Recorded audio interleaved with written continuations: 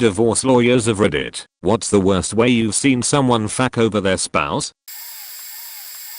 Not me, but a guy I worked with 10 years ago. I guess it counts as a revenge. I worked with a guy who really stuck it to his ex-wife. When I met him, he was working in a sporting goods store making $8 an hour. He was not really like the other retail monkeys. He was older, well-groomed, well-spoken, clearly educated, etc. One night after work he gets into his car, and I couldn't help but notice that it was a very nice newish Jaguar.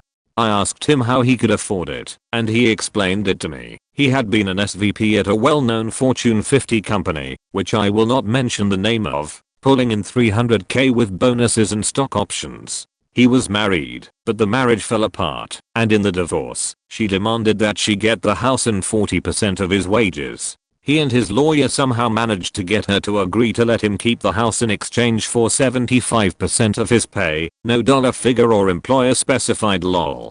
As soon as she took the settlement he quit his job and looked for a minimum wage job. He said to me that she gets 75% of nearly nothing now. He had other money stashed away, so he didn't even need the job, and he had the house and its equity as well. Also, no kids, so there was no child support. Just alimony. She was furious of course, and tried to resue him, but failed at least once, and when she claimed that the settlement was not keeping her in the lifestyle she was accustomed to, he simply told the judge that the divorce was traumatic to him, and he could no longer do his old job as a result. At least at that time, she did not manage to get out of the deal. Not sure how it all ended, but I thought it was faking brilliant, if not crazy level spiteful. He was a good employee too, good with customers, showed up on time, no bullshit absenteeism or anything like that. He claimed he loved each payday because it reminded him how little she was getting.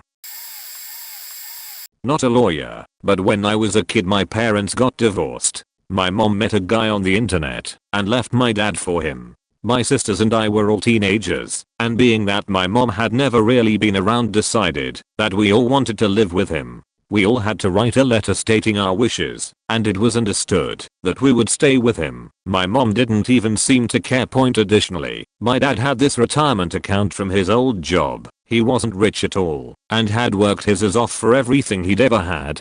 When he got hurt on the job he could have sued, but was promised that in exchange for him not suing, they'd keep him around. Instead they canned him, and he left with about $100K, I think, in a 401k type account that he'd been saving for nearly 30 years. Lastly, my dad had his house. It was a 3-bedroom, 1-bath brick house that was all of about 800 SF. It wasn't much at all, but my dad loved the place. My mom couldn't stand that house and wanted to move for as long as I could remember. That was another contentious subject that led to the divorce. He'd been paying on it forever, and when he left his old job, he took out a small chunk and paid it off. Anyway, their separation is progressing, and it's understood we are living with him.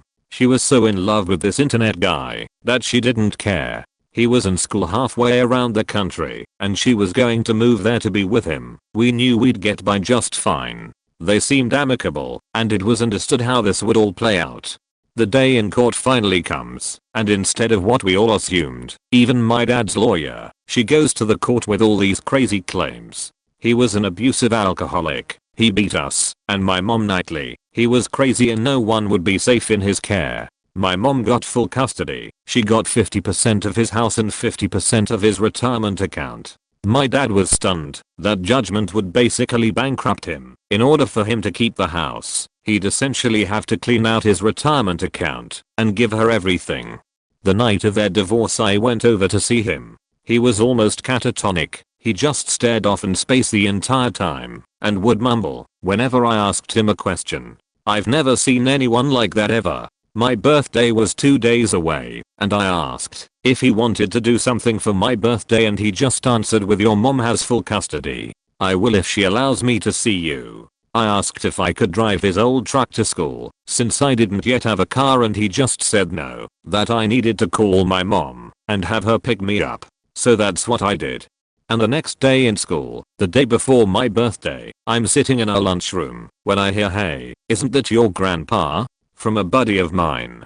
I look over and see my grandpa and a cop making their way across the lunchroom toward me. They told me to grab my stuff, and in the office I found my sister there as well. We rode home with them, where we were also met by my little sister, and that's where they told us that our dad had killed himself shortly after I left the previous night.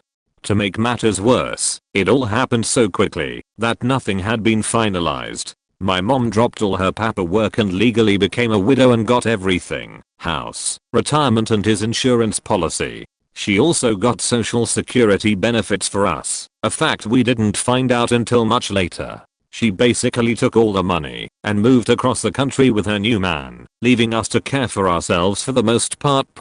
And to this day, when asked about raising us, she'll spin this story of a young widow doing her best to raise 3 kids on her own.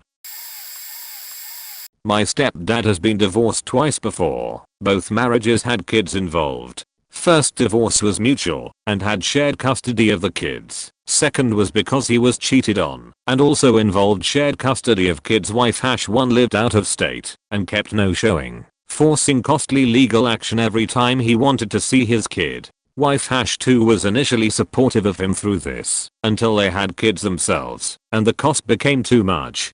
Wife #1 wanted him to give up legal rights to their kids, and after years and years of legal battles that nearly bankrupted them, wife #2 basically gave him an ultimatum: give up the kids or get divorced. He knew that getting divorced from wife #2 could result in him never seeing his other kids either, so eventually he was forced into giving up kid #1. A few years later, wife #2 cheats on him. They get divorced. Wife #2 tells the kids it was him that cheated, but to never mention it to him in case he gets angry. Initially they were splitting custody very evenly, but eventually wife #2 figured out that she would get more money if she was technically sole custodian, and he would see them on that basis, because he loves his children.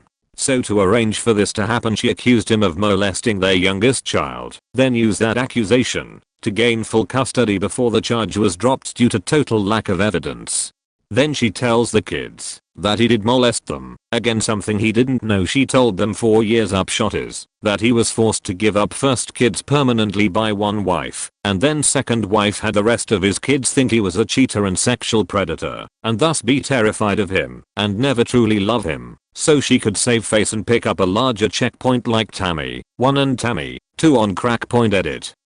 Also, to be 100% clear, this story has details omitted or changed for the purpose of not identifying anyone. If this sounds like someone you know, then I fully empathize with them, but we probably aren't talking about that same person, which in itself is terribly sad, I think. Obligatory: not a lawyer, but my parents are currently going through a divorce. Luckily kids are all in late 20s/30s, so no custody battle, but basically my mum is a nutter and is desperately trying to screw my dad over as much as humanly possible. She told her lawyer that he has so many hidden assets, when in fact he has none. She lied and told the mediator that he has a record collection worth hundreds of thousands, when in fact it's probably worth like £8. She said his guitar collection was worth tens of thousands, whereas second-hand value, like maybe pounds to K. She wants all of his business's assets. All of them. She wants both houses. Her lawyer repeatedly reminds her that at most she'd get half of everything, but she clearly doesn't listen. Then she demanded back all of the kids, Christmas, and birthday presents from our childhood, like the violin they bought me when I was 13. It's hers. Obviously. /s. Her lawyer laughed at her and reminded her that's not how divorce works. They are still in the very early mediation process, so it'll be interesting to see how shit goes once they actually get started properly. Interestingly, despite her hollering that it's all my dad's fault, she was the one that walked out and subsequently shacked up with my dad's brother, whose wife had died 3 weeks earlier. Yeah, and that's why I'm completely no contact with my dickhead of a mother. Not a lawyer, but my 2 bosses were married and opened a bike shop together. He was the brains and the backbone, since he was a former Olympic mechanic. She just sort of balanced the checkbook and worked a couple days a week. Unfortunately, he had no credit and she did, so when they opened everything was in her name. All he wanted in the divorce was the bike shop and was willing to buy her half. She wanted the bike shop too, but didn't want to buy him out for his half. Mind you, her father passed away and she was sitting on like $300k in the bank and also had the audacity to take out student loans for her daughter to go to college. He lost the bike shop and I think he got a little bit of money for his share. What she didn't expect was that all of the high paying customers would stop going there. They were all his friends or they only wanted him to work on their bikes, so I don't know why she would have had that notion. So he opened up his own bike shop and all of the regulars have become regulars at the new bike shop. Edit. I've been seeing a lot of comments asking how he gained the credit to open a new shop. Ever since he moved out of the house he shared with his ex-wife, he started putting money away and got a credit card. So over the course of a year plus some months he built credit and was able to open a shop on his own. People have tried to buy into the business as an investment, but he doesn't want anyone else involved, since that screwed him over the first time. Edit 2. I appreciate everyone's upvotes. If anyone is ever having any bike related issues, head on over to r/bikerench. I spend a lot of time there diagnosing and offering fixes for people's bikes. I don't work in a bike shop anymore. I just work on my friends' bikes for fun and dabble in some frame building for myself. But remember to support your local bike shop. Don't buy bikes from department stores because they are typically dangerous as they aren't built by actual bike mechanics. Not a lawyer but got divorced. During divorce proceedings, when we didn't live together anymore, my wife filed a frivolous police report saying that I threatened her. In the police report, she wrote my apartment's address as her place of residence. A court immediately issued a restraining order against me, prohibiting me from being in my apartment that I rented while the restraining order was active, several months. I had to live in hotels and Airbnbs, which of course is 2x 3x of normal rent, without having access to my clothes and other stuff. I also was paying the rent for the apartment that was empty all that time. She never actually went there during that restraining order, even though she claimed it as her residence. The restraining order was lifted as the case was dismissed after she never provided any evidence or even testimony. To that point I didn't sign lease extension in time during this process because I had no information how long the restraining order will be for. Even though it was lifted right before my lease expired, I ended up having to move and pay a broker fee. Of course this also delayed divorce proceedings because we couldn't communicate while the restraining order was active. Besides that, she refused to sign tax form for married filing jointly. I ended up filing as married filing separately, which meant quite a few $1,000s extra in payment to I's. This was the biggest case of fuck you over without any gain for me that I have seen. Not a lawyer. Ex-brother-in-law got a girlfriend pregnant, had a falling out halfway into her pregnancy. So as a result, she moved across the country, fought him from the state she lived in, giving him no chance to mount any decent custody arguments without spending thousands in fees to travel. As a result she ends up with full custody and getting the maximum amount for child support. He has paid said support monthly via direct deposit from day one and has never missed a single payment. For the first 5 years of his daughter's life, his baby's mama would file yearly with the state she lived in that he hadn't paid up to a maximum claim of 3 months no payment and was in hardship because of. The state she was in would cut her a check, bill it to our state, who'd garnish his wages under threat of jailing him. Each time she did that it took him 6 months to rectify and get his garnished wages reimbursed. But there was no provision for our state to get money back from hers, so she never so much as got a slap on the wrist for doing this.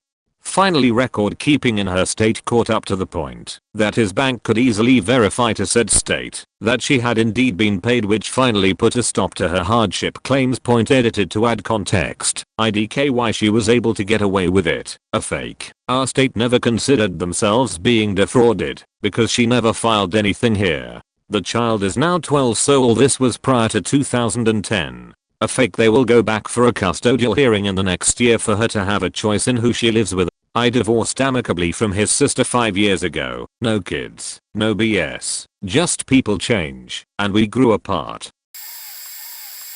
Obligatory. Not a divorce lawyer, but here you go. My parents got divorced about 9 years ago. I was 9. After the economy got facky, my dad, who owned his own business, could no longer afford my mom's extravagant shopping bills. Instead of having a talk like a normal person, he decided to stop paying the mortgage. The house was foreclosed upon years later without my mother's knowledge. Her credit was destroyed because her name was on the lease. It was about this time that my dad removed all the money from their shared bank account, leaving $135. He said, "That should be enough for the two of you for a couple months." My mom sold her wedding ring at a pawn shop so we could have Christmas and I wouldn't know anything was wrong. My parents got divorced. My dad took her to court for everything, but in the end it ended up being a pretty fair divorce agreement. We were allowed to live in the house for 2 years before we had to leave. My mom overstayed that by about a year in an attempt to get me to finish middle school. That was when my dad broke into the house, stole stuff from us, changed the locks on the doors, and shut us out. We spent most of the night in the police station before they kicked my dad back out of the house and we walked in to find most of our things missing. We went back to court and the judge told us we had until August 30th to move out, about a month. On the 20th, while I was sitting home alone, my mom was at work, my dad broke into the house and I hid under the bed as he ransacked the place. He found things that were rightfully ours, that we were planning to sell to afford a new place, and took them. So, yeah, not great. A bit of a different perspective here, from someone viewing the whole mess as a relative. The husband was severely faked over by the wife purely because she could. She divorced him in a no-fault state, providing her with immediate out-of-pocket support from him until the end of the divorce, as well as all bills paid. Now this doesn't sound so bad if the wife wasn't an abusive, vindictive bipolar monster. He's a gentleman, you know, the good husband type. But she just kept at it, arguing with family, abusing children, attempting suicide by sleeping pills, the works. The woman was an absolute train wreck. And due to the laws of the state, despite firing 4 attorneys and telling all of them, "Oh, just send the attorney costs to my husband, have him pay," the court just shrugged their shoulders and the divorce carried on for nearly 4 years because the state did not require a settlement be made. So she just kept declining all of his offers while continuing to bask in free income. It even got to the point where he was offering $500,000 over the next 4 years and she said, "Go fuck yourself." Over those 4 years his appearance and personality was like that of a president serving a term. It was absolutely awful to see. Edit. Consolation. Kids are all adults and mostly unaffected by the divorce. Heartbreaker. Divorce started after 27 years of marriage. So no, it wasn't a new liwat thing. Life's not always peachy after the first half decade. If it makes it any better though, the woman is mentally psychotic, unrelated to the bipolar, so this wasn't a standard falling out of love thing. Friend of mine cheated on her husband while he was away at school, military. She unfortunately decided to tell me about it. 2 days later I got this frantic phone call at 0530 saying that she and her kid needed a place to stay the night because her husband had caught her having an early morning phone conversation with a fuck buddy. Within 12 hours she had a court-issued restraining order claiming that he had beaten on her a few times. Except that I was friends with her husband as well. He's the most peacefully non-violent person I've ever met and is actually quite a pushover, so now this guy's being escorted from his house by police. Isn't allowed within 50 feet of the house or her or his own kid. Cops gave him 10 minutes to pack a bag and get out. For the next 3 months, he's living out of this bag, moving from house to house, crashing with friends. Meanwhile, his house that he's not allowed anywhere near isn't even occupied because his wife and kid are living with her fuck buddy. Eventually he gets himself together and starts taking her to court for custody and divorce. Everything slowly starts coming to light. When things start going south for her, she cries rap. The judge calls out her BS, but the military doesn't, and they open up a full-blown investigation. The guy is a CID agent. He investigates raps for a living. But with her accusation, he loses his badge and his gun, and gets pulled from every case he was on. Becomes a glorified dog greeter. The investigation takes so long that his re-enlistment window closes and he's forced to get out. After 10 years of service. He actually managed to get full custody of his kid and the rap charges were dropped. But all he's ever wanted to be is a cop, and now as a civilian he's having difficult getting a job because all they see is that he was charged at one point in time. He's had to sell his motorcycle and refinance his truck just to make ends meet. Also not a divorce lawyer. Happened with my parents' backstory. My father was married once before, but after suffering a brain aneurysm him and his wife calmly decided to split. In fact, when he woke up after his surgery he didn't even know who she was, and the recuperation was just too stressful on their marriage. A little, while later a sheetbag med student and drug addict who used her charms, passive aggressiveness and generally as highly charismatic personality to manipulate people into doing what she wanted for years, also known as my mother, met up with him. They're married for a pretty long time. They've both been married and divorced, and she still has 2 kids living with her who kind of resent my dad because he wasn't their actual dad. Yada yada yada. I get that point, but after those 2 move out and they have 2 new kids, their marriage gets strained. My mother isn't an addict anymore, but she is still a massive pile of shit. They get divorced, and for I think 8 years, maybe shorter, maybe longer, they both duke it in court. My mother constantly trying to fuck him over as much as possible. She never got custody. Me and my brother went back and forth, staying a week at one house then a week at the other. My father was left with no money, and since no one would hire him, because of aphasia he was left with after the aneurysm, no job. Up until the divorce my mother, being a doctor, made the money, while my dad looked after me and my brother. So he was royally screwed. Just last week, a long time after the divorce ended, I helped him move out of his house, which I grew up in, so he could go and live in his mother's, my grandma's, house. Luckily she isn't there most of the time, since she generally stays in New Jersey through the spring and summer, but it's still humiliating and depressing that on top of still being unemployed he now has to live with his mother to avoid going homeless. How my soon-to-be ex-wife faked me over. My wife and I started having problems when my stepson started getting to the age of rebellion. I would try and discipline him, and she would step on my toes and let him do whatever he wanted. One day I end up punching the door and scarring everyone because my stepson told me he didn't love me and that I'm not his real father. I raised him since he was 2. He's 10 now. So my wife leaves me. I have a legitimate daughter with her. It's been over a year and my wife tells me she can't focus on her job and school because my daughter is too young for school yet. She let her son live with his biological father. I convince her that my daughter should live with me while we go through a divorce. So after 3 months she wanted our daughter back. I told her no, that she had just moved in with me. Meanwhile she's stubborn on making a shared custody plan and she's stubborn on how to split our material things.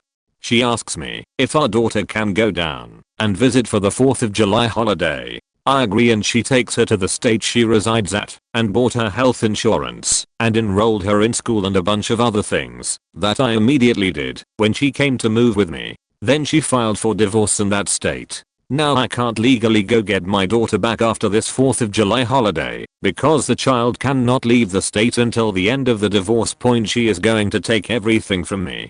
Edit. I have spoken to a divorce lawyer and I'm kinda just sitting on my hands. I need to prove that it's in my daughter's best interest to live with me. Should I fail, I won't do anything that will harm my image to my daughter. I always think back to a question I've been asked before. If you can trade places for a day with anyone, who would it be? I would choose my daughter to trade places with so she can see with my own eyes and heart how much she means to me. I love her with all my might. In family law particularly, people can behave in extreme ways because this is the most emotional flashpoint in their lives. It usually involves their children or their home, or both. However, clients with character who care about their children go about divorces in the same way they do the rest of their lives, and they are a pleasure to represent. The problem clients. As you practice law longer, you recognize clients that aren't emotionally functional and do crazy shit. I want to list some comic examples, but once you really understand that these are human beings who are victims of physical and sexual abuse, suffer from debilitating addiction problems, or have serious psychiatric disorders, it loses its panache. The hardest thing to do is look at some ignorant alcoholic 45-year-old 250-pound tattooed bully that just beat the shit out of his wife and see that he's really a 10-year little kid that watched his mom get beat up and he never moved on from that. or some screeching middle-aged woman that lights a car on fire. But it turns out she's really a little girl that got molested and told her mother, and her mother told her she was a liar and never to tell anyone. Or the innocent spouse that never saw that one coming. Now try switching the races. Being a lawyer means getting uncomfortable insight into people's lives, and it usually isn't very funny point from the lawyer's perspective. He or she is putting their reputation alongside someone going through this. These are red flag clients, and our job isn't to fix all these problems. If they are abusive or display psychotic behavior to their spouses, they will do it to you. Same principle as seeing as how they treat the waiter. They also won't pay your bill or be satisfied with your legal work. I generally turn these clients away unless I know their family and no one else is going to represent them. But you have to be very heavy-handed with them. OMG, finally one I can answer. There's the typical cleaning out the accounts and running, claiming the children first on taxes so the other party can't, claiming the other party as a dependent so they can't file separately, stuff like that. Point. Then there was this one case. Point. My client fled the home with her baby after an incident of domestic violence. In my state, both parents have full rights to the children unless a custody order in place. In other words, whoever has the kid gets the kid. Police will not intervene where one spouse is withholding a child from the other spouse if there are no orders in place. Point. Well, my client had the child for 2 weeks at her new place when H showed up demanding the child. She refused. He called the police. The responding officer was a family friend of both, but originally a friend of H. This PO shows up and decides to try to mediate the conflict. The PO tells my client something along the lines of let him hug his son goodbye and he will leave peacefully. My client was hesitant, but agreed. H took the kid and exclaimed he's mine now, and ran to his car with the baby. No supplies, no clothes, nothing. The PO claimed he had no idea what was happening. Yeah, right. And since no orders were in place, there was nothing my client could do. Point. While we were trying to track him down, we got an order returning the child to my client's possession. He suddenly contacted my client saying he was at a hotel in the area, and if she wanted her son back, she could if she came over and slept with him. We sent the police. Child of divorce here. Point. My father was a plastic surgeon. Worked his way up from a janitor at a hospital that didn't graduate high school to getting through med school mid-30s. Married my mom in his 40s. She was 20 years younger. They always had a strained relationship. He was a workaholic and also had a drinking issue. My mother on the other hand was controlling and manipulative. I could see both of their issues at a young age. I always knew they needed to be separated, but it didn't happen until my early 20s, which couldn't have been a worse time. My dad had lost a considerable amount of money after the recession and had also gotten 2 types of cancer, prostate and colon, and almost died and pretty much stopped practicing medicine. My mother decided this was the perfect time to divorce him and in the process, take every little thing could from him, including my younger siblings. He fell into a deep depression and still to this day thinks he loves this woman while she continues to take advantage of him. Point. I managed to help him win back his house in court, but he lost every other bit of cash and property. Point. A real shitstorm. Still dealing with it 3 years later. Edit. Before any backlash about taking sides in the divorce start flooding in, I know it's my mother and I shouldn't take sides, but she did some horrible things to my family. It's taken years to recover from, and while it wasn't all her fault, she was the primary catalyst in the situation and didn't have to be spiteful and take every little thing from a man who gave her everything. Not a divorce lawyer, but went through a really messy one for no reason. Point. My ex came from a very wealthy family and her sister had huge sibling rivalry issues. To the point where I had broken up a physical altercation between the two of them when they were both in their 30s. When the sister made accusations of abuse against her husband and got divorced, the family started paying a lot of attention to her. I knew her husband and have a very hard time believing the abuse. He had custody of his child from a previous marriage. 2 months later my ex stopped talking to me for almost 30 days. When I had enough, I informed her that I was going to get a hotel room for a couple of days so we could both cool off. I came back on Monday morning to a house with all my personal things piled on my side of the garage and the locks changed on the house. called the cops to see what I could do, and the cop asked me if my name was on the deed and if I had tools.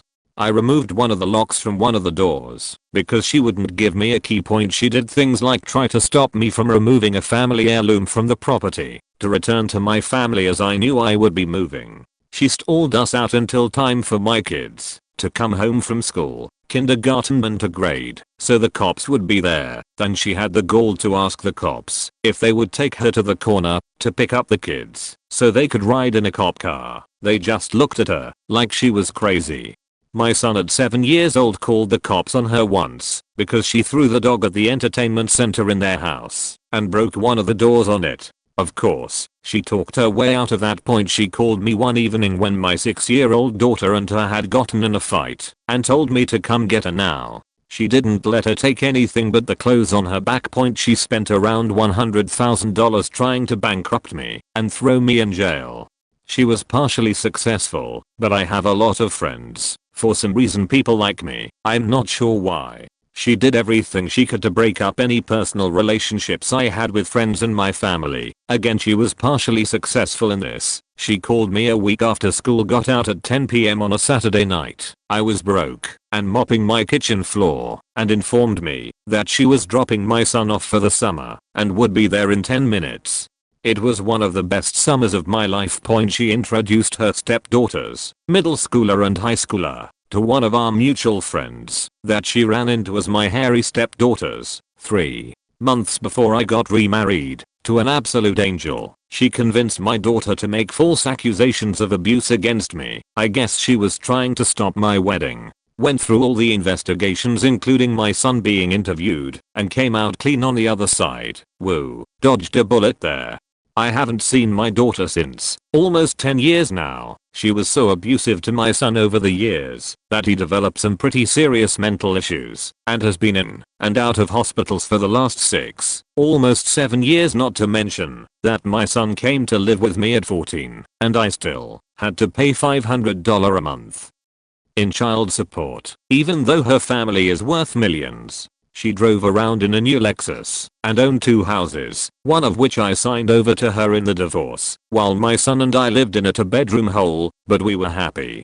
This is only a small highlight reel. There were worse things and more stories than I can list here. All told, I figure the divorce cost me roughly $250,000 over the course of about 6 or 7 years. I'm just a working stiff and that is a lot of money to me. On the upside, I somehow convinced the most wonderful woman in the world to marry me. I still have my son in my life. I have 2 beautiful grandchildren from my wife's daughter that I get to spend at least one day every week with. I consider myself to be very lucky indeed.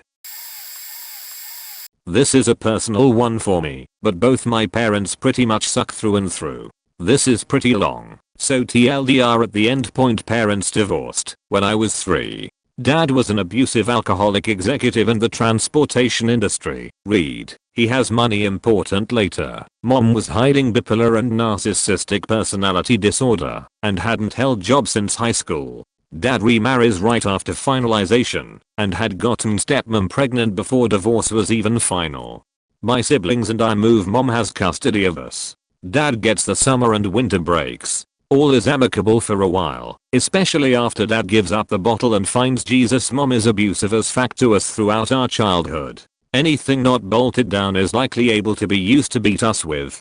During family gatherings, my mom and my aunts and uncles would tell these stories about hitting their kids too, like they're all trying to one-up each other.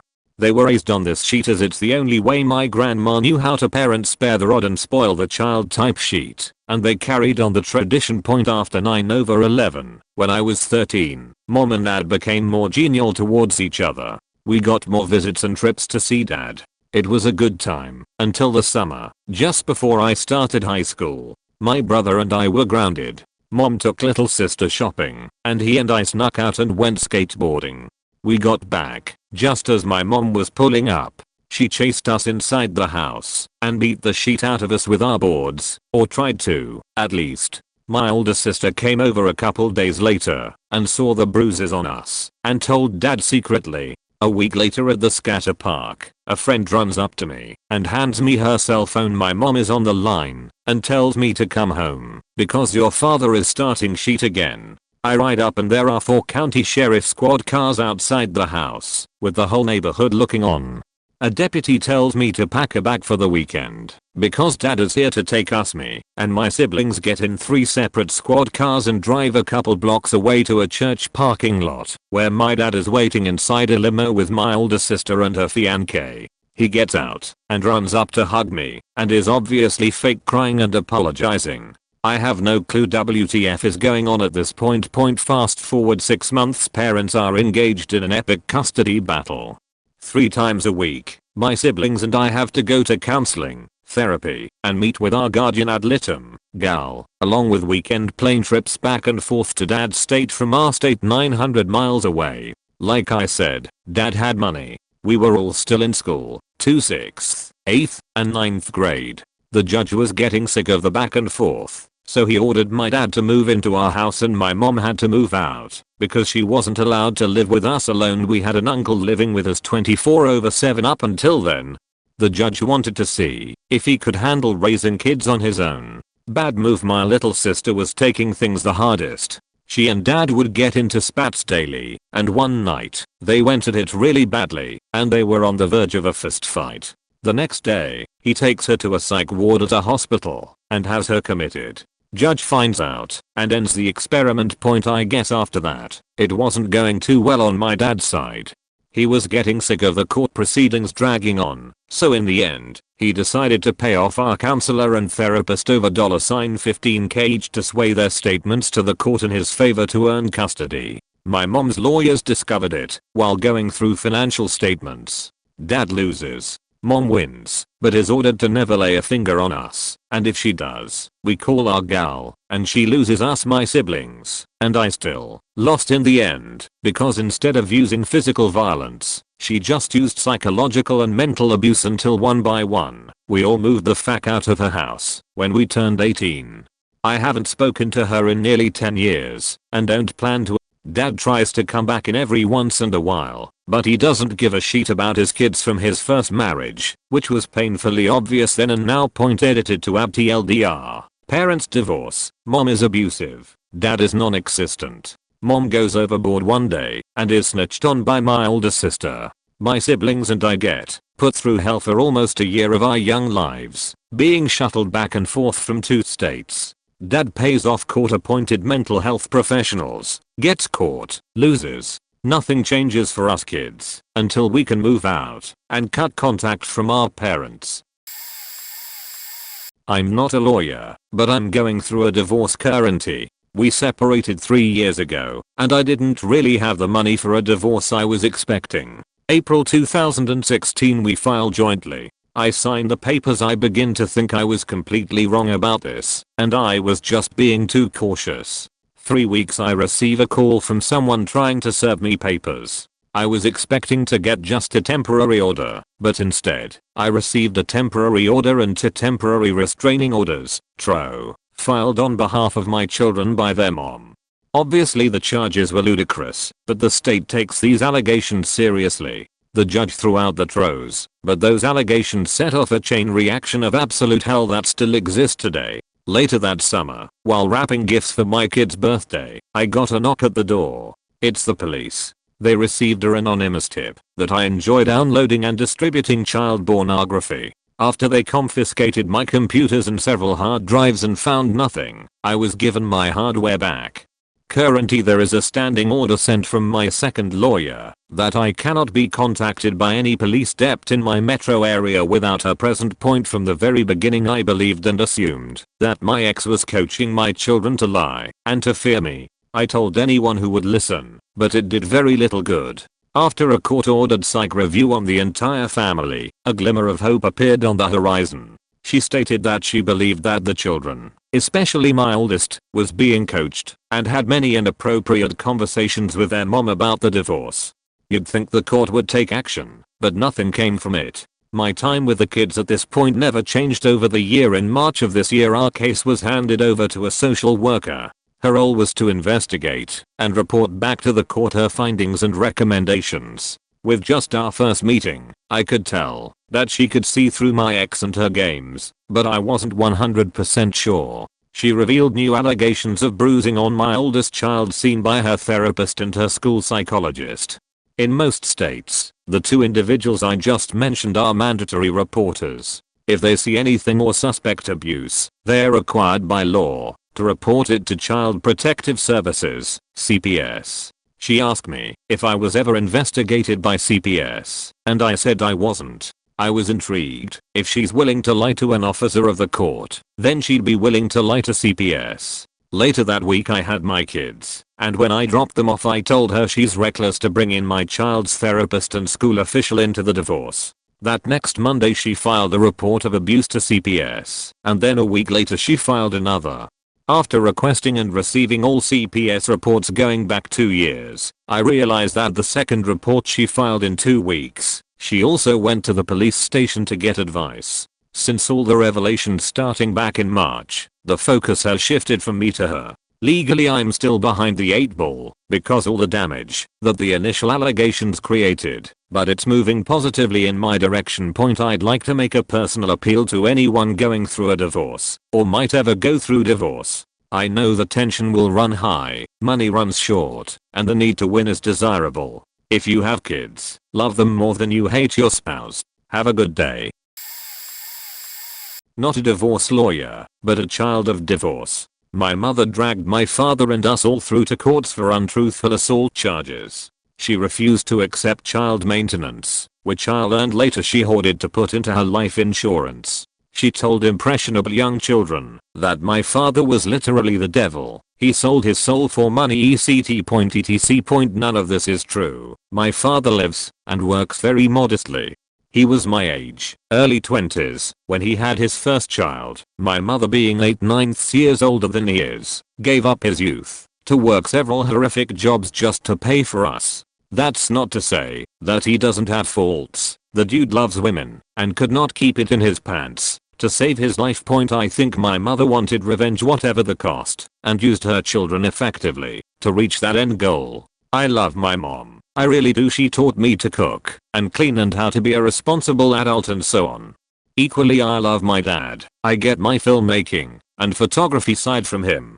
As an adult I enjoy relationships with both, of course with a price. My mother's general disdain for me talking to him points to this day. 3/5 children have no contact with my father and live under the presumption that he doesn't care / is evil. It makes an adult conversation very hard sometimes. Anyway, that's my bit. Sorry I'm not a lawyer. My damn mother is an alcoholic. Me and my brother, have lived week in week off with her and my dad, who is great. For 10 years we lived in ankle deep garbage and had to wade through the living room. Around a year ago, dad gets a full-time university job 500 kilometers away, making double anything he ever made in his whole life, and I decide I want to go with him. I set a date, pack my bags, and say goodbye to everyone. I'm set to leave in the winter school holidays. My brother was gonna stay in our home city for a while longer, living between our mum and our stepmom. Dad saw of 10 years that we lie in trust. Life seems to be presenting me with a huge opportunity. So, the week that I'm supposed to be leaving comes around, and on the morning before I'm scheduled to get on a train, we hear a knock on the door. My dad answers to my mum, accompanied by a man in a suit with a folder of legal documents. We take them inside, and surprise they're court orders. Cue a 2-month $50,000 legal battle that makes everyone involved unhappy. Finally, it is decided after hours of forensic psychological evaluation that I should go to this new city with my dad. The legal battle has destroyed my relationship with my mother, and the money spent on lawyers and barristers and whatnot makes my new lifestyle considerably less luxurious than was planned, and makes it hard to assimilate into my new public school, since it's nearly the end of term and everyone is already over school. TLDR, my dad gets great new job, and I plan to go. Mum ultimately just drags out the process and makes life tough. A friend of mine would qualify for this one. I think his wife went insane when she got pregnant or something, but she publicly threatened him with divorce at a church basketball game rather than working on their marriage. He previously got permission to attend this game. She complained about him needing to cut the apron strings when he asked to spend an hour with his family once or twice a month when they visited her parents several times a week. This kind of insanity kept escalating till she started physically threatening him with knives. Then she started getting PFAs against him because he was supposedly abusing her. This ultimately cost him one of his jobs because policemen kept showing up to talk to him after the child was born. He was in a legal battle to see his son for several years. At first he was only allowed officially supervised visits, then only visits at his parents' house. It is at this point where she taught the child to lie about being sexually abused. I'm not exactly sure how this would have happened with the grandparents around, but whatever. He immediately lost visitation rights. He passed every lie detector test. The mother's story kept changing, and of course the child's story changed even more. The child could say one or two key phrases, but when questioned, the answers didn't add up. Didn't matter because the law doesn't protect the father. He ultimately had to give up trying to see his son because he was $100,000 in debt from lawyer fees. She had a free lawyer because there are systems in place to protect abused women and children. His current plan is to wait till the child is 18, then hope to connect up with him. This is about 5% of the horrible things she did to him, but it completely made me lose faith in our legal system, at least when it came to father's rights. TLDR: crazy wife accused father of sexual abuse and taught child to. No, just read it. It's already an extremely abbreviated version of the story. I do some work for the attorney on this one. Local investment broker has done well. Strong practice and very affluent client base. Wife owns a small shop in the local community. A pet pastime. Doesn't really turn a profit. Been trying to get pregnant for a couple of years. Working with reproductive doctor/clinic. Wife finally gets pregnant. 1 in a million chance. Has the baby. It's a boy. Fast forward a couple of months. Wife has to go to market for her shop and takes a day trip to the big city a couple of hours away. Husband prepared for this and takes opportunity to have baby tested for paternity, not his. When they started fertility clinic, he was tested and knew he was shooting blanks, so he contacts his attorney, my boss, and we start the plan. While we are preparing the case, we have pie follow wife, a few doctor visits, tennis lessons, lunch at the country club daily, hanging out with her friends. Her friends decide to throw her a birthday party at the country club. This is our opportunity. I serve her the divorce papers, loudly asking her name, and, after confirming, announce the reason for the divorce: infidelity. You are hereby ordered to appear in the blank county court, blah blah blah. Her friends are stunned. Discovery reveals that she and her friends are all cheating in the same circles. Go to court, present evidence showing husband is not father, and request to have his name removed from birth certificate. Judge, not wanting the child to become a ward of the state, orders her to produce a list of all people she has slept with during the reasonable window of conception. She provides list. Next court appearance, 10 men show up running the full gamut of personalities. 1 doctor, 1 architect, a tennis coach, 2 chefs, 1 trust fund prince, and a few others to round out the mix. One was actually the father of the person they really needed, but when she said John Doe, she didn't specify John Doe Jr. or ordered to take a DNA test. Our client succeeds in getting his name removed from birth certificate. No child support, no alimony. Wife strikes a deal with baby daddy for child support and support payments for a number of years. She wins. It's the doctor. Part of agreement is she has to move from area. Paid by drive. NDA signed. Doctor very rich and must protect his name/reputation. Court allowed no dad on birth certificate because of guaranteed support for child. Trust fund. Yay client. It sucked for him keeping everything secret, but he a smart and patient man. He has since remarried and is very happy because of evidence produced. Several other high-profile, but low-key, divorces followed. Not an attorney, but rather I was the child in the middle. My mother accused my sister of leading a suicide cult in elementary/middle school, even causing it to be reported in the newspaper in our old city. She did this to accuse my father of neglect. This caused my sister to become an outcast at school, and when one of her friends actually did commit suicide, everyone pointed the finger at my sister instead of offering her support, even though she was not involved. My mother also tried to frame my dad as being a drug dealer, which was completely made up. When I was too young to know better or say no, she took me to a doctor's appointment and had me drug tested. Came back negative, of course, but she still maintained the accusation point she was having an affair with some guy in South Africa, and at one point took me and my 2 siblings to get passports, telling us she was going to take us all to live with this random dude. She met this guy on a Christian chat room, and he had her believing she was some kind of saint in the church. So we almost ended up living with basically a cult leader. Towards the end of the divorce they were still living together, and she buys a dog, names it the username of the man she was having an affair with, and proceeds to tie it on a 2-foot chain in the backyard and force it to live in a pile of its own sheet with only a tipped over garbage can for shelter. She got my dad's dream house out of the court proceedings just to get it foreclosed on. She knew there was no way for her to make the payments and she failed to sell it. Dove my dad into bankruptcy between the message and a 6-year-long divorce proceeding that she dragged out over every petty little thing possible. Point: my mom is a faked up person. She lost all custody and visitation with all of us, and my dad recovered from it all. As of the last time I tried to talk to her a few years ago, she was a tinfoil hat wearing conspiracy theorist who was still trying to manipulate everyone around her. Edit. Spelling.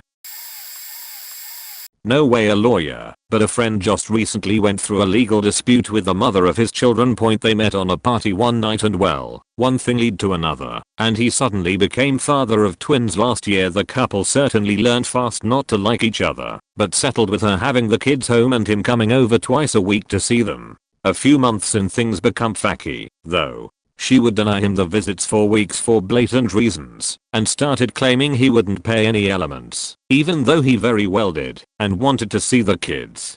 Went on for almost a year, until he got fed up as she wouldn't care about his complaints, and continued to get him in trouble with the authorities for claiming nonsense, and so he finally threatened with a lawsuit unless she would get her shit together instead. She immediately filed her own, and wanted to have the full custody and him not visiting the kids at all. As reason for why he is unsweeted to see or have the kids, she stated things like being an atheist, being a football fan, European, liking beer, hating and forbidding Christmas. He does celebrate it, just not for religious reasons. Among more BS, he is by no means a rich man or an angel, but a hard-working geriatric nurse and a very dear friend to me, while she just tried to live comfortably of someone else's money and put her interests above everyone, even her kids. The way court day went down, he told me, was just pure bliss.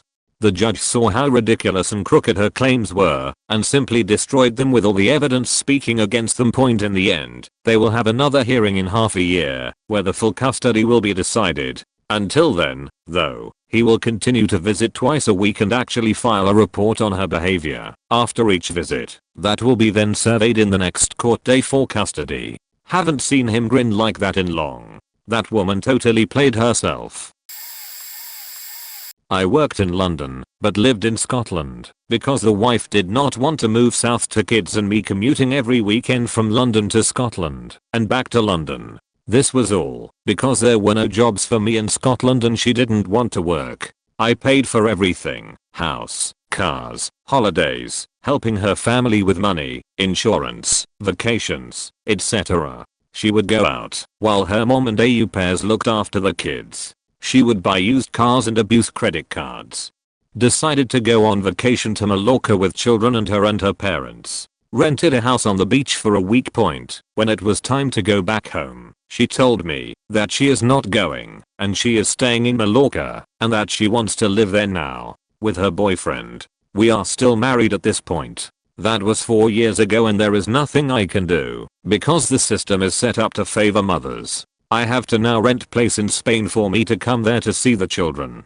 Still pay for everything as before, and she complains that I made her move to Mallorca because I was never there. Point: now she doesn't want to sell the house in Scotland because she says the only thing that she has of value, the house I bought, paid for, renovated and continue paying 40 LDR. Wife tricked me with going to Spain where she decided to live with her new boyfriend and there is nothing I can do to get the kids or make her come back.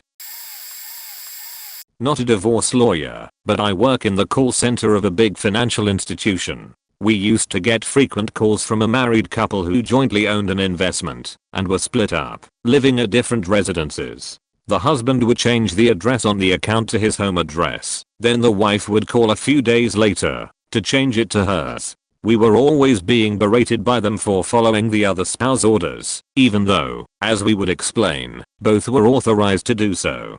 The rub was that the contract, which was infinitesimally small, couldn't be withdrawn without both parties authorizing it, and the check had to be made out to both of them. Knowing this, they just kept this pissing match up for years. We also had a customer who was a doctor, a specialist who I'm sure earned a sheetload, in his late 70s, who owned an annuity worth maybe $500K. He was divorcing his wife. He would call in every few months to ensure his wife couldn't get his money before the divorce. We were constantly explaining that he was the only person who could authorize a withdrawal, and that the check would have to be in his name, but that it was technically an asset and was fair game in a divorce settlement. Point: his wife was his sole beneficiary and was also in her 70s. Every time he called, he would go into a tirade about how he worked for the money, not his wife, and she didn't deserve any of it. It sounded like he had been the sole breadwinner and was perfectly fine leaving his 70+ aged wife to figure out how to earn income. He was also not terribly lucid and always had a new financial advisor on the phone when he called, so I imagined he was somewhat senile. He was such an unreasonable asshole to us too. It broke my heart every time this blowhard called. Arnold, but my divorce was horrid. My ex-husband was physically abusive, and I've talked about that quite a bit under this username, so apologies if you have heard this story before. After I left him, I took my 2 little girls and hid out at my mom's. He stalked me, literally sleeping in a car outside my house and taking off only when the cops forced him to a divorce court. I could not afford a lawyer, so I represented myself, pro se. During the proceedings, his mother stood up and actually told the judge I was the abusive one, despite him having to go to prison for attacking me with a gun, holding me hostage for 3 days, and having sex with my unconscious body. After the judge told her to sit down, my ex and his mother tried to argue, and the judge basically cancelled the rest of the court date and told us to reschedule. It was so frustrating. While we were there, his mother went up to the front desk, who hadn't seen any of us, didn't know any of us, and pretended to be my mother, updating my phone number for the courts on my behalf to her own phone number. When it was time for me to testify or make a statement at the criminal proceedings for the kidnapping/abuse/rap situation, they called her. She told them I would be there, and when I never showed up, because I didn't know, they had to throw out his case, because they didn't enough evidence without my testimony. I could never prove that I didn't willingly miss the court date, because the phone number she had given them was one of those prepaid cell phones and they couldn't prove it was hers/didn't care or believe me enough to continue to follow up on.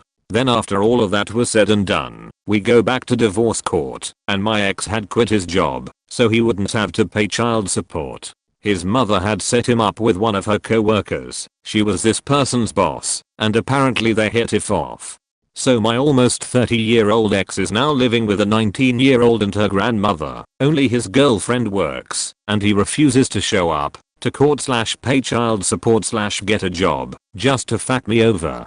The state was going to bring charges against him for not paying child support, but in my state they have a good cause clause where, if the courts believe that forcing him to pay child support would put me in immediate danger, they won't force him. Basically, because he almost killed me, before he doesn't have to pay child support, because they're afraid he will finish the job if I push the child support issue.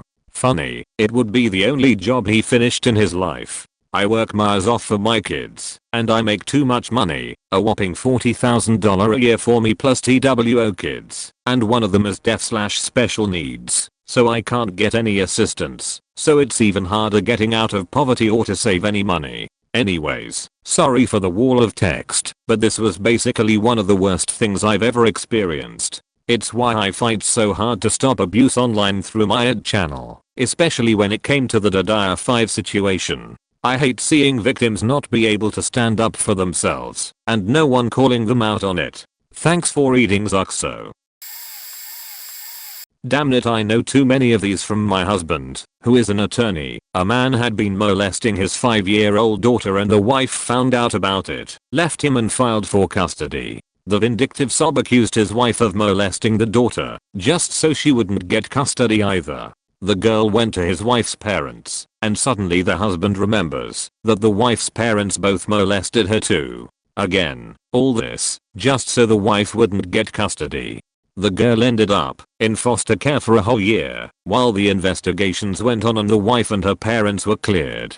The father served time, and is now allowed supervised visits. A woman who was married to a man who sold guns for a living, and loved hunting more than anything, accused him of domestic violence, because she knew he would no longer be allowed to own or carry guns. A woman in the middle of a divorce invited her soon-to-be ex to reconnect, seduced him and offered him alcohol, then threw him out of the house. She called the cops, and reported seeing someone swerving on the road.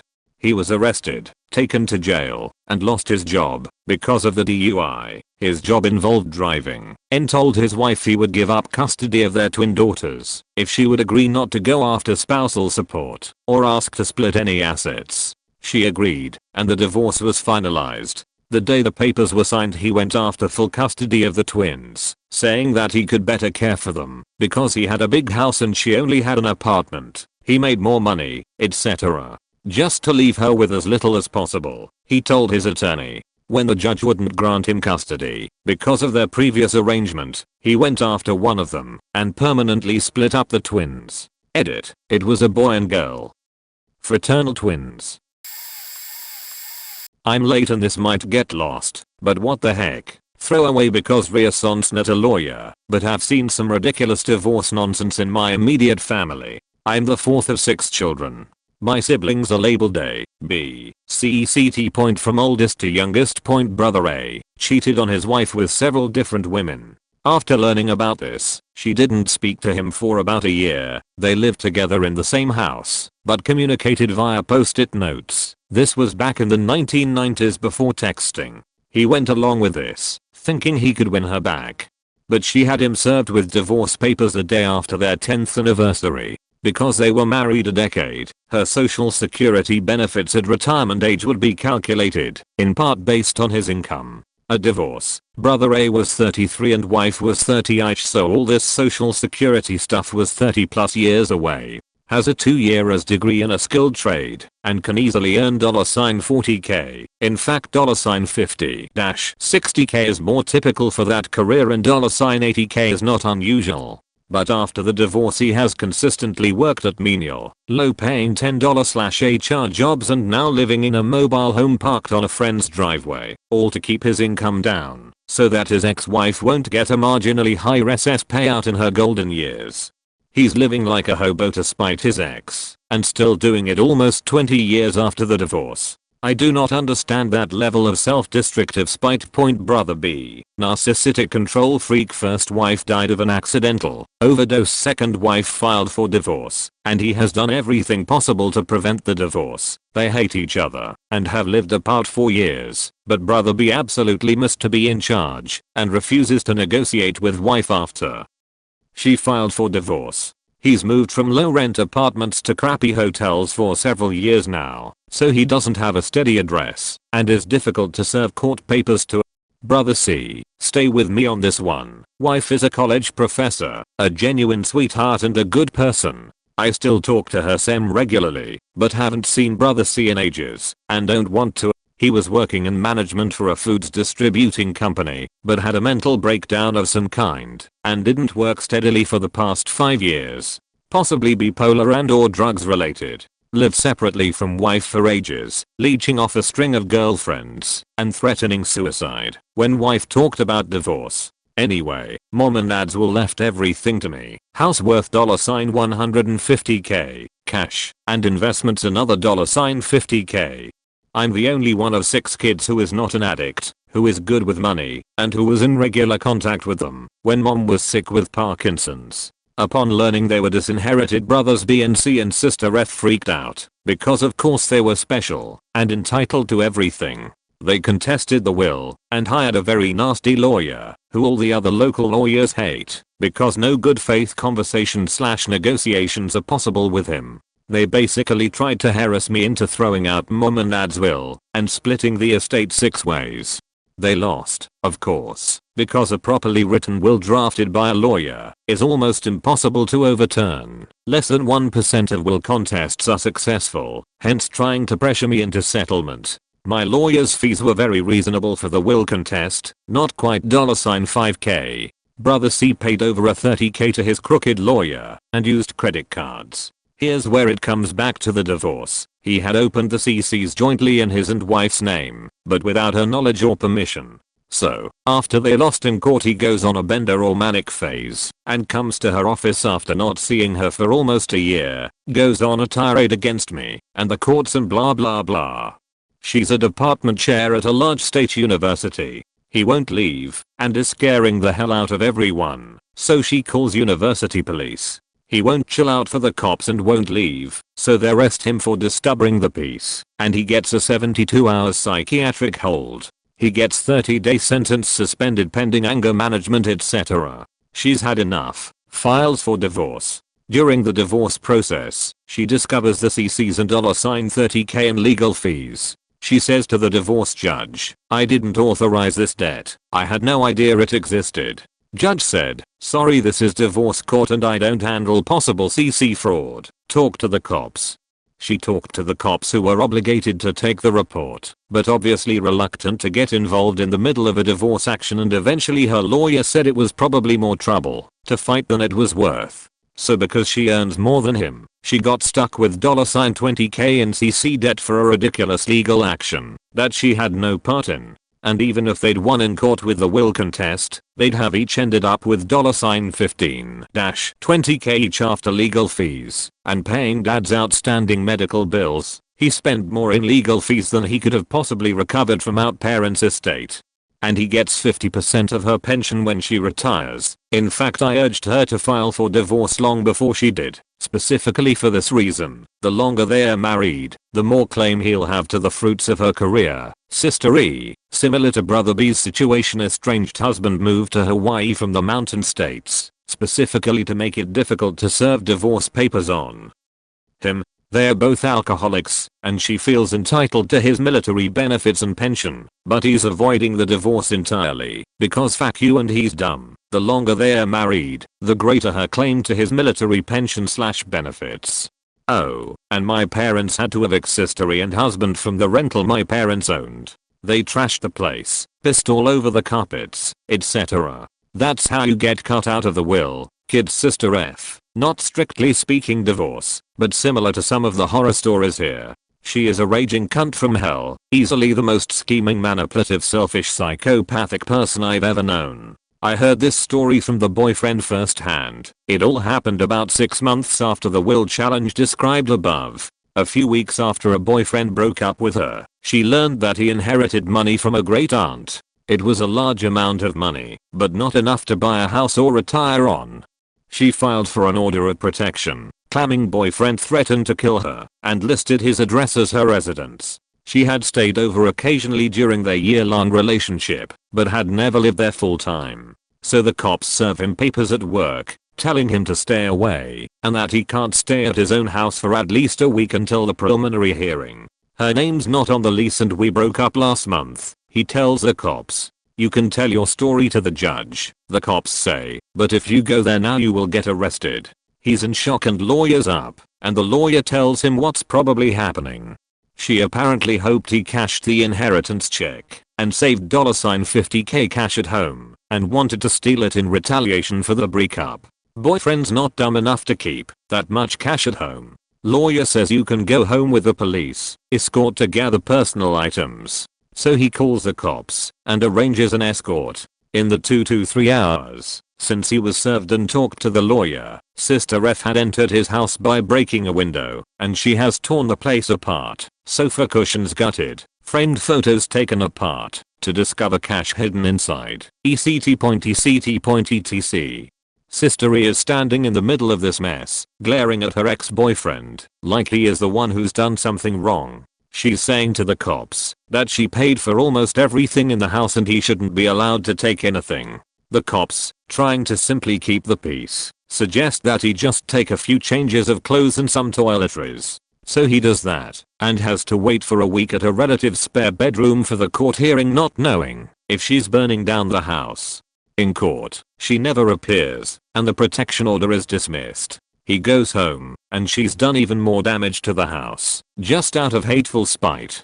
Tore up the carpets, kicked holes in the drywall, etc. Boyfriend told me this story after calling me to ask if I knew where Sister F was living. He wanted to serve her court papers to sue for the damages to his house in the few days she lived there looking for the hidden cash stash. I had to say no, but said I'd let him know if I ever learned her whereabouts. That was, geez, 6 years ago, and I haven't seen her.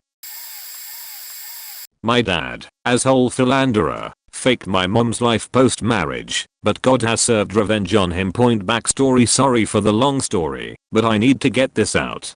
We are from India and my dad is from a village in India from a very wealthy family, but all uneducated, and was gold medalist in his eng, so got a good gov job, and was well respected in his village, and got to fuck around chicks many sheiks with promise of marriage in his youth. He is not a looker.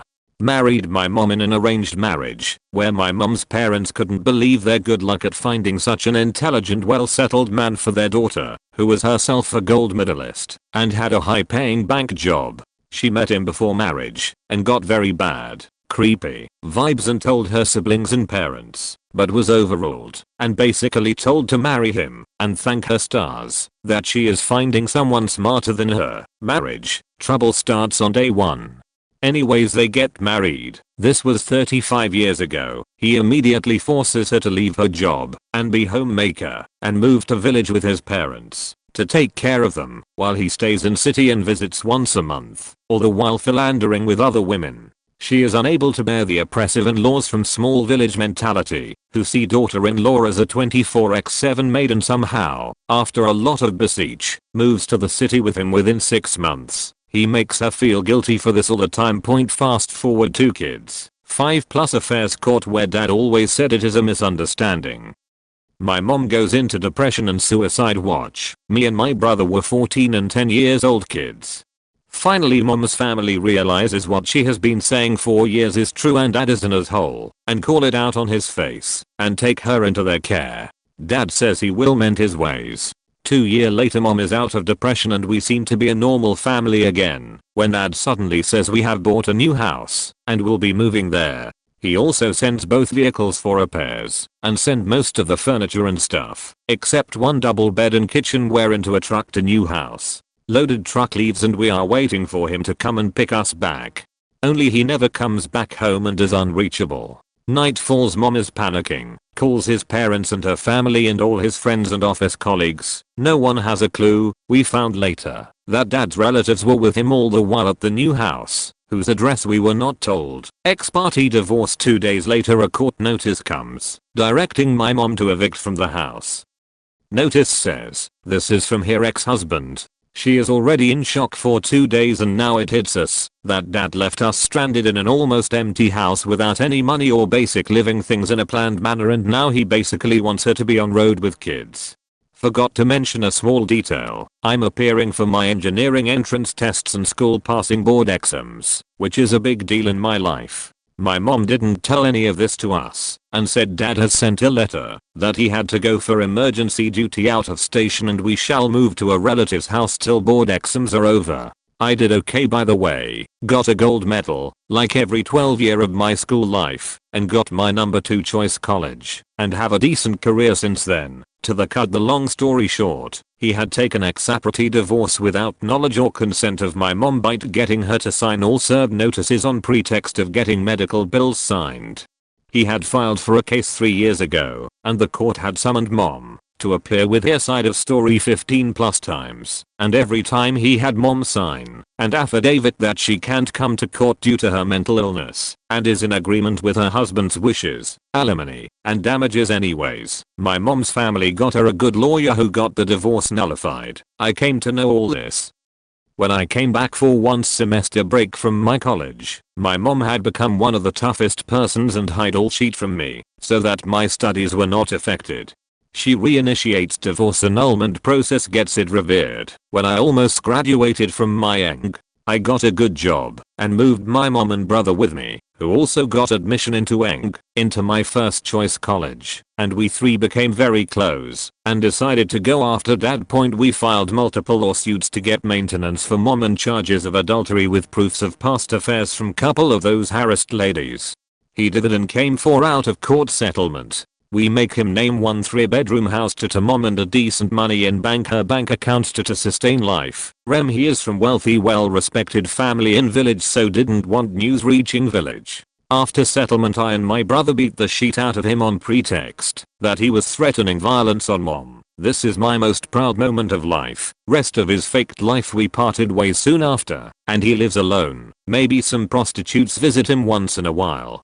Forward 10 years. He is caught taking a bribe in his job. Most govt employees are corrupt here in India, but never get caught. The contractor who he was harassing traps him red-handed through CBI, equivalent to M16 and FBI in India, and within no time my dad ends up in jail with forced early retirement, no pension benefits, and with multiple stress-related illnesses like BP, diabetes etc. Fuck him. After 2 years has been out on bail, but the court cases and penalties continue to be contested in courts. He has no life other than going from one court hearing to another. He is also involved in bitter court battles with his siblings to share the wealth my dead grandparents have left them.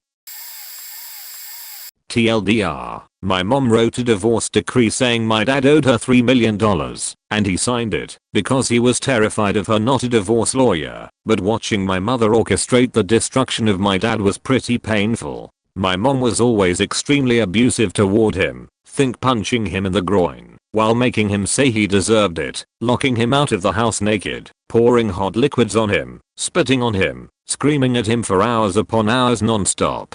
Toward the end of their marriage she also fell in love with some guy who didn't care for her and would go on and on about this guy to my dad and how much she was in love with him and would expect my dad to sit there and support her. Under the threat of violence he wrote things like she was allowed to see other people but he wasn't, that all the money and goods from their relationship belonged to her, that he was a bad man who abused her, etc.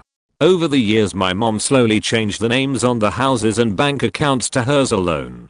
The only bank account that retained my dad's name was the one his salary went to. If you're wondering why my dad agreed to anything my mom wanted, giving up money and being severely abused, look up Stockholm Syndrome. He is a very low-key kind person, and my mom took full advantage of that. When I would beg him to document the abuse he would refuse, saying that my mom was a good person and that he wasn't going to keep records. Eventually my mom asked for a separation and kicked him out of the house. She restricted access to his bank account, moving all of the savings out. She let him take his desk, books, car and some of his clothes but nothing else, not even his passport. He moved into a little apartment and was under instructions from her that he had to ask her before purchasing anything, even something as small as a pen. He mostly listened to this, but guiltily bought 2 classmates and a printer and hid these under a pile of clothes in his closet because my mom had the key to his apartment and would go in and snoop around while he was at work. In the meantime, my mom was constructing the narrative that my dad was an abusive husband. She told all their friends, both her and his family, and some of her colleagues, that my dad used to beat her up all the time. It was all a lie. It was sick to see my mom getting support from actual battered women who confessed their stories to my mom, not realizing that she was the monster in the relationship. At the same time she was ramping up the psychological warfare on my dad, calling him repeatedly all night, following him and telling him she was going to get a gun and blow his head off. Side note, I tried finding a shelter for my dad during this time, but none of them accept men. My dad also didn't take any steps to protect himself. He convolutedly thought that protecting himself was betraying her. He would still go over to her house multiple times a week at her request to do her laundry, dishes, clean the pool, change the air filters, fix random things, do her work, etc. It was seriously messed up. After 2 years of this, my mom concocted her terms, went to a paralegal, and filed for divorce. She invited my dad into the lawyer's office on her birthday, knowing I think that he would feel more pressure not to upset her, and asked him to sign the document that he'd never seen before under what they call an amicable divorce. The spouses decide what to do without interference from the court.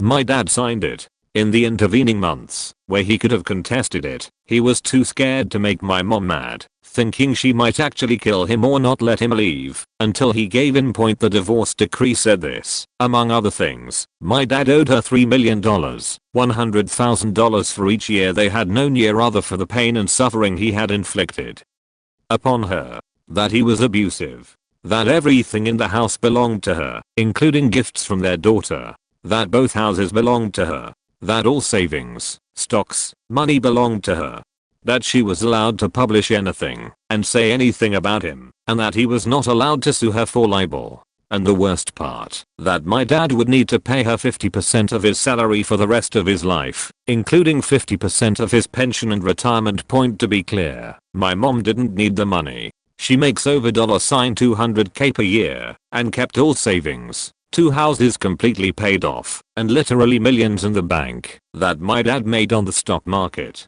By comparison, my dad makes a little over $50k per year. After he signed the divorce papers, my mom drained the last bank account that they shared before end was due, so my dad literally had no money. He continued paying her half of his salary for several months until he moved, and I told him not to let her know his new address. She then sent a lawyer after him to garnish his wages for not paying 50%. My dad lawyered up, on credit cards, mind you, but refused to renegotiate the terms of the decree by asking for half of their shared assets from the marriage. This is generally what people would do, then the lawyers get a cut of the assets they win, and so then my dad wouldn't have to pay anything up front.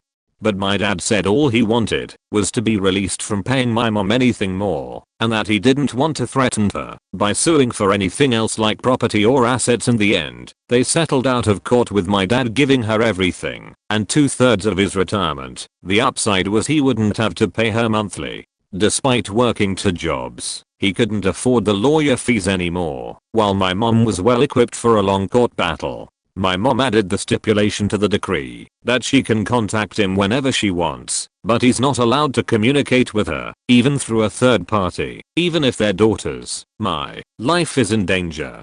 To this day my mom tries to get information about my dad through me, constantly looking for ways to get him. She has the audacity to complain that he cancelled his life insurance and that she was counting on that. She threatens constantly to sue him in civil court, makes up wild stories that she feeds to his friends to steer them away from him, and is generally obsessed with, in her words, destroying him. And all the while, she turns an innocent face to the rest of the world, gaining pity and sympathy for abuse she says happened to her, but which she actually inflicted on my dad. My dad really faked over my mom on multiple levels, and he didn't care if it hurt us kids. He drained their savings account and tried switching over ownership of the house to him. It was my grandma's house, and luckily that would only work if she had died, and she is still alive to this day 11 years later. Also, my mom had just got a new job and wouldn't get a paycheck until 2 weeks later, and my dad left her $11 to take care of us. After this, he told my mom he wanted to make this as friendly as possible, and that they should both hire a shared lawyer who would help make decisions for custody and how to split belongings.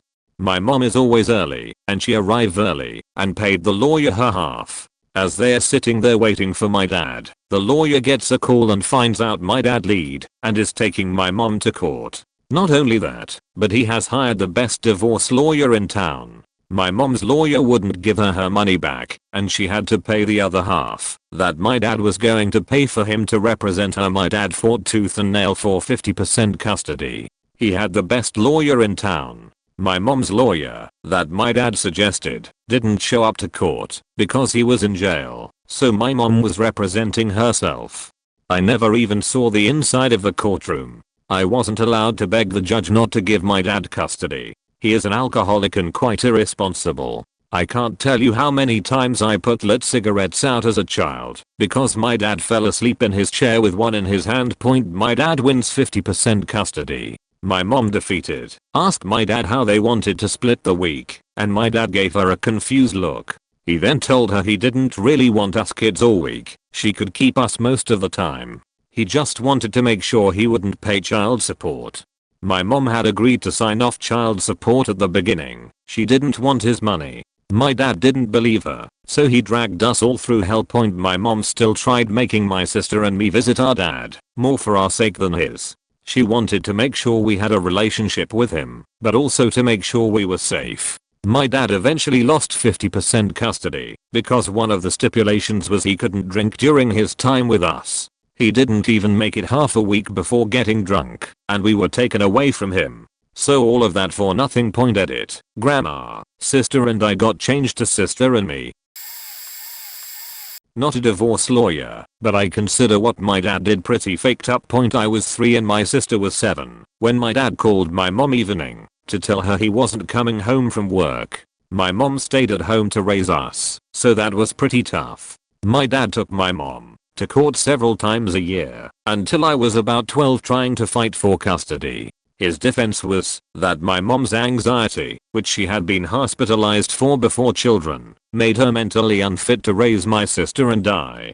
When my mom was granted the majority of custody, he tried to get out of paying child support. Well, obviously that didn't work, because my dad was starting a career as a lawyer. Meanwhile, my mom made minimum wage working for a daycare. At one point he declared bankruptcy, not realizing it would not excuse him from his child support payments. But still, he very rarely paid child support, so eventually my mom had to take him to court because she couldn't afford to feed us. When the judge ordered he had 60 days to pay X amount of money or he could face jail time, he fled to Chile to get out of it. I was about 13 at this point. Eventually my dad came back to Canada and he hasn't really been a part of mine or my sister's life since then for obvious reasons. I'm now in university, as is my sister, and he recently contacted my mom, basically asking if he can stop paying support and his debts to her could be forgiven. While my mom makes more than minimum wage now, she still has 2 kids in school and tens of thousands of dollars in debt because of the amount of times my dad took her to court. He must have got the message there's no way out of this, because since then he's been making mostly regular payments. The silver lining in all of this is that, because of the $100,000 plus debt he's racked up, he'll basically be paying for the rest of his life. Not a lawyer, but 5 years into my ex-wives and my marriage, I bought a new house with money I got from an inheritance. We had never signed a prenup, so I kind of made my own. I had her sign a bunch of fake paperwork that made her think it was going to be in our names, only I got the copies she signed, and they went straight into the trash. After only 5 years, there were too many signs that told me the marriage wouldn't last. Anyway, about 4+ years later, and we already had one beautiful daughter together, she came home one day announcing she was pregnant and wanted my permission to go have a girls' night out to announce the joyous news to her friends. Unfortunately, because I can math and she can't, she was also unknowingly admitting to having an affair because the due date didn't match up at all with the last time we had sex. Long nasty divorce followed, and I actually ended up with primary custody of our daughter and child support from her to me. The only card she had left, and was depending on, was getting half of the worth of the house, which had gone up from just over $100K to about $230K. I told my lawyer that I had no idea what she was talking about. Her name wasn't on a single page of the deed, any of the closing documents, just nada. Her lawyer asked me via my lawyer what happened to her name being on the deed, and all I could suppose was that she got our Comcast or electric bill mixed up with that, but that I made sure 5+ years prior that she had no claim to half of the house I bought with an inheritance to me. The judge gave her a chance to come up with anything, but the fact that she didn't even attend the closing left her out in the cold. Judge gave her 45 days to completely move out. She couldn't even get that right, so the furniture/TV she left automatically became mine as well. So she got no daughter, pays me child support, now lives in a shitty 1-bedroom apartment, and her boss, that she was having the whole big affair with, was killed in a car crash about 5 months later. Though he was married with kids and never gave her a dime to begin with, He only signed the birth certificate of the boy she had. Maybe if she wasn't an absolute horror of a mother and wife those last 4 years, karma wouldn't have bitten her in half like it did. I know, but I read most of these comments and feel maybe putting together my whole story in one comment, as I've had most of these things done to me at some point. So here's list of things. Initially filed and tried to have it come off as abandonment, so she would default get all the assets and custody. When that did not work, she put down our Great Dane, less than 2 years old. When that did not work, our house was broken into and somehow only my things were stolen. This was not reported to the police until I asked for access to the residence to get my things back. When that did not work, the abuse allegations of myself and my family began. Apparently, my mom, who had been serving as child/daycare since my daughter was born, was sexually abusing her as well as me. When that did not work, she slept with my best friend and got pregnant and tried claiming to the court that it was mine. When that did not work, she refused discovery and tried to take advantage of mine to demand that I pay child support double what the state required, lifetime alimony that happened to cover the house payment, and her attorney's fees all backdated 18 months, so I'd end up a couple $100,000 in arrears. When that did not work, she tried moving far enough away to force a decision of full custody with just a few days before school started. My daughter was registered as if she did not have a father. When I learned of this, it took multiple threats from my own attorney to even get access to the records. When that did not work, she demanded a custody evaluation and psych eval that included my extended family, some of whom had never even met my daughter. This apparently was at my cost to pay despite her requesting it. Police were called to my house on an almost daily basis over some accusation. This went on for a few years until she finally got painted into a corner.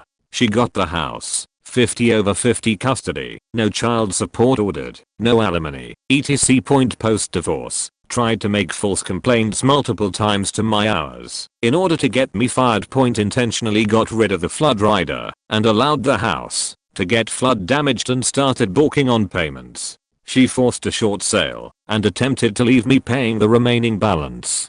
I've apparently rapped her more than once despite proof showing I wasn't anywhere near her. Multiple attempts to create Amber Alerts against me. I started getting anonymous videos of my stuff being burned and sold. She and her friends consistently follow me around in public places filming my every move. I'm consistently having DR's offices questioning me in front of my daughter of not caring appropriately with her medical needs. There's so much more I could list, but you can imagine from here. Not a divorce lawyer, but the child of the parents going through the divorce. My dad never worked the entire time I was growing up. He was lazy and had no interest in watching us, so instead of being a stay-at-home dad, me and my brother would be babysat and spend every night after school with other families till mom got off work. My mom worked her ass off to be the best mom to us and pay the bills. He never really cared.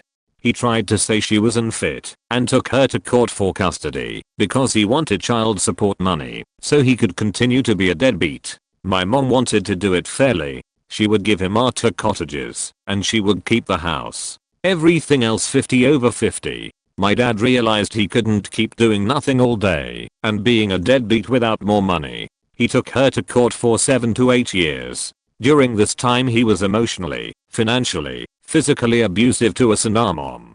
I can't list all the awful things he has done. There is way too many, so here's a couple to give you an idea. He abused our dog and eventually gave him away to try and hurt us. He constantly lied to us, insulted us, and disowned us when we didn't do what he wanted. He installed a tracker in my phone and computer so he could look through their cameras and see what I was doing. He would use this to send creepy messages to me about how he was godlike and could see everything and was stalking me to make me scared. I was going through puberty at the time, and as a girl I know there were things that were very wrong for a father to be looking at that he was seeing through this method. The silver lining is in trying to ruin his family's lives, he ruined his own. He lost his sports car, the cottages, the house, all the money they had saved. Everything he had pretty much went to lawyer fees. Serves him right. Not a lawyer, but divorced. Point didn't have much when I was married. Ex-husband was a real piece of work, manipulative, insanely jealous, emotionally abusive bordering on physical abuse near the end. I was secluded, not allowed to have friends or see family, etc. I felt like a prisoner. I left a few times. He always convinced me to come back. The last time I grew a spine and only agreed if it were on my terms. I got an apartment in my name and a shitty fast food job, one of the first I was allowed to have. I paid all the bills, bought all the groceries, IDKWTF he did with his money, but I didn't see a dime of it. He got fired because he didn't want to work and instead kept calling in so he could stay home and play WoW. I finally kicked him out. The divorce was quick. We had no kids. He had made sure I wasn't attached to his car, so I couldn't try to get anything, and I wanted complete severance, so I didn't even ask for alimony. I just wanted him out of my life. The day after I got my final paperwork, I was served with new papers. I was being sued for my desktop computer by his mother. They lied and said she had let me borrow it, and blah blah blah. It doesn't seem like much, but the PC was all I had at the time, and I couldn't afford to replace it. So as a final fuck you, he stole my computer with the help of the court system. Last I heard he was on meth, though, so fuck him. And I was able to go to college like it always wanted, but he wouldn't let me. So fuck him. And now that PC is an ancient faking paperweight. Late to this sad party, and not a lawyer, but my husband's mother. She got married, had her son, and divorced the father when my husband was a year old. A little context: this was the early 80s and father's rights at that time were almost non-existent. So after the divorce she packs up her 18-month-old son and sends him to Barbados to live with his 85-year-old great-aunts. Never sees his father. At the age of 12 he comes back to the States, and instead of living with his mother she sends him to live with his grandfather and step-grandmother who have children his age. Lives with them until he married his first wife. Fast forward 15 years and we are helping his mother move, and we find all these copies of child support checks that were sent to his mother. We ask his grandparents if she ever sent money to his aunts or grandfather and they say absolutely not. Not one penny. In fact, his step-grandmother tells him that just after his mother sent him to live in Barbados, his mother asked to borrow one of her sons, who was a year younger than my husband, because social services was doing a home visit and she did not want to lose her benefits that she had been receiving for him, even though she no longer lived with him. Sad thing is, by the time my husband finally worked up the courage to call his father, whom his mother said was a violent alcoholic, which was at 18, his father answered and said, "I don't have a son by that name." His father died a year later, and he had zero memories of him. Not a lawyer, but I wanted to tell the tale of my older brother's ex-wife. So he was in the Navy, she was a dependopotamus. He basically got sick of all of it and found out she was up to no good while he was gone. So he wanted a divorce. They had a baby girl at the time. It was his, and he loved her. So here is where it gets real facky. In the middle of the separation, she gets cancer. I think she was 28 at the time, and this cancer was PCP, snorting pissed off cancer. He decides to not divorce so that she can stay on his health insurance and get treated. Unfortunately the cancer won, and she passed away. At this time he had normal hours at the base, instead of being on a sub. Not bad, right? Well, her parents took my brother to court to try to get custody of his daughter. She came from money, married into Navy, so she could continue to never have to work, and those old bastards of parents drew out the case until my brother couldn't afford to be represented anymore. He drained his entire savings trying to keep his daughter. Not only did the parents get his daughter, still blows my mind, but they also got the judge to make my brother pay child support. They blamed him for their daughter's death for some reason. If he had been heartless and divorced her while his wife was alive, he may have been able to keep custody, or at least shared custody. Now he has remarried to someone that isn't terrible, has an awesome son and a new daughter. First For those wanting to know about divorce in today's age, go watch Divorce Corp on Amazon. This includes the attorneys. Ironically, Op suggests that divorce lawyers are somewhat innocent bystanders, when in reality they can contribute just as much to the anger and hatred a spouse might have for the other spouse, and they help contribute to the custody tricks, and often suggest using false DVs and supervised visitations to further the money train and inflict more pain on all parties.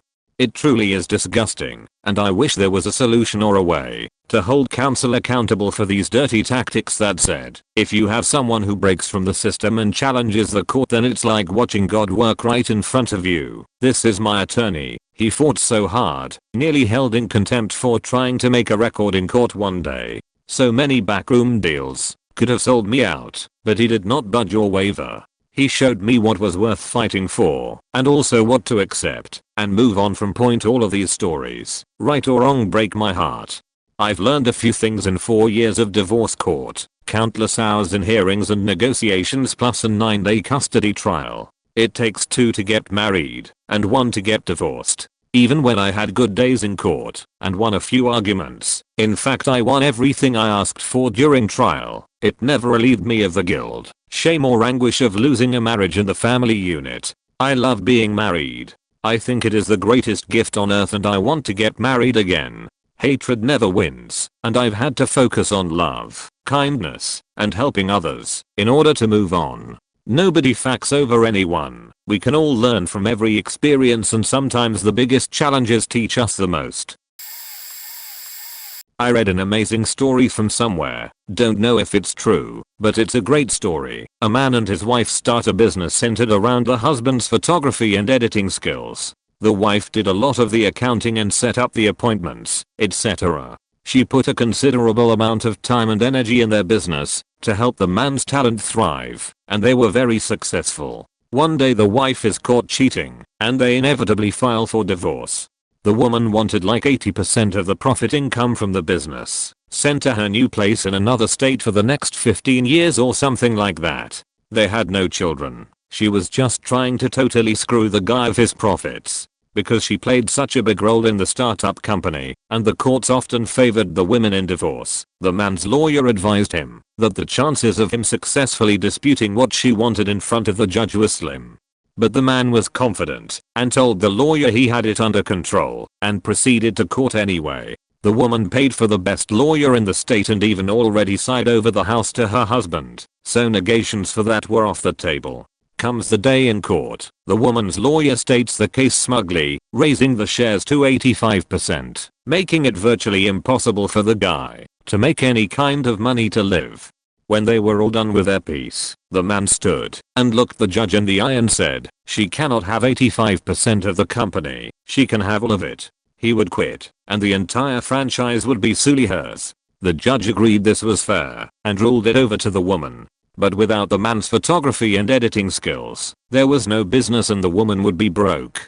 Her and her lawyer were livid. Guys walks away and starts up a new business in a new name by himself, and when the old business went under, he got all his previous clients to switch over to his new place of operation. New accountant was cute too. I'm not a divorce lawyer, but I've seen parents fuck each other over at the pharmacy during the process. First time was a mom who would fill her 2 kids' stuff early constantly. It started out that she would just pick it up right on time. Like if the doctor called something in, she would be there to pick it up within 30 minutes and want to know who had called to have it filled. Then she started getting everything filled early. Even if she had to pay a couple $100 in cash, she would get it filled early. Then one day the dad came in with a prescription for one of the kids' inhalers.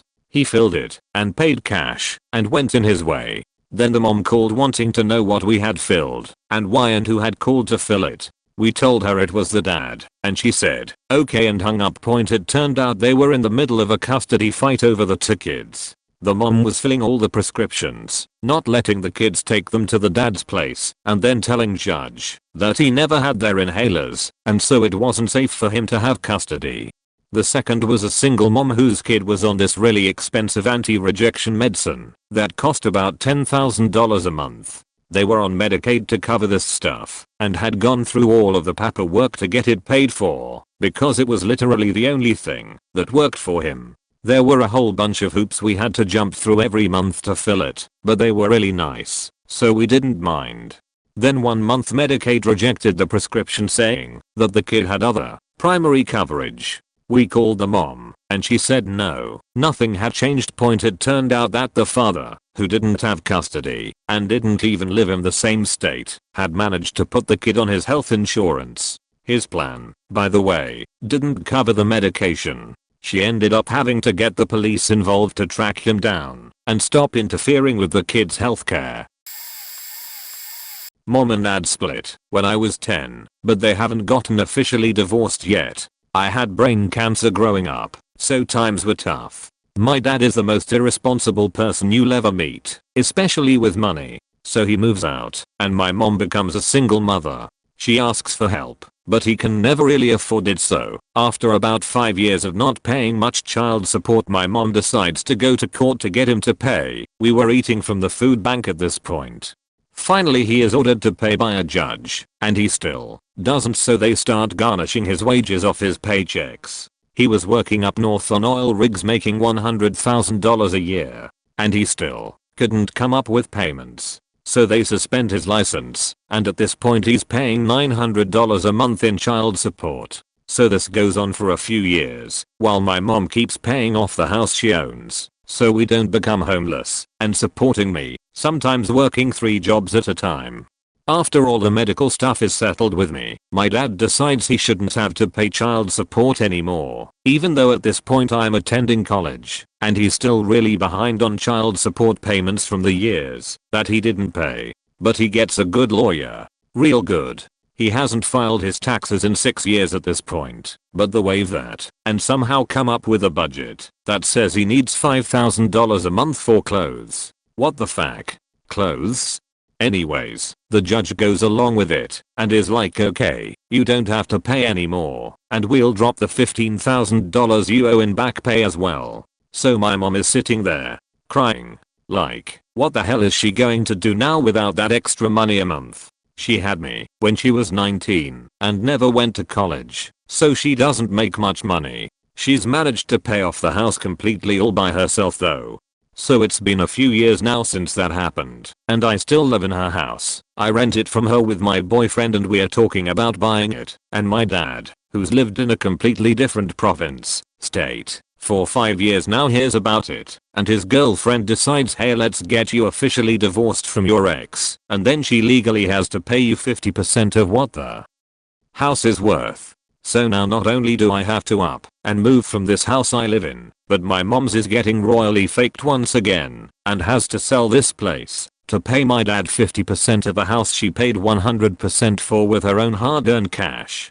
This guy has never given me support. The times when he had to drive me to the children's hospital for my brain scans, he couldn't even afford gas, so my mom had to pay everything. Never paid a dime for my college. I had to work my ass off to afford that. My mom paid half. He's such a piece of shit that he's now ruining my partners and my life too. I hope my mom is able to get a good lawyer, because she has paperwork proving that my dad only contributed $2,500 to this house. He doesn't even deserve that.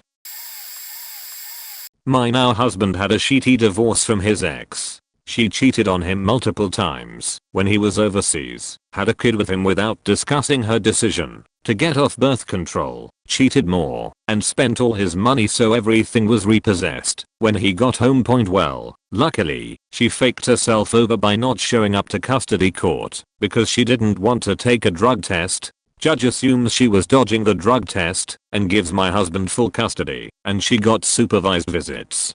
By the time she got back into court and they discussed custody again, the kid had been living with his dad, and later, me, for 4 years. The time delay was because she refused to sign absolutely anything. So when she refused to sign the final court document, the judge signed for her, meaning we got full custody, she got visitation, and we got 0 geographical restrictions. It's okay. The only thing she really fought for was the furniture in the house, which she now pays for storage for. We moved somewhere the kid's asthma is minimal, and somewhere he could get away from the gangster life. Manipulative and borderline Munchausen's by proxy wouldn't affect his life. and the crime, and the chilly coldness his entire mom's side of the family treats him with. And we get child support, even though it's minimal, and she rarely pays. I wouldn't change it for the world, but my husband obviously wishes things would have been different. Dad just got married for his 6th time. His last one almost got him. However, thanks to being a veteran of dropping it like it's hot, he has dodged a few bullets. He has a high quality divorce attorney on retainer at all times and pretty much has a form prenup for himself. This lady was quite manipulative and got him to essentially disassociate himself with his kids. She knew we are the only ones who truly had his best interest at the end of the day. She was a nurse and a guardian of hospice clients. Lady had a judge sign a Marchman Act against my dad saying he was a drug addict. False. And he could no longer care for himself. Guy was then sent to a involuntary clinic for observation. She then tried to rally his family around and forcefully put him through rehab. He didn't want to go, and we didn't think the whole process was valid nor necessary. He is then released. She picks him up, and they are supposed to go on vacation the next week for their anniversary. Next week rolls around, and she says she will not be going, and they should take a break. She moves out, and asks for her moving allowance for separation per the terms of the prenup, which is $25. Dad calls his attorney, and says she can't be serious. The attorney, knowing my father very well at this point, said he need not to worry as that clause doesn't start until after 1 year of marriage. Being 12 days before their anniversary, instead of a check she was served divorce papers. She walked away with nothing, having to pay her attorney's fees and moving expenses. Had she got us to get him admitted into rehab, she would have bought herself enough time to see a windfall of money and control over his estate. I'm not a divorce lawyer, but damn, I got faked over. Warning, long, my son's mom and the judge. The one just wants to hurt me using my innocent son, and the other will believe anything my ex says, simply because they have genitals in common. My son was born with peanut, walnut, hazelnut and shellfish allergies as well as asthma. My son was 4 going on 5, and my ex had gotten into the habit against my son's best interest, because of his asthma, upon exchange with me, would douse my little son with perfume. The cheap kind. This required me to take him straight home for a bath to remove impregnated scent. This one particular night, he's in the bath, playing with his toys and looks at me. He says, "Daddy, can you call mom's boyfriend name here?" This is immediately odd as I do not have any kind of verbal contact with even his mom, and I ask him why. He responds, "So you can as boyfriend to not punch me or slap my pee when I shower with him." WTF.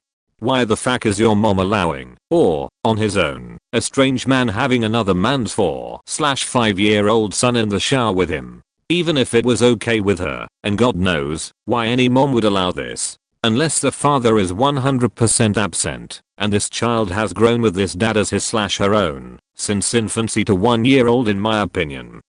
I digress. I immediately turn on the audio record on my phone, and start asking my son questions. I need to verify that I heard what I heard and then find another way to verify. I asked him if he did/did not take showers with a boyfriend, to which he answered yes. Other verifications were gotten. The next day, Monday, I take my son to the pediatrician and I explain the situation to her. She and my son had a rapport. He had seen her I think 3/4 times. One of the questions she asked my son was that if he fell back or stood when boyfriend punched his chest, to which he answered he sometimes fell. She then checked the back of his head and found a small contusion and half-healed little cut. She contacted CPS and put in the orders, "Do not release the child to the mother until cleared by CPS and/or police." I didn't give him back as the order stated. Monday, I have a writ of attachment from a constable at my door demanding my son, or I'm looking at kidnapping. I reluctantly relinquished my son as I could not defend him from inside jail. I also had to appear at family court in 2 days to explain myself. 2 days later, I'm trying to defend myself, but I have the doctor that examined my son there, and I have her mother as my witness about her bad moral character. In the end, I was placed on supervised visitation for causing trouble. Per the judge, my son is now 7 and calls her boyfriend dad because using my limited access to my son they both told my son to start calling him dad. If I try to correct him that I'm his dad during my 1 hour visit, they will scold me. I almost lost my visitations for trying to defend my namesake. I just had my first community visit with him 1 weekend ago at a mall with a supervisor there at a cost of $45 per hour with a 2-hour minimum. But to finally see my son outside the dimly lit courtroom after 3 years into the natural light of mall was worth the $100 hands down. I finally got to see how deep his freckles are. Late, but here it is. Wasn't married but had 3 kids together. Was told while out of town working that it was over. Had just moved after taking a loan out of my 401k and never got a key made for me. Came home to all my clothes in garbage bags on the front lawn. Found out about 2 weeks later she was sleeping with her ex, among others, but don't care. She settled on the next sucker she could find, and within 6 months, after kicking me out, decided that she would file a restraining order against me.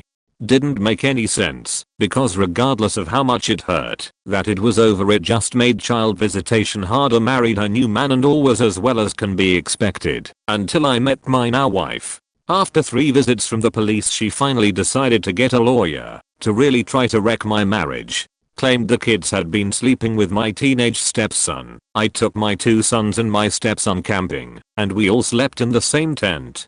Had to pay for a gal, which caused hardship on my bills, and of course my wife was very concerned about her son being labeled a sex offender due to allegations. Gal found nothing, and the report basically said that we both needed to get over the past and do what's right for the kids. She divorced her hubby and basically took his house. She was cheating on him, and I think he just cut and ran and said fuck it. Everything was okay until their divorce was finalized and she had to find a new sucker to pay her house payment. I've always paid child support because when I was first assessed I had the court order faxed to my company's payroll department so they could auto deduct it from my paycheck. Now she wants $1,000 a month. And she will get it too. My ex doesn't keep a full-time job and is nothing more than a very expensive babysitter who lives in a subdivision less than 5 years old in a house less than 4 years old, while I live in the ghetto barely making ends meet. To all of you out there going through something similar, I give this advice: don't give up. It sucks and you will always be painted as the bad guy or deadbeat dad, but keep seeing your kids and keep fighting. It won't have much reward, but it's just the right thing to do.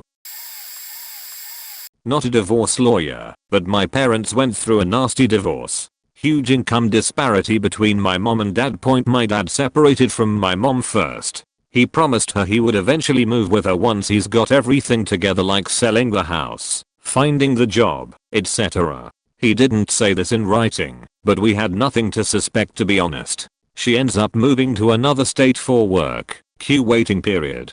She ends up being mailed divorce papers and makes significantly less than my dad, enough for us to qualify as a low-income household.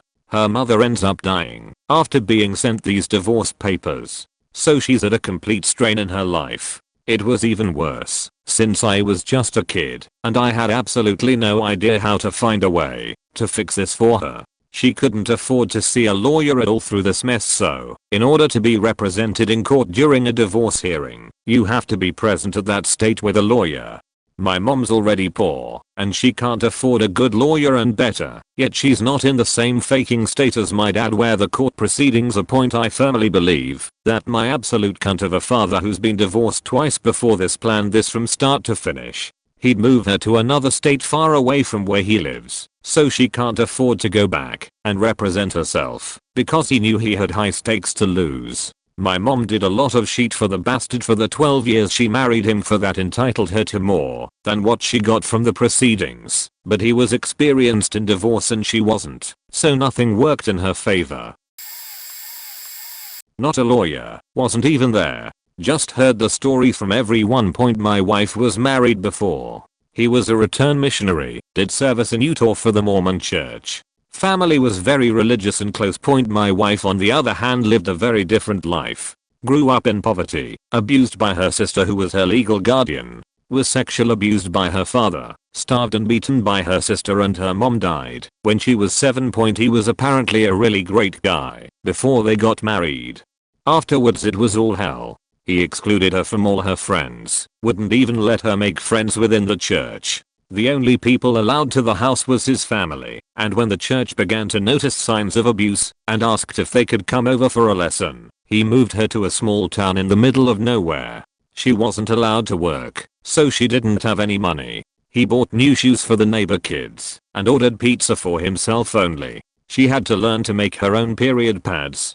She eventually had a daughter and the abuse got worse. She got very sick, and he used it to manipulate and abuse her. There was so much yelling and crying and screaming that someone called Child Health Services. They told her that if she didn't leave the home, that they would have to take her daughter away for protection. She left and was tracked down by his police officer dad and charged with kidnapping. They went to court for the divorce, and he made her a deal. She got to keep her daughter. He didn't have to pay child support. All the assets and all the bank accounts were his, but she had to take half the debt back paid as rent. If she didn't agree, he would go for full custody.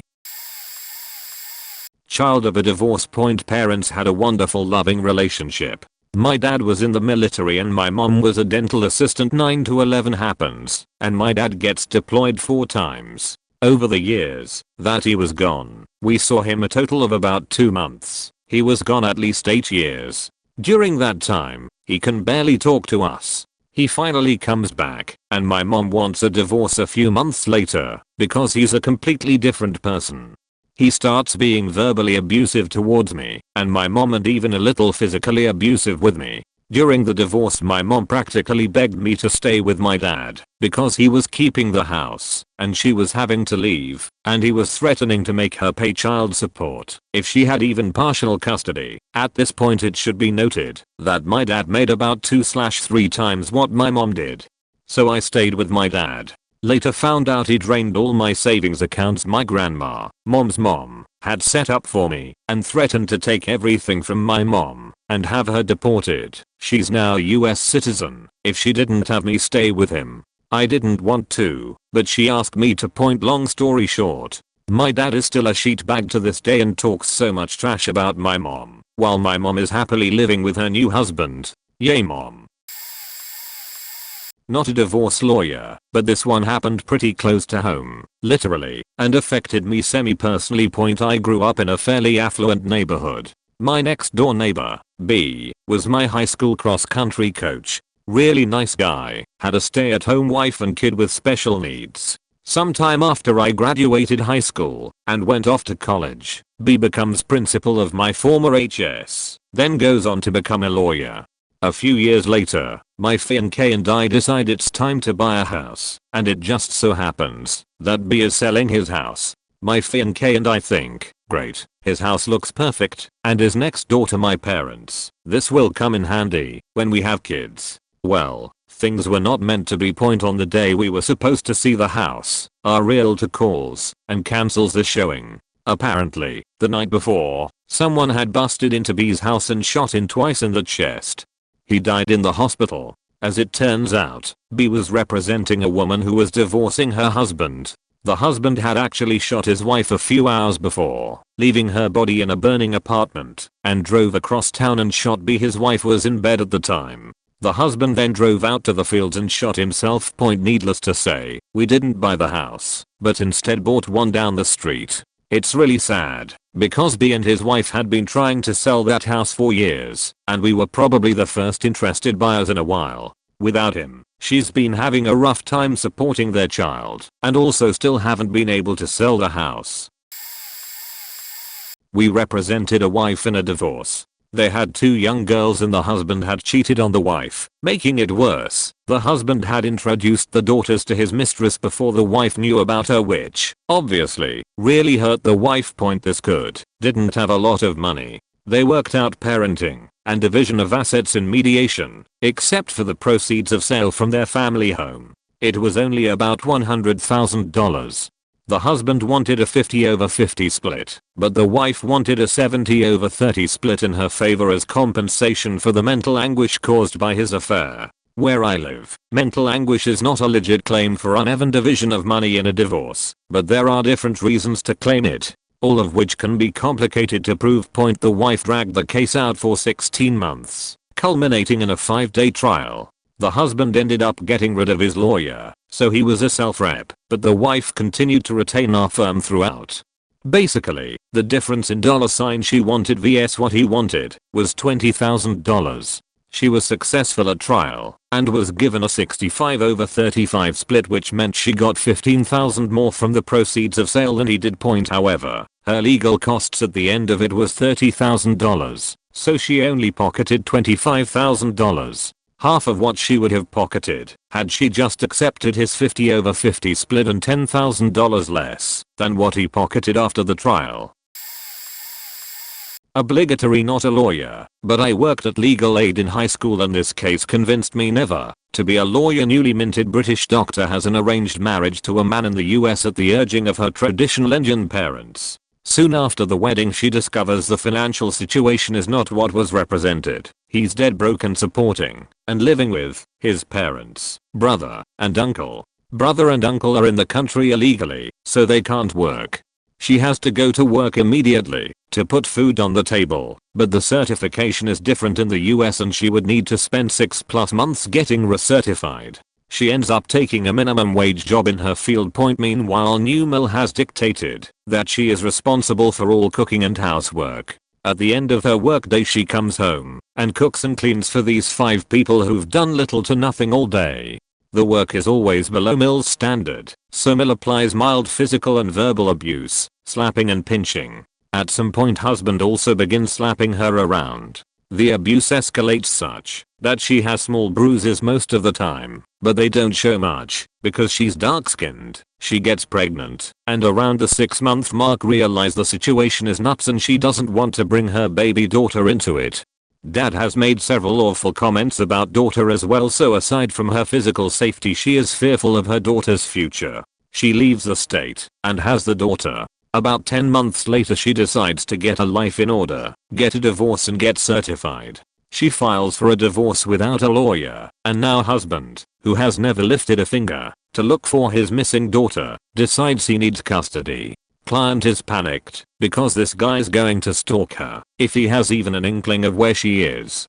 He does. She gets a VPO, but courts won't grant her full custody because he hasn't been shown to be a danger to the child. Mill is the new intermediary, which means more stalking and harassment from her and other family members. Case is winding its way through court. There were jurisdiction issues, which is how we got involved. Also made everything 12x more complex, and we are telling her we understand that he's using daughter to control/stalk/scare her, but that the courts won't revoke his custody unless something else happens, like he harms daughter.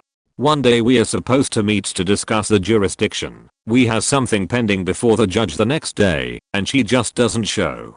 We've known her for months and it's super uncharacteristic. We call her phone, no answer, so we call her work. They haven't seen her in days. No goodbye, no nothing. She's just gone. We speculated and hoped that she fled the country with her baby. Unfortunately, that makes her guilty of kidnapping, and she can never use her degree/really lead a normal life. International kidnapping is bad times. This guy didn't give a shit about his kid. He was just embarrassed his wife left, or whatever, and used the kid to try to control her and scare her. She literally felt that kidnapping the baby was her best chance out. It's, of course, possible that he killed her and the baby, but based on the circumstances, the police never investigated that scenario. Not a divorce lawyer, but this happened to my neighbor. She was from a quite wealthy family and had bought the house they had lived in. He was a self-employed tax consultant. We live in a rather small village, a little outside of a big city, so he didn't have many clients, but it was enough to provide for his wife and the 3 kids. She was neither working much nor very interested in raising the kids, so on a normal day, he would get up early and get the kids ready for school. Then he would be in the office until afternoon, when the kids came home, spent time with them until they went to bed, then worked a couple hours more before he went to bed late at night. He and his wife obviously did not have the best marriage, so at some point, she filed for divorce. The house was hers anyways, and since he had been the sole provider, she ended up getting a lot of alimony. Because he had literally nothing, the court found that he was not able to provide for his kids, so in the end the wife ended up with sole custody. Of course, He had some financial troubles, but what really faked him over was losing custody for his kids. He had sacrificed his whole life for them and had been an amazing dad, but suddenly they were just gone. The mother moved away with them, and since he had to sell his car to pay alimony, he had almost no chance seeing them anymore. 3 or 4 months later I met him in the streets. I almost didn't recognize him anymore. The pain had eaten him up, and he had aged 20 years. All the financial facovers aside, this woman has completely destroyed her ex-husband. My half-sister got faked over by her ex-husband, but she kind of deserved it. The husband was an extremely wealthy doctor and she didn't work. After 3 kids, he had a meltdown and yelled that he never wanted any kids and she forced him to have them, and things fell apart from there. He was a real piece of shit, but she wasn't a whole lot better. In the divorce proceedings, she basically asked for everything she could possibly get, including something like $50,000 a month for her own expenses, all the most expensive cars they had, and full custody of the kids. He wasn't having that, so while everything was going on, he basically stopped seeing patients. His income dropped to almost nothing, so when it came time to calculate how much he needed to pay, she wouldn't get much. That combined with the fact that the judge was disgusted with the excessive amount of money she asked for meant that she walked away with almost nothing.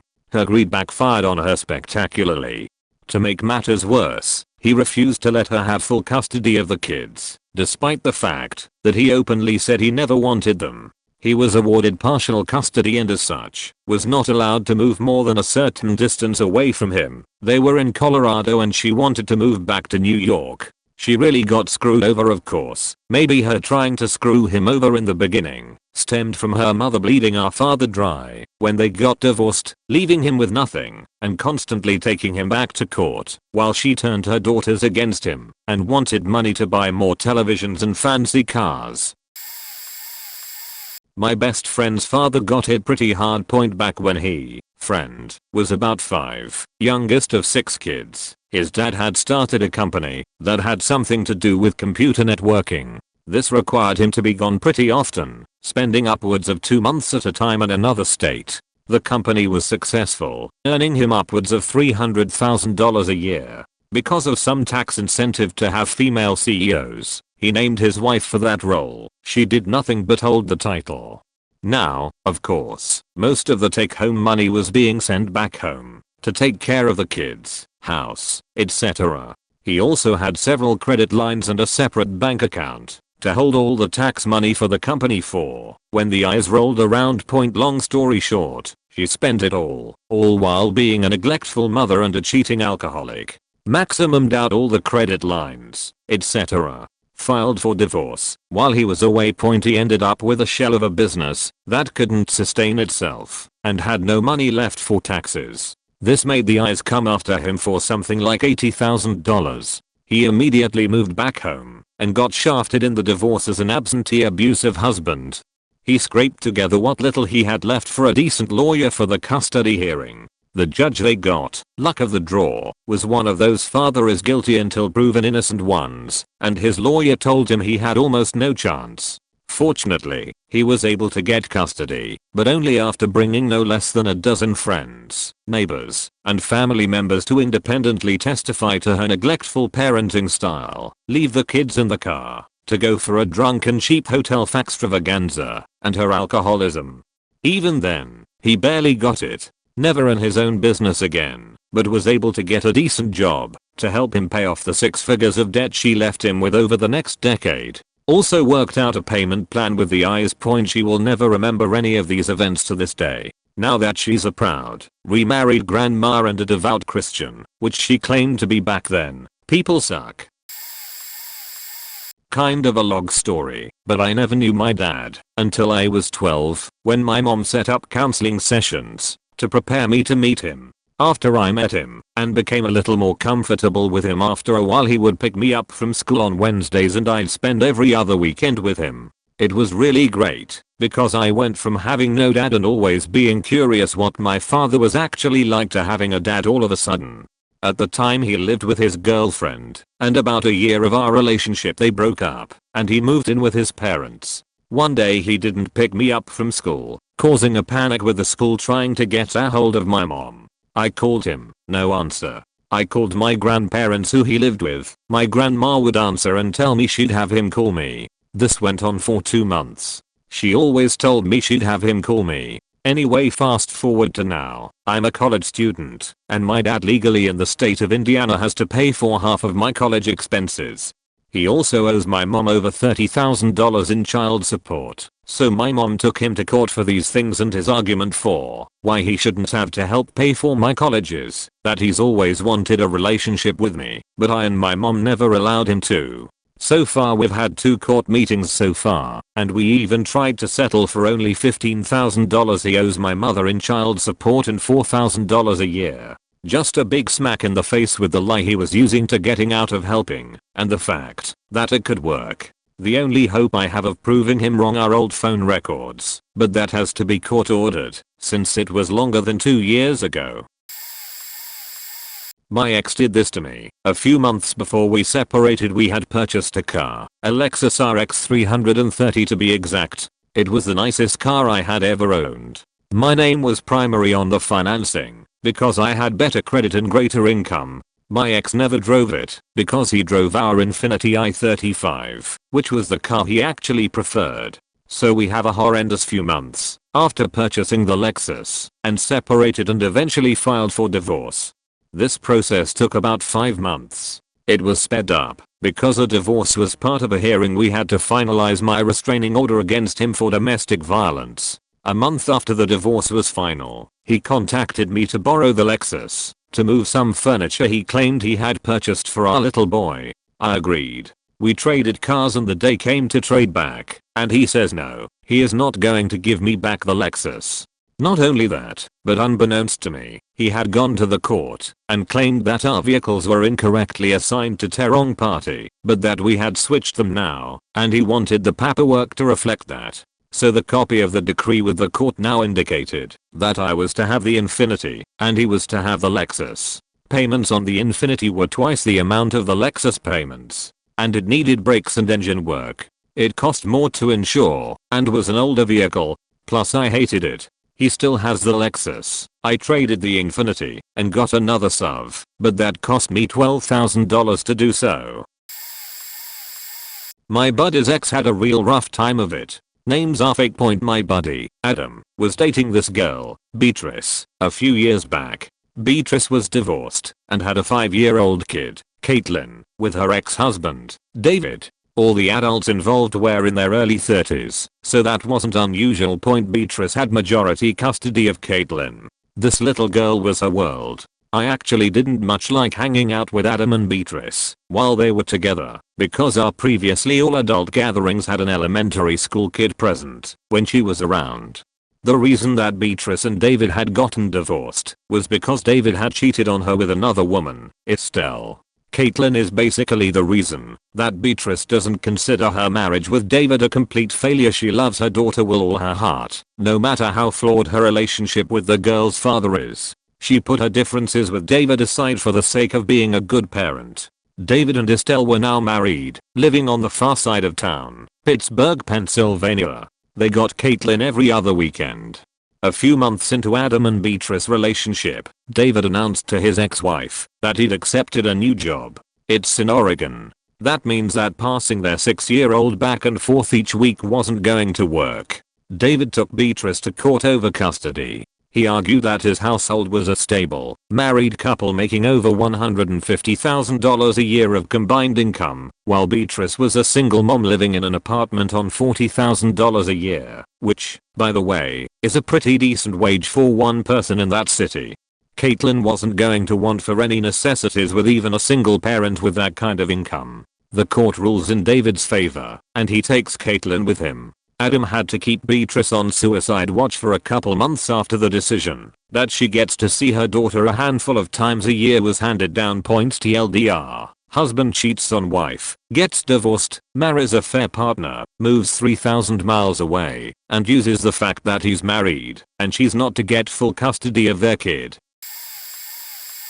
A friend separated from her husband and moved from Detroit, Michigan to Columbus, Ohio. She had 2 girls, a 7-year-old girl from a previous relationship, and a 2-year-old girl from her husband. When she left, she took her 7-year-old with her, and left the 2-year-old with her father. 2 months later, she gets a phone call, at work, landline, from a Detroit suburb police department. Husband was arrested for driving W/O a license and failure to appear in court the last time he was stopped without a license. The cop tells her, "I don't know where you are, or where the 614 area code is, but if you can be here before my shift is over in 2 hours, I won't have to call children's services." That's a 3+ hour drive. She just made it point after that. Mom and dad signed a separation agreement, a contract recognized in Ohio as a temporary preface to a formal divorce. This agreement gives mom primary custody, but spells out visitation for dad over summer and holidays. Skip ahead 2 years.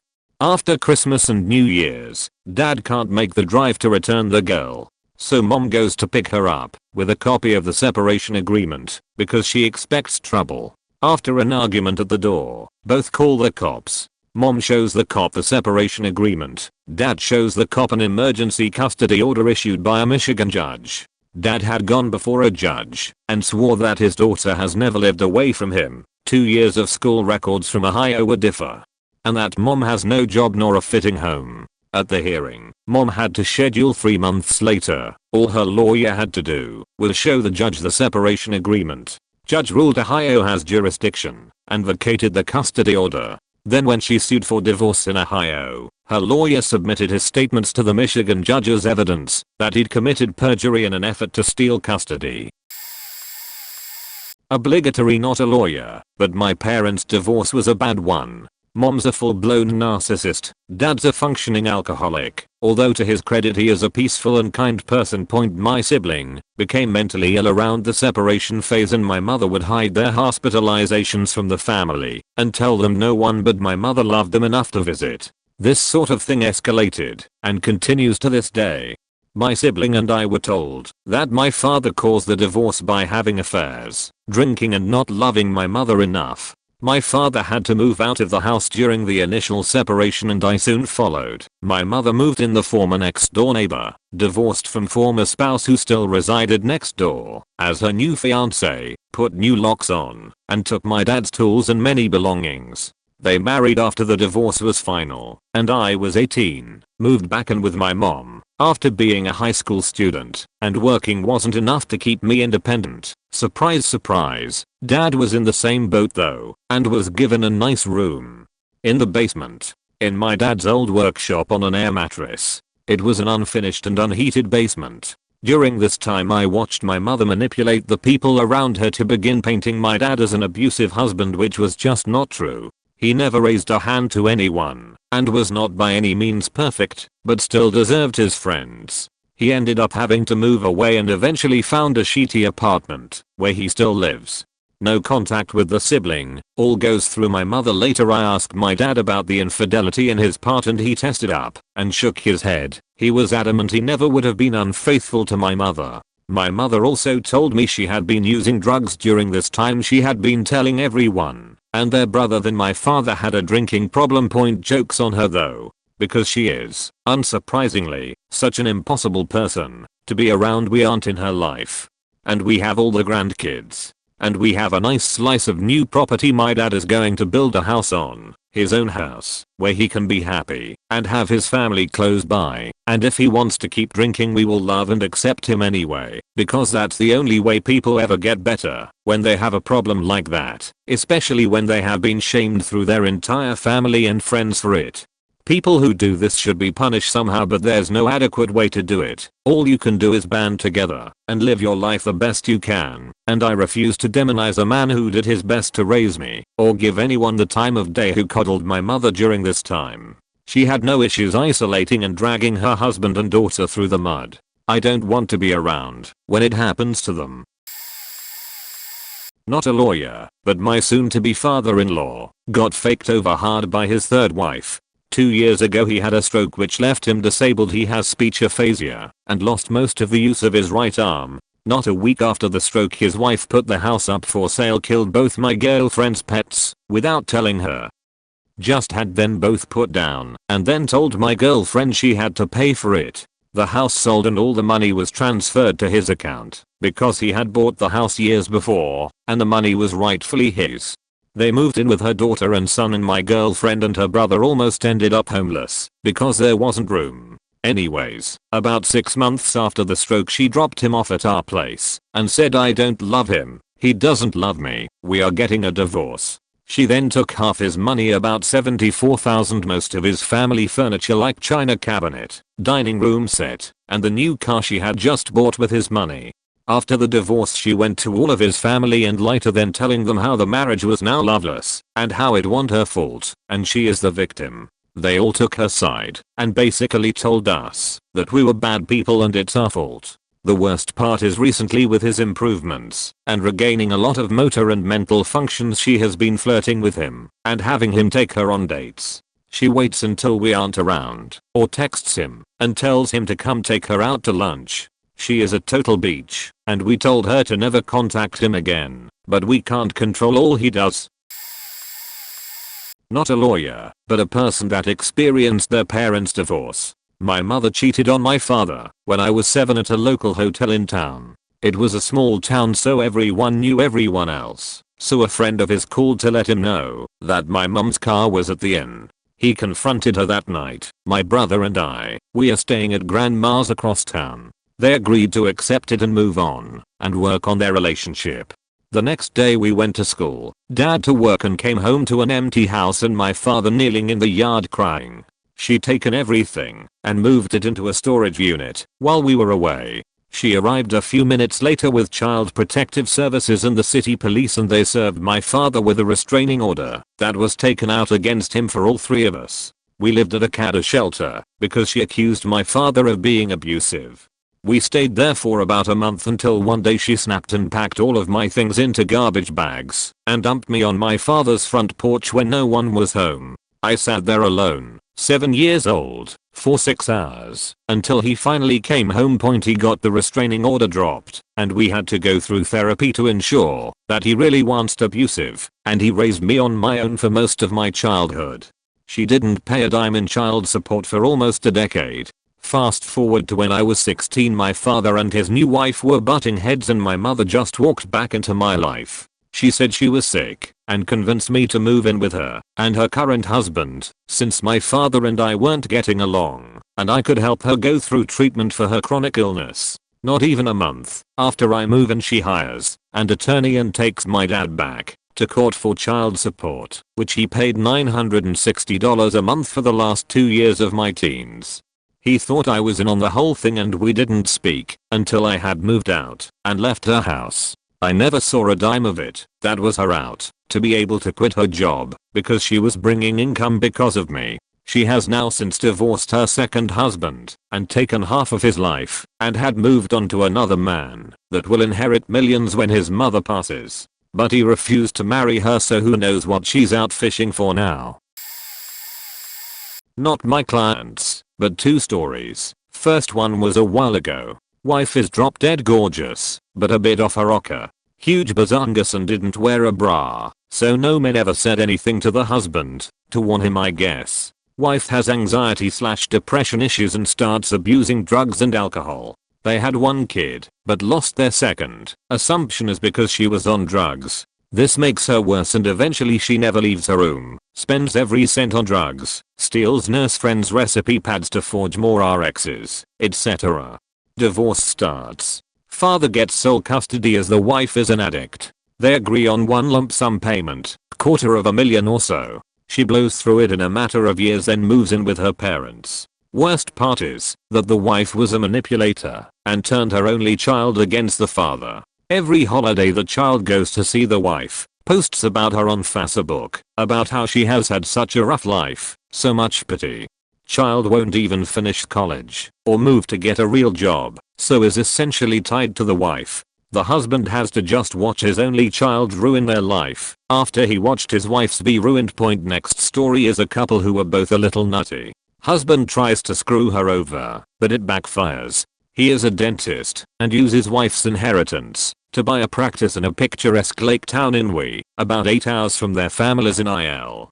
Husband has sanctioned by the state dentist board for malpractice, hosts charities each year with no one seeing the money, and buys a giant boat to take down the Mississippi River to the Gulf. But one of their children gets sick, and they bail on those plans. The wife finds out he has been cheating but internalizes it. Husband is abusive to children and cops are even called, but all swept under the rug. Wife's family hates the guy and it finally begins to end, with the wife moving back home. But the law doesn't allow that, so the wife has to go north for court dates and shared custody. One child, who was abused, does not have to see the father, but the other is required to. This is where it starts. The husband buys a puppy, then has the one child he has access to FaceTime their sibling to show them. He tells both children that only he loves them, and their mom is trying to take them away. Tons of manipulative talk that makes the wife's life hell. Also the father sleeps with one child in their bed in order to get them attached more. Remember how the wife had to go north for court dates while trying to get a life in order at her parents'? The husband logs into her bank and airline accounts to try and deny travel payments and cancel her tickets hours before she flies. He has friends tell the judge that the wife is crazy. She was going to a psychologist to deal with his cheating and her insecurities, and he tried to get everyone to believe she was an unfit mother. He did things to really make her crazy, like bringing mistresses to their house when she was out, messing with her car's engine, not brakes or anything dangerous, but the oil level, ECT, and constantly screaming at her in front of their kids, causing her to scream back and only recording her screaming on his phone, or at least editing the clips. The court finally finds that the husband has perjured himself trying to keep all his stories straight, and is also 2.5 meters in debt. I lost track after that, but hopefully the wife was able to escape with both her kids.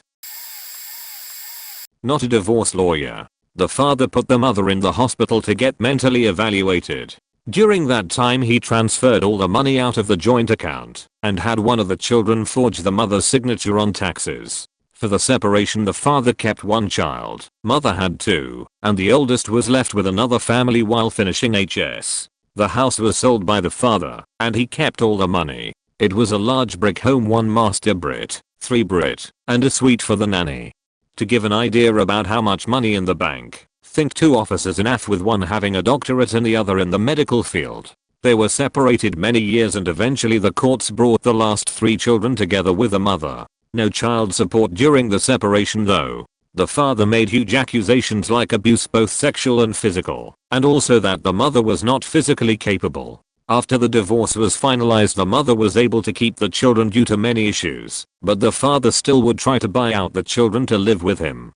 At one point during this the father tried to go against the custody agreement and keep the children for good during a visit and tried to cut off all communication between the mother and children, but that didn't last for too long because the FBI ended up getting involved.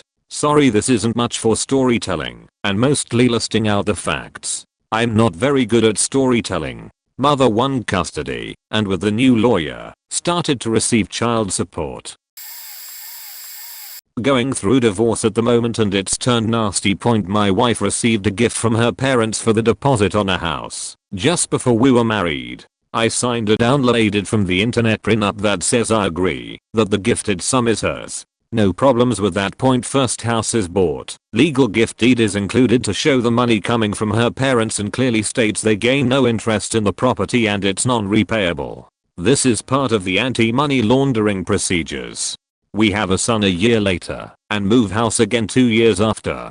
New house purchase shows source of funds as sale of previous property. New house is purchased as tenants in common with equal share point shortly after moving in. A declaration of trust shows up from her parents' solicitor saying that the gift was actually a loan and they are entitled to 50% of the profit from the first house and 50% of any profit from this house when it's sold. Sign here to say you agree. Obviously I call BS and refuse to sign after a rather significant WTF discussion with my wife about it all. She tells me she had the agreement before the house was purchased and that she's also been paying her parents £150 a month from our money as interest. She commences divorce proceedings about a week after I refused to sign the dot point. Now I'm going through court. Her parents are claiming pretty much all the equity on the property based on their agreement. The existence of the loan agreement was never disclosed to me or for 2 mortgage applications. The interest was never paid to her parents, but held in an account in my wife's name, a total of around £11,000. This was split up and transferred to her parents and other family members. As soon as she started divorce proceedings, it's going to cost me another £8,000 to £10,000 to defend my own corner and challenge their claims, on top of the £5,000 it's already cost me. A lot of it comes down to the legal side of gifts, loans, and interest.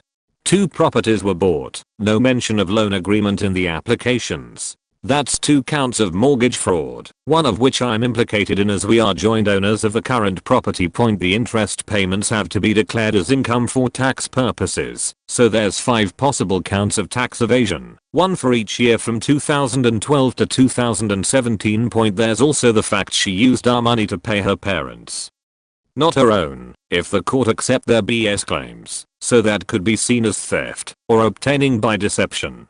She moved out of the house and back into her parents' rather substantial home, taking pretty much everything with her, all while I was at work. She took my son and the cats. I haven't seen my son for 3 months and she's refusing unsupervised contact because last year I was treated for depression and anxiety. She claims I'm mentally incapable of caring for him. At the moment, I'm £5,000 in the red with my solicitor, with that expect to go up another £3,000 to £5,000 by the time we get the court's decision. If I want to see my son, it's £40 an hour through a contact center. I'm living on about £80 a week and half of that is for fuel to get to and from work. Basically I can't afford to pay to see my son. The only way I can get access by using the court is likely to cost me another £3,000 to £5,000. I just don't have the money to do it. I miss my son, I miss the cats. I don't miss her because I actually sit about 20 feet away from her in work and see her every day. Oh, did I mention her dad is a convicted fraudster for his part in a £750,000 fraud about 2 years ago, and he's still serving a suspended sentence? If there are any generous benefactors out there that would ever consider loaning a desperate father £15,000 to cover all the costs for this, so I can be a father to my son and get a settlement to allow me to provide a safe and suitable home for both my son and myself at the end of all this, I'd gladly repay what I can over time or even provide voluntary work. No matter how many hundreds of hours it might take to repay the debt! 16 years in the army was nowhere near as tough as the last 15 months of my life. Son of a bad divorce my parents went through. Little backstory, my dad is an engineer at a large automotive company, General Motors. He's pretty high up there. I found out after the divorce he makes quite a lot of money. My mom, on the other hand, used to be a nurse, but stopped after having several kids to be a stay-at-home mom. Per my dad's orders, usual start to a divorce. My dad was physically and mentally abusive to my mom for many years after a head injury he had before I was born. When my mom filed, he was livid. She was willing to give up everything for us kids, and she even wanted him to have part-time with us, so we would have a father in our lives. He wanted us kids full-time, solely because it would crush my mom. Some of the things he did include stealing literally every single photo and video of me and my siblings, so my mom no longer has any infant and childhood pictures of her 4 kids, and no memorabilia of her 2 children that died at birth.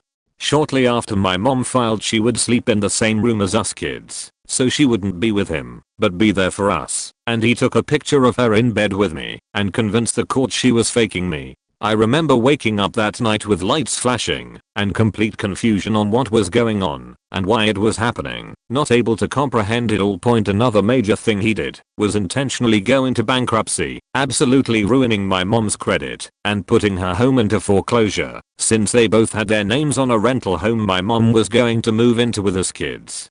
He could fix his credit in due time, considering his highly secure job and excellent pay, but my mom at the time was unemployed. He has done plenty more to my mom and us kids in an attempt to hurt her, but I doubt I can fit it all in. Plus my memory does not hold all of what he did, and in chronological order.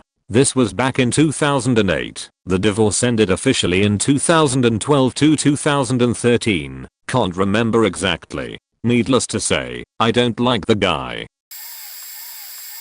I'm not a lawyer, but my boyfriend's parents were getting a divorce. It was about August when it happened. The judge had made it clear that the husband is to give half of just about everything to his wife, plus alimony. A little bit of backstory though, his father was mentally ill. From what I heard, everyone was scared of him, and they were afraid that he would kill them at night, so everyone would barricade their door with a heavy object.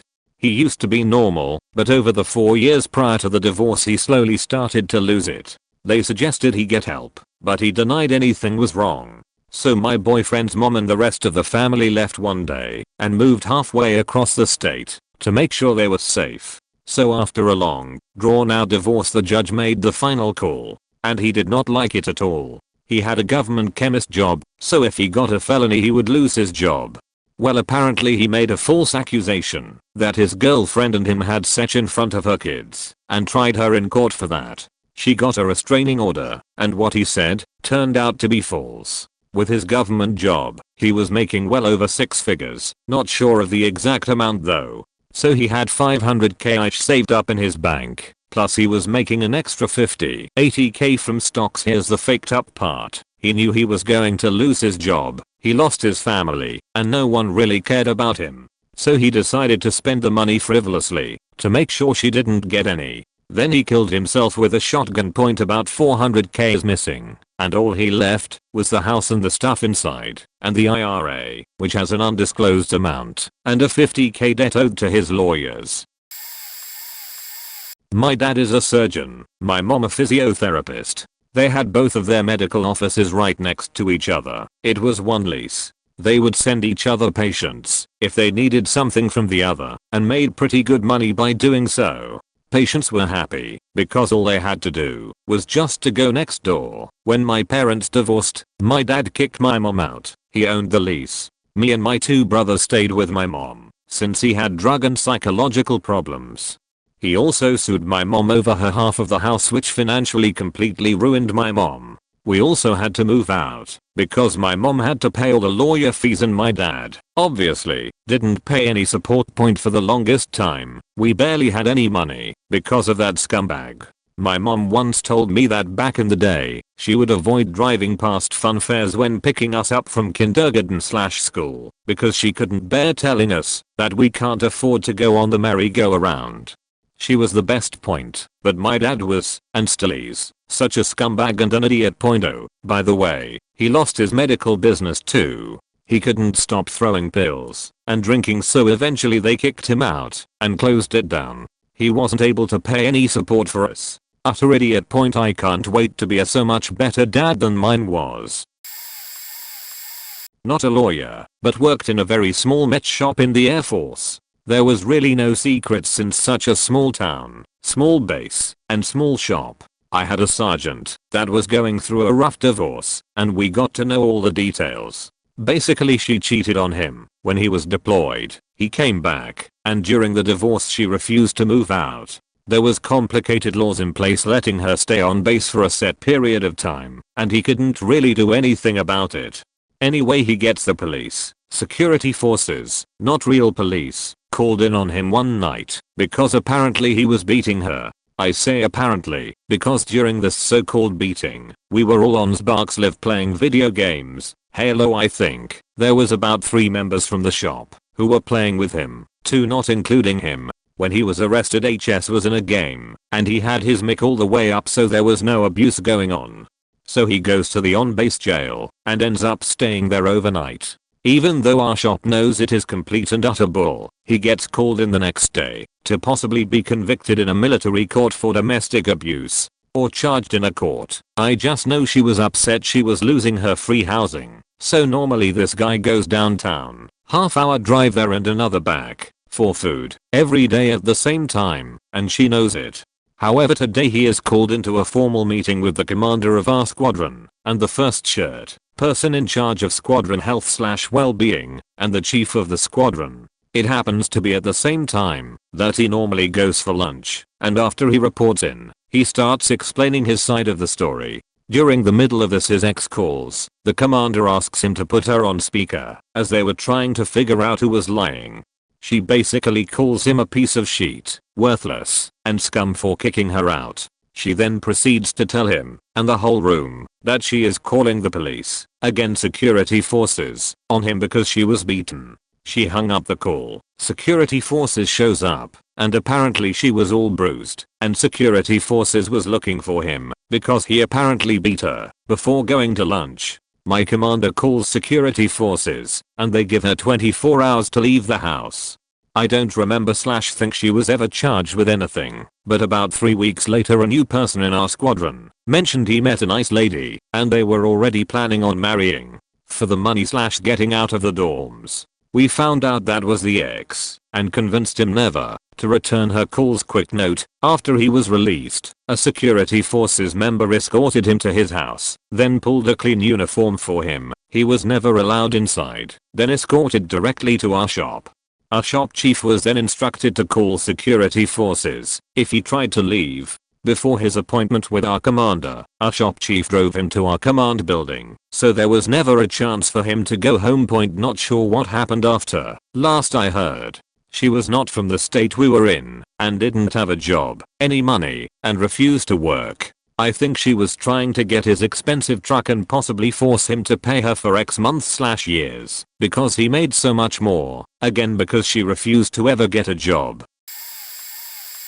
Not a divorce lawyer, but the ex-husband of a friend of my mum really faked her over. Essentially she just came home from work one day and found that he had taken away everything. The car, the kids, most of the furniture, and all of their valuables were just gone.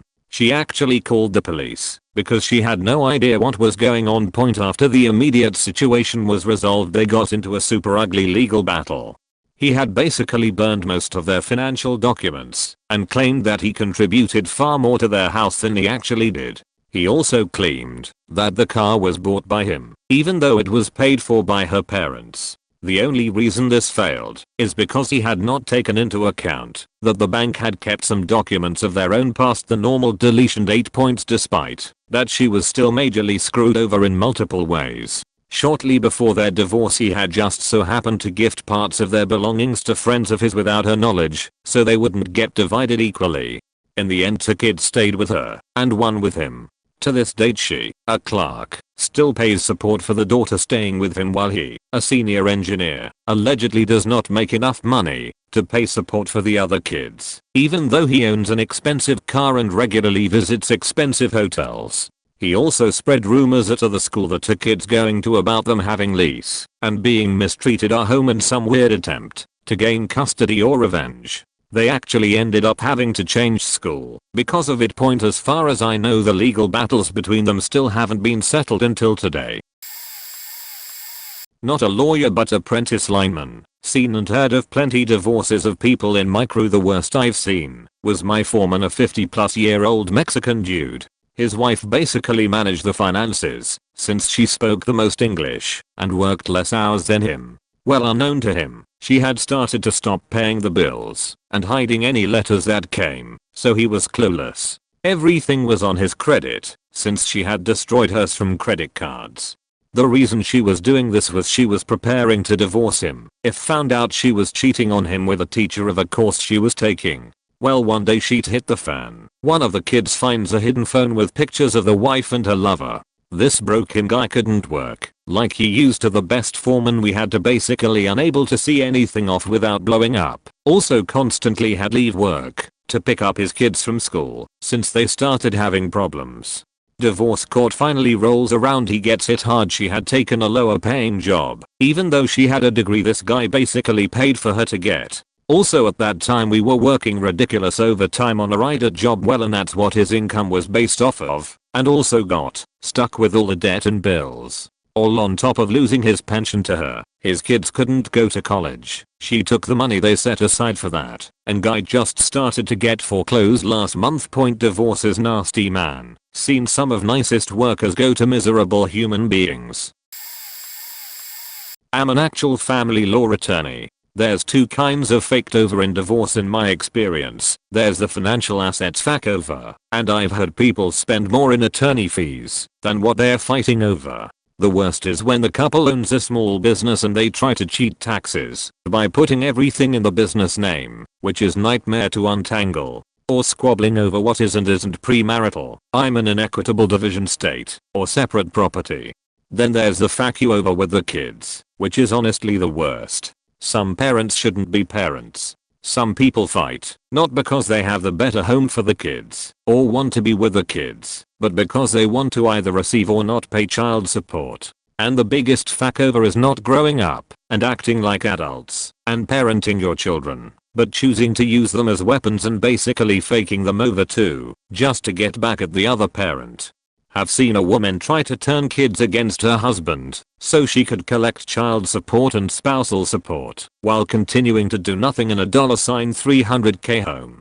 Husband was leaving her because she couldn't come to grips with $90k salary not being enough to support her and her lifestyle and 3 kids in private school.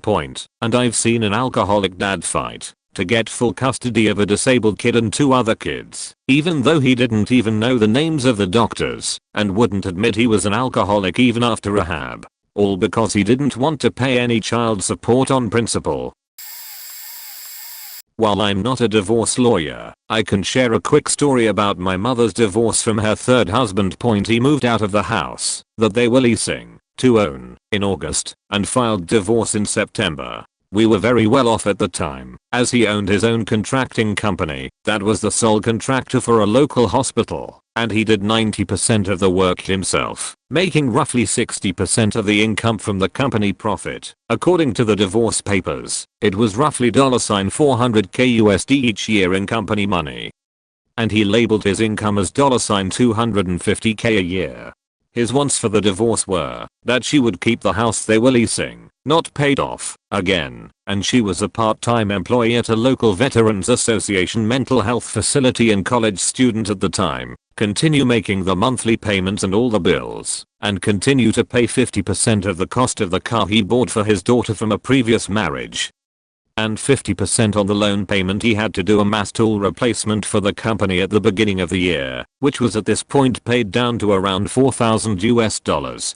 My mother countered with keeping the house and Bob paying 50 over 50, keeping the car he bought for his daughter as it was in my mother's name, and not accepting any less than 50% of the total income of the company. Turned out the company didn't have a business license until after they were married, and she had been the active accountant for all the work done. Her agreement was that she would own half the company and that he would be responsible for paying a monthly stipend on top of that in alimony in order to support her graduating with her master's degree, and that alimony support would be stopped 30 days after losing enrollment at the school.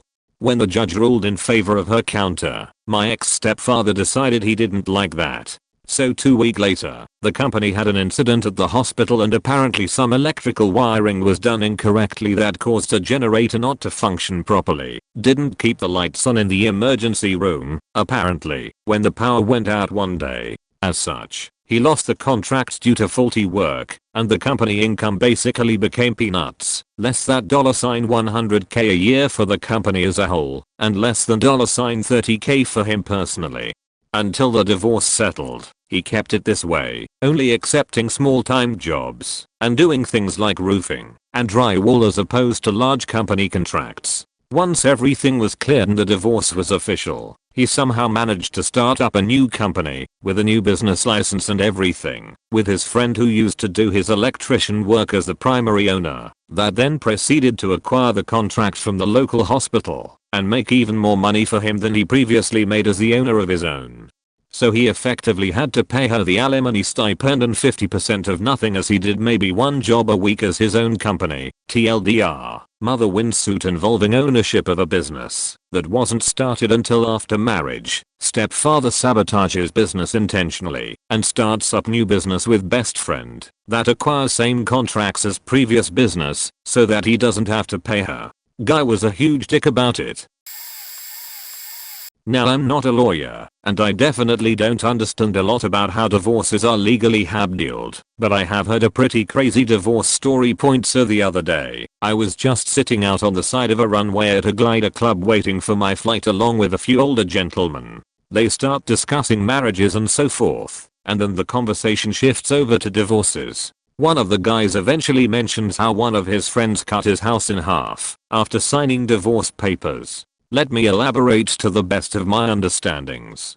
So this guy caught his wife cheating on him and immediately decided to divorce. They go through all the legal sheet, etc. And then comes the part about splitting up income, property, etc. This poor guy only wanted to give certain amounts of things. I truly don't understand the legal side of divorces, so hang on with me. But when he consulted his wife's lawyer, he refused to allow him to split what he wanted to split.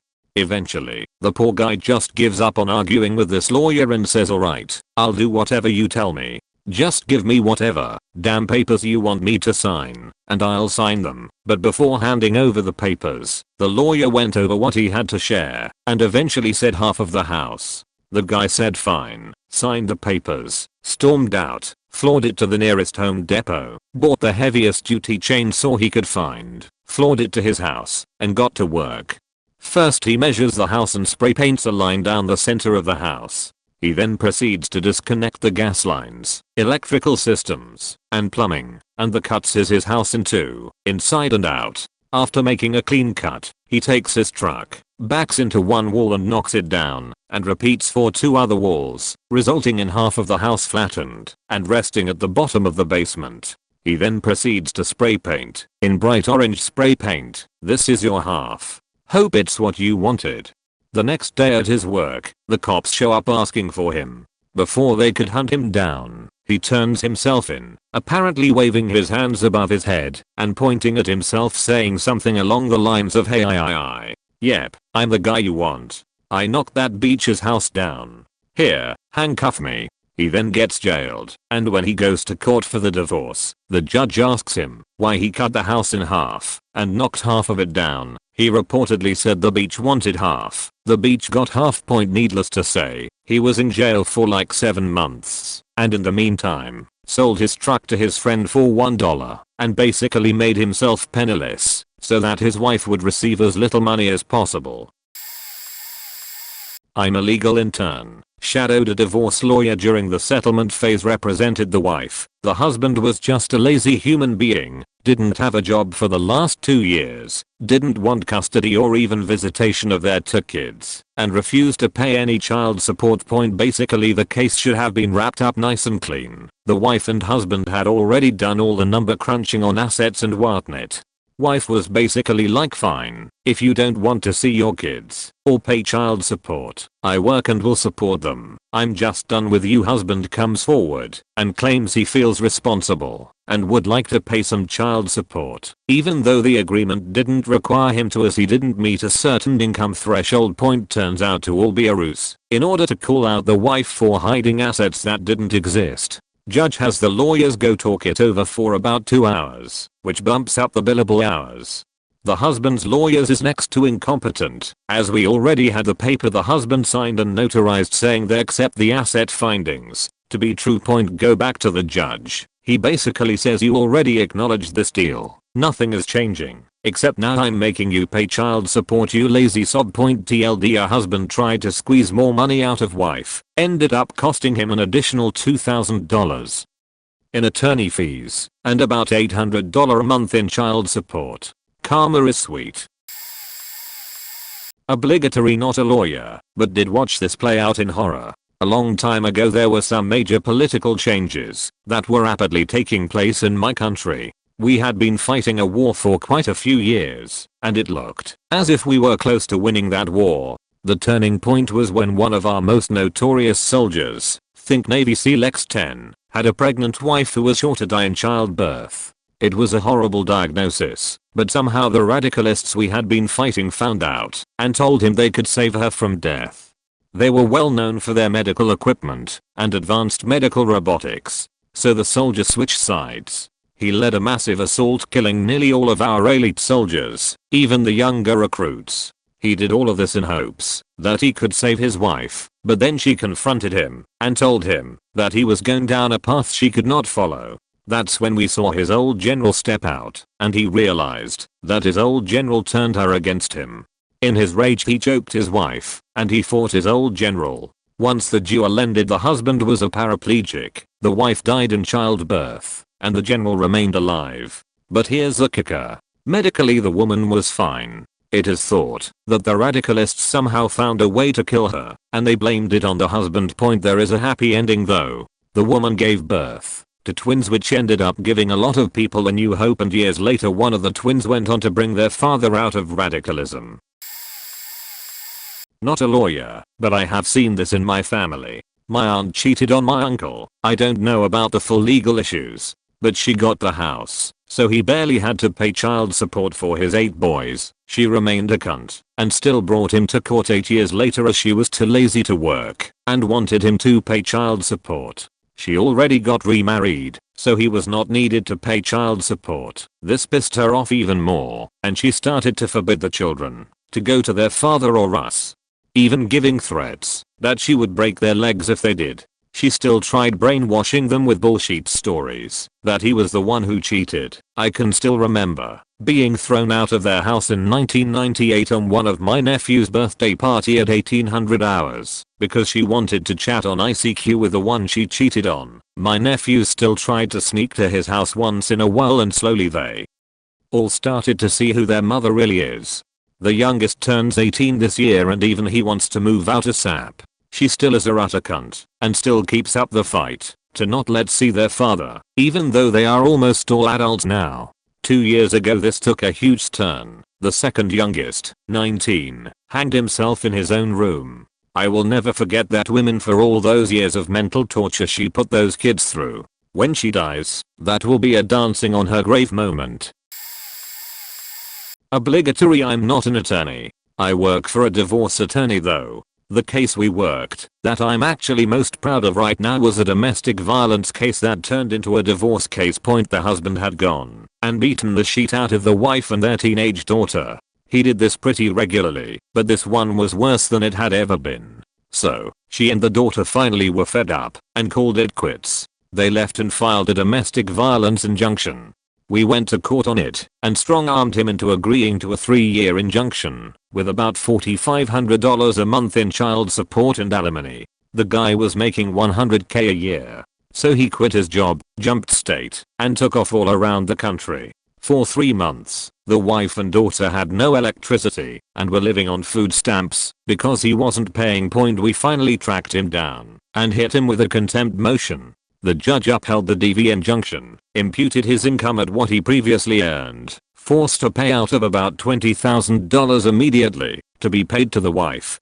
He came into our office to make the payment, and he was wearing super short booty shorts. It was weird. Now, after we thoroughly faked that guy over, and he arguably deserved worse, we are working on the divorce case, where I'm sure we'll get a pretty similar result. I'm hanging into work right now, but I've got some other pretty good stories. If people wanna hear them, point at it. I faked up. I was in my car when I wrote this. He paid $3,500 a month in alimony and like $600 in child support, so $4,100 a month. I just reread the order.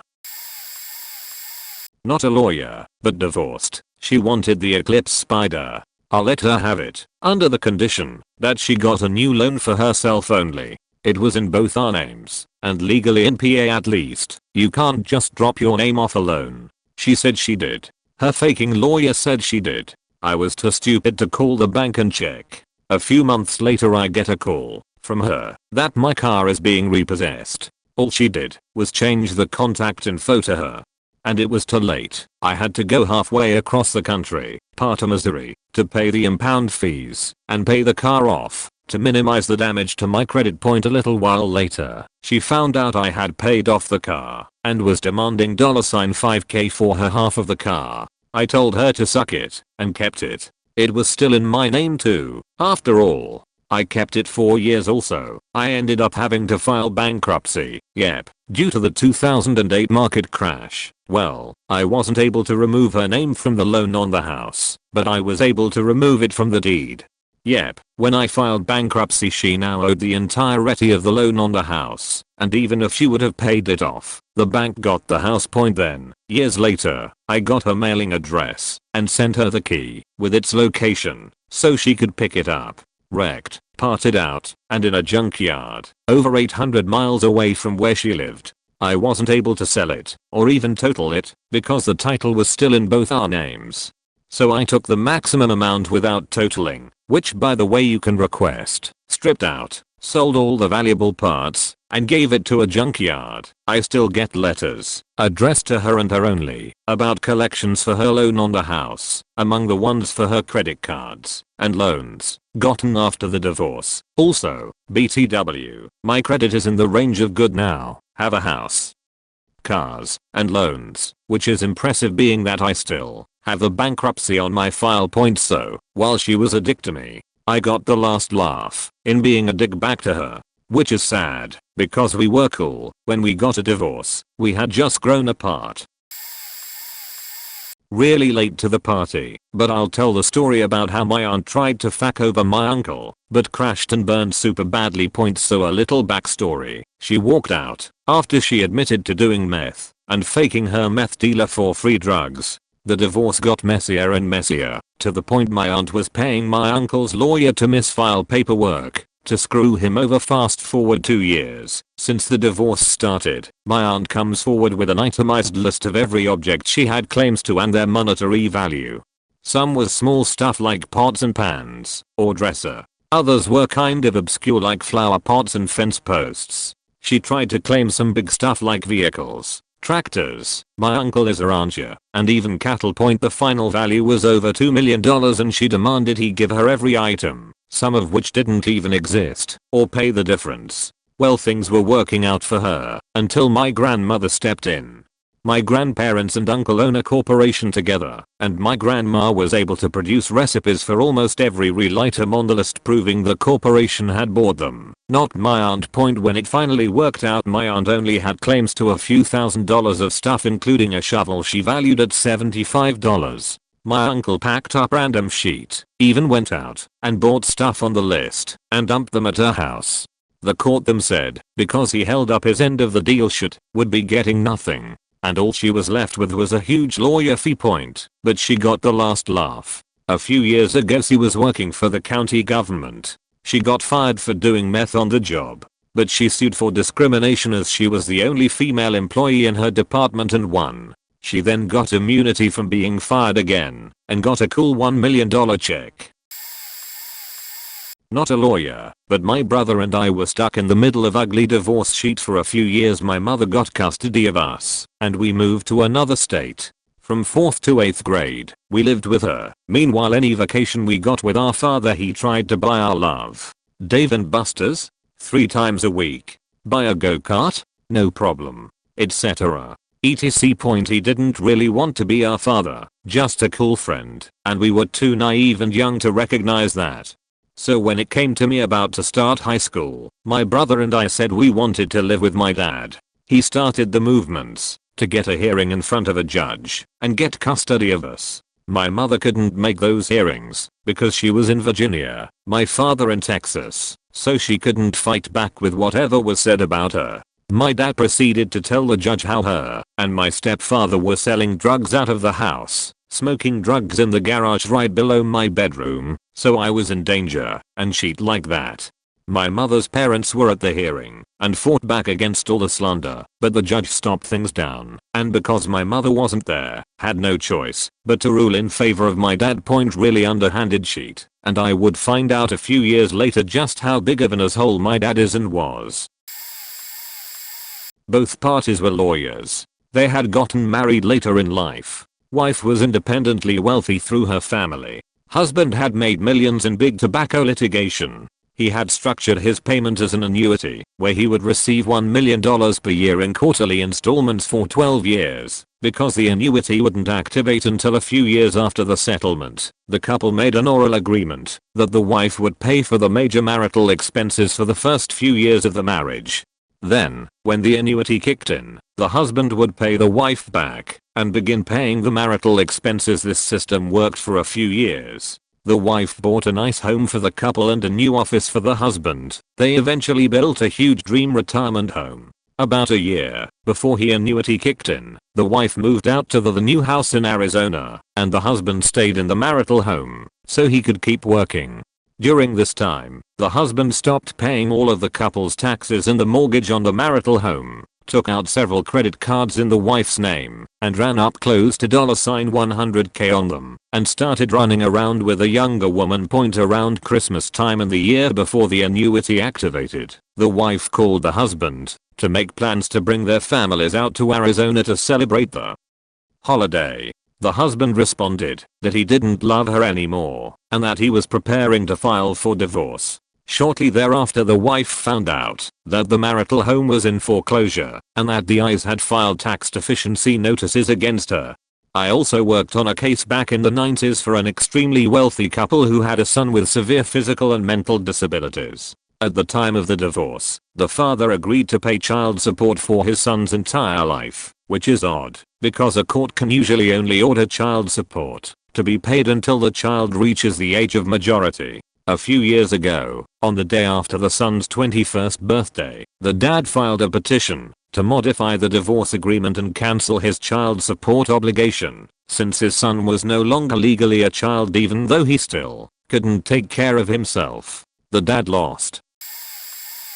I'm not a lawyer, but I wish I had had one in my recent divorce. I finally got the courage to leave a physically and emotionally abusive marriage of over 10 years, with one child from the marriage. I had no money for a lawyer, but just wanted out and away from being abused. So I made arrangements to leave. During the process, I tried to contact 2 lawyers, and was told they would both require retainers of several $1,000s each just to talk to me. I didn't have the money for this, and my ex's family was very wealthy and well connected in the area. I had no family or friends for help, or any kind of support.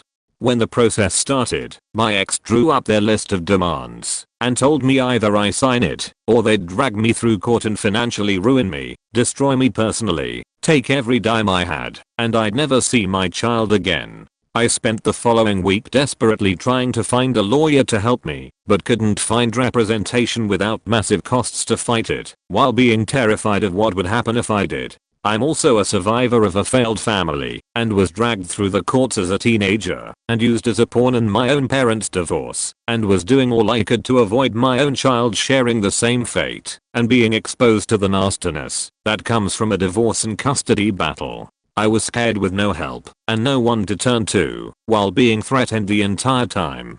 When the signing date came, I was threatened with the same once again, and when I went into their lawyer's office, I told their lawyer I was signing this agreement under duress, and with no representation of my own. They said nothing. In the end, I was left paying everything they demanded, and was only allowed a few hours with my child a month. I feel I was completely wronged and taken advantage of in this entire process, with no legal help of my own. Now I don't know what my options are. It was the worst few months of my life and I feel lost without my child.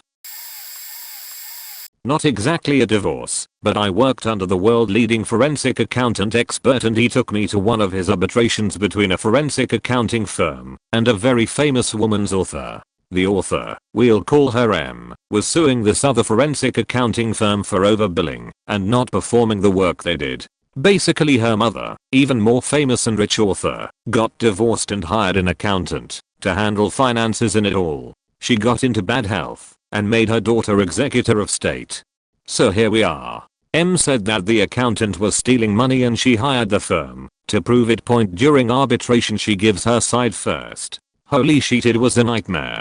This lady could not give a yes or no answer. The opposing lawyer had to ask her to answer yes or no, and my boss the arbitrator had to uphold it, which is atypical. Every question she'd go into this long story about how she's being taken advantage of and just super melodramatic, but it still seemed like she had a case and money was indeed being stolen. She just seemed hard as fuck to deal with. Opposition goes the next day, and it gets glaringly obvious why no work was performed.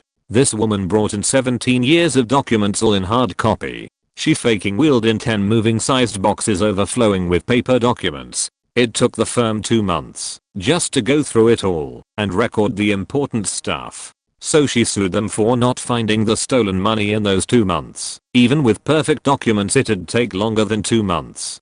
She faked herself so hard because every time they asked why she'd start rambling on like it was one of her shitty mystery novels. She honestly came across as insane and unstable.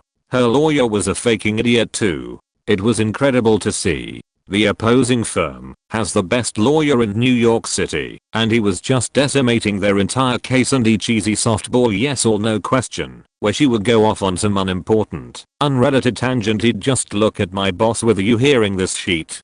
Look on his face. Point she lost, had to pay them, but what was faked up was that even as outside accountants who didn't see the info, it was apparent their accountant was stealing upwards of $100 million over like 15 years. But she was just way too ducking and stable to say yes or no, so she lost. Point not exactly the ask question, but I love that story and semi-related lol.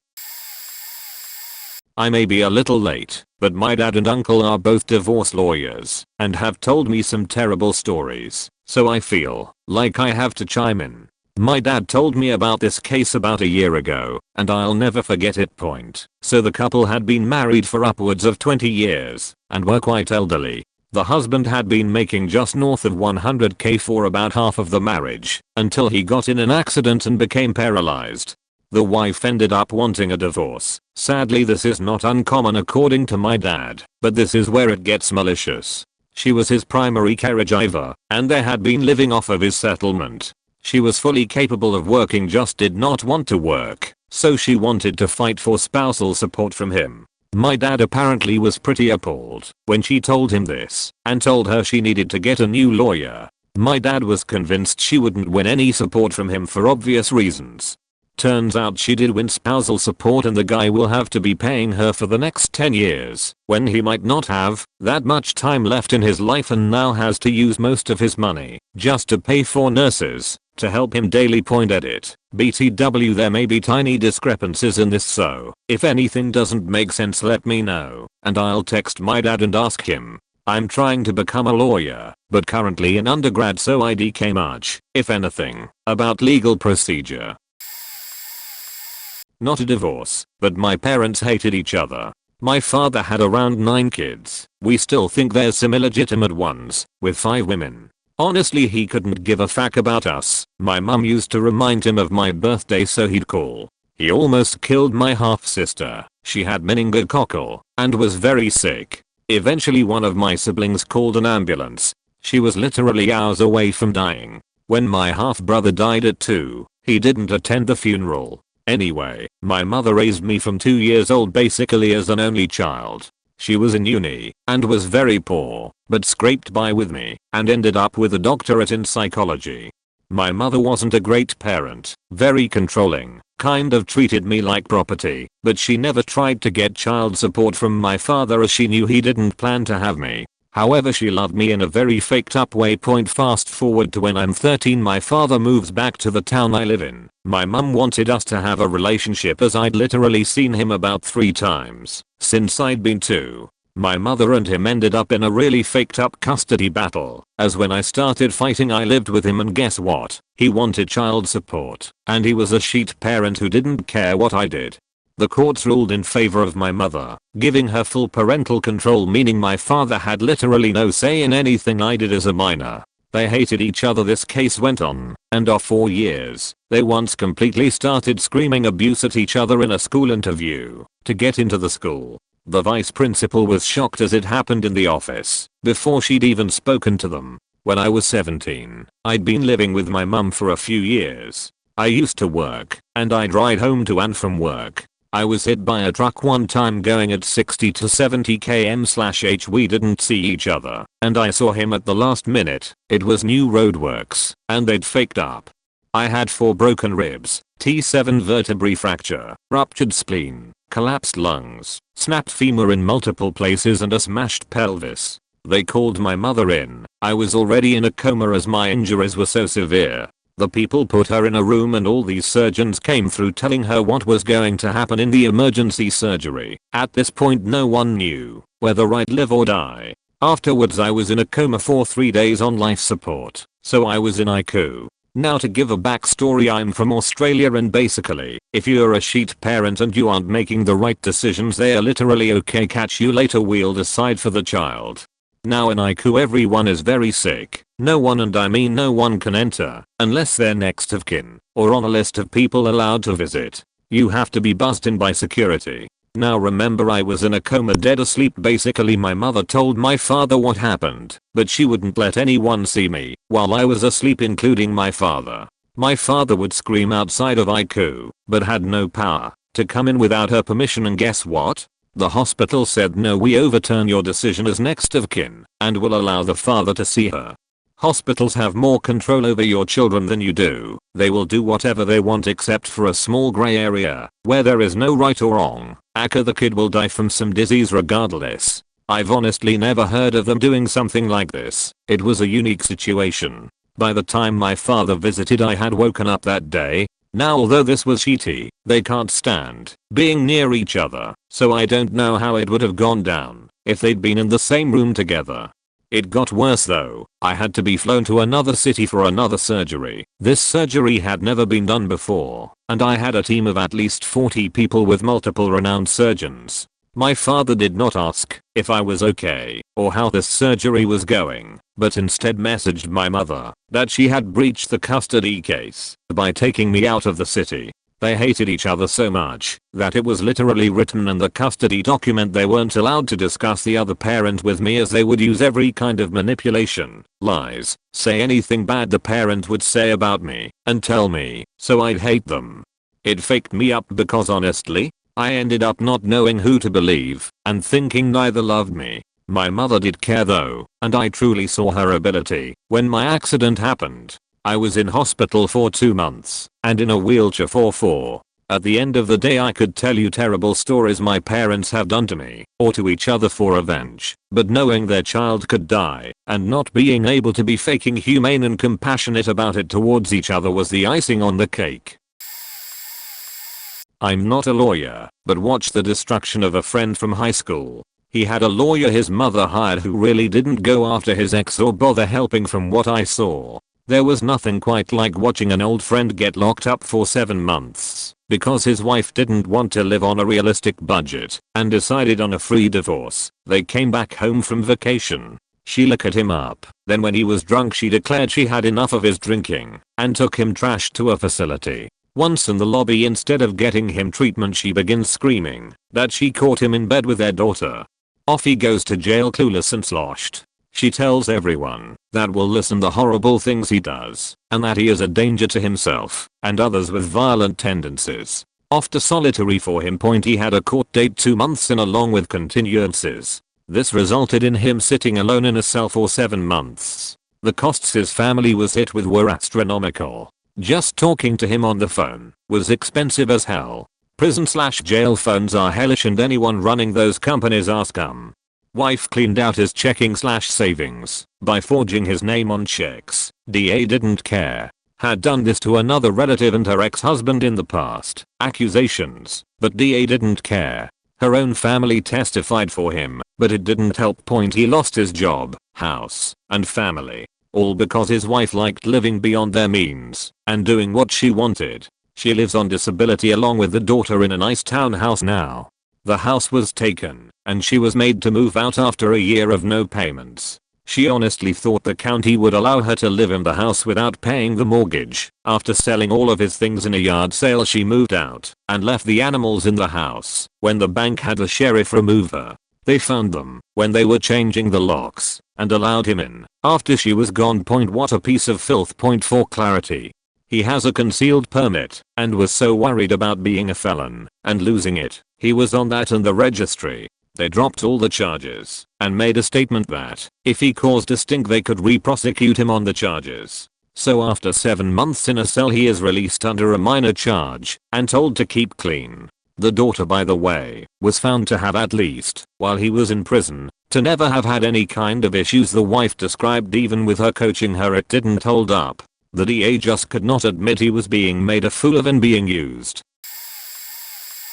Didn't practice divorce apart from getting dragged into an action. This was just a peeve of mine. Never, and him up to like 5 or 6, has a couple I'm friends with gone and got themselves a prenup, even where one or both of them were attorneys and had some exposure to family law. It truly boggles my mind.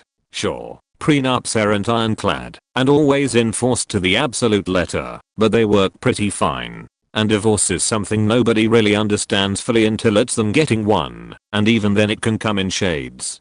However, most people know about how viscous they can get. Despite this very real situation that might arise, most people seem to not want to think about it and put together even the most rudimentary agreement that would only address the things that are really important to you at the time or that you could foresee being important. My argument for it is this: if you're happy now, you will be able to think with a level head. People planning on getting married shouldn't be looking to screw over their to-be spouse. They should be fair and, importantly, cooperative. In a bit or irony, I think the best time to consider divorce is when you are considering marriage. And what is the answer I most often get from my friends? She will get pissed if I push this as a real thing we are doing. Or, if my friend is the woman, she says it's a bad move. I'm not in a serious relationship, so I don't know, though I would imagine that if someone doesn't want to marry you because you want to have a plan ready in case the worst happens, a plan that might not even be used, then that person isn't really worth marrying. Not a lawyer. A close friend of mine had a wife and 2 kids. They were married for about 15 years. Wife cheats on him, he finds out, but he forgave her. 2 years later things point to her cheating. He confronts her, and she hands him divorce papers, and she moves out. At this time he begins looking for a divorce lawyer. A friend of his recommends an attorney who is a shark friend. Soon finds out that wife refinanced the house shortly after the first incident. She took out $150K in equity. He did not pay attention, since she handled the finances. Started looking at credit card bills, since she no longer lived with him, and you guessed it, $75K in debt. He also discovered she cleared out their joint accounts, which had about $10K. He brought this damning information to the so-called shark of an attorney who now realized he has zero liquidity and could care less about actually representing him. She agreed to granted him full custody of their 2 children if he did not contest the divorce and meet all financial obligations 50/50.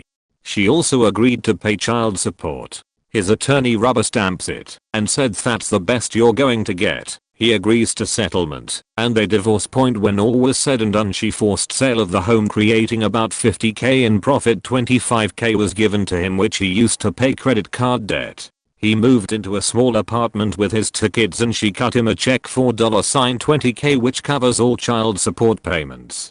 He used this money to pay a remainder of credit card debt. About 2 years later, his now adult daughter remembered mom mentioning a college fund. She looks into it and realized mom closed that account and gave the money to dad as part of the support payments. Adult daughter now thinks dad got screwed, and during a visitation, looked over mom's financials. She discovered mom bought the house with the $150K equity and furnished it by the use of $75K in credit card charges. She gives the information to dad, who then contacts his attorney. She shrugs and told him, if you were not happy then you should not have signed the agreement. Later, turns out this shark of an lawyer was somehow related to mom's lawyer. Friend files complaint with state authorities. Nothing happens. Kids hate mom and she now lives with her boyfriend in a large well-furnished home paid for by ex-husband. Kids are paying for own college. Dad supports 2 kids in small apartment and sleeps on couch. But I have an aunt, and I think I know most of the story. I'm sure I'm missing parts, and have heard stories from both sides. My aunt and uncle were married, and over time my uncle developed a drinking problem and overall wasn't exactly a great husband or father. This causes my aunt to quit her job. I'm not sure how that was the answer, but apparently it was. Regardless, he still keeps drinking, and such, and they separate. Basically how their separation works is she lives in the house with their 2 kids. Teenagers at this point, and he rents a room in someone's apartment, but has to pay for both. I believe at this time my aunt goes on disability, so she has some of her own money coming in as well. My uncle quits drinking and finds God, all the while living off of almost nothing, since he is paying rent, and for the house he doesn't live in. Fast forward 10 years later, the kids are out of the house. My aunt has a live-in boyfriend, and as far as I know her husband is still paying the mortgage, while the boyfriend is paying rent.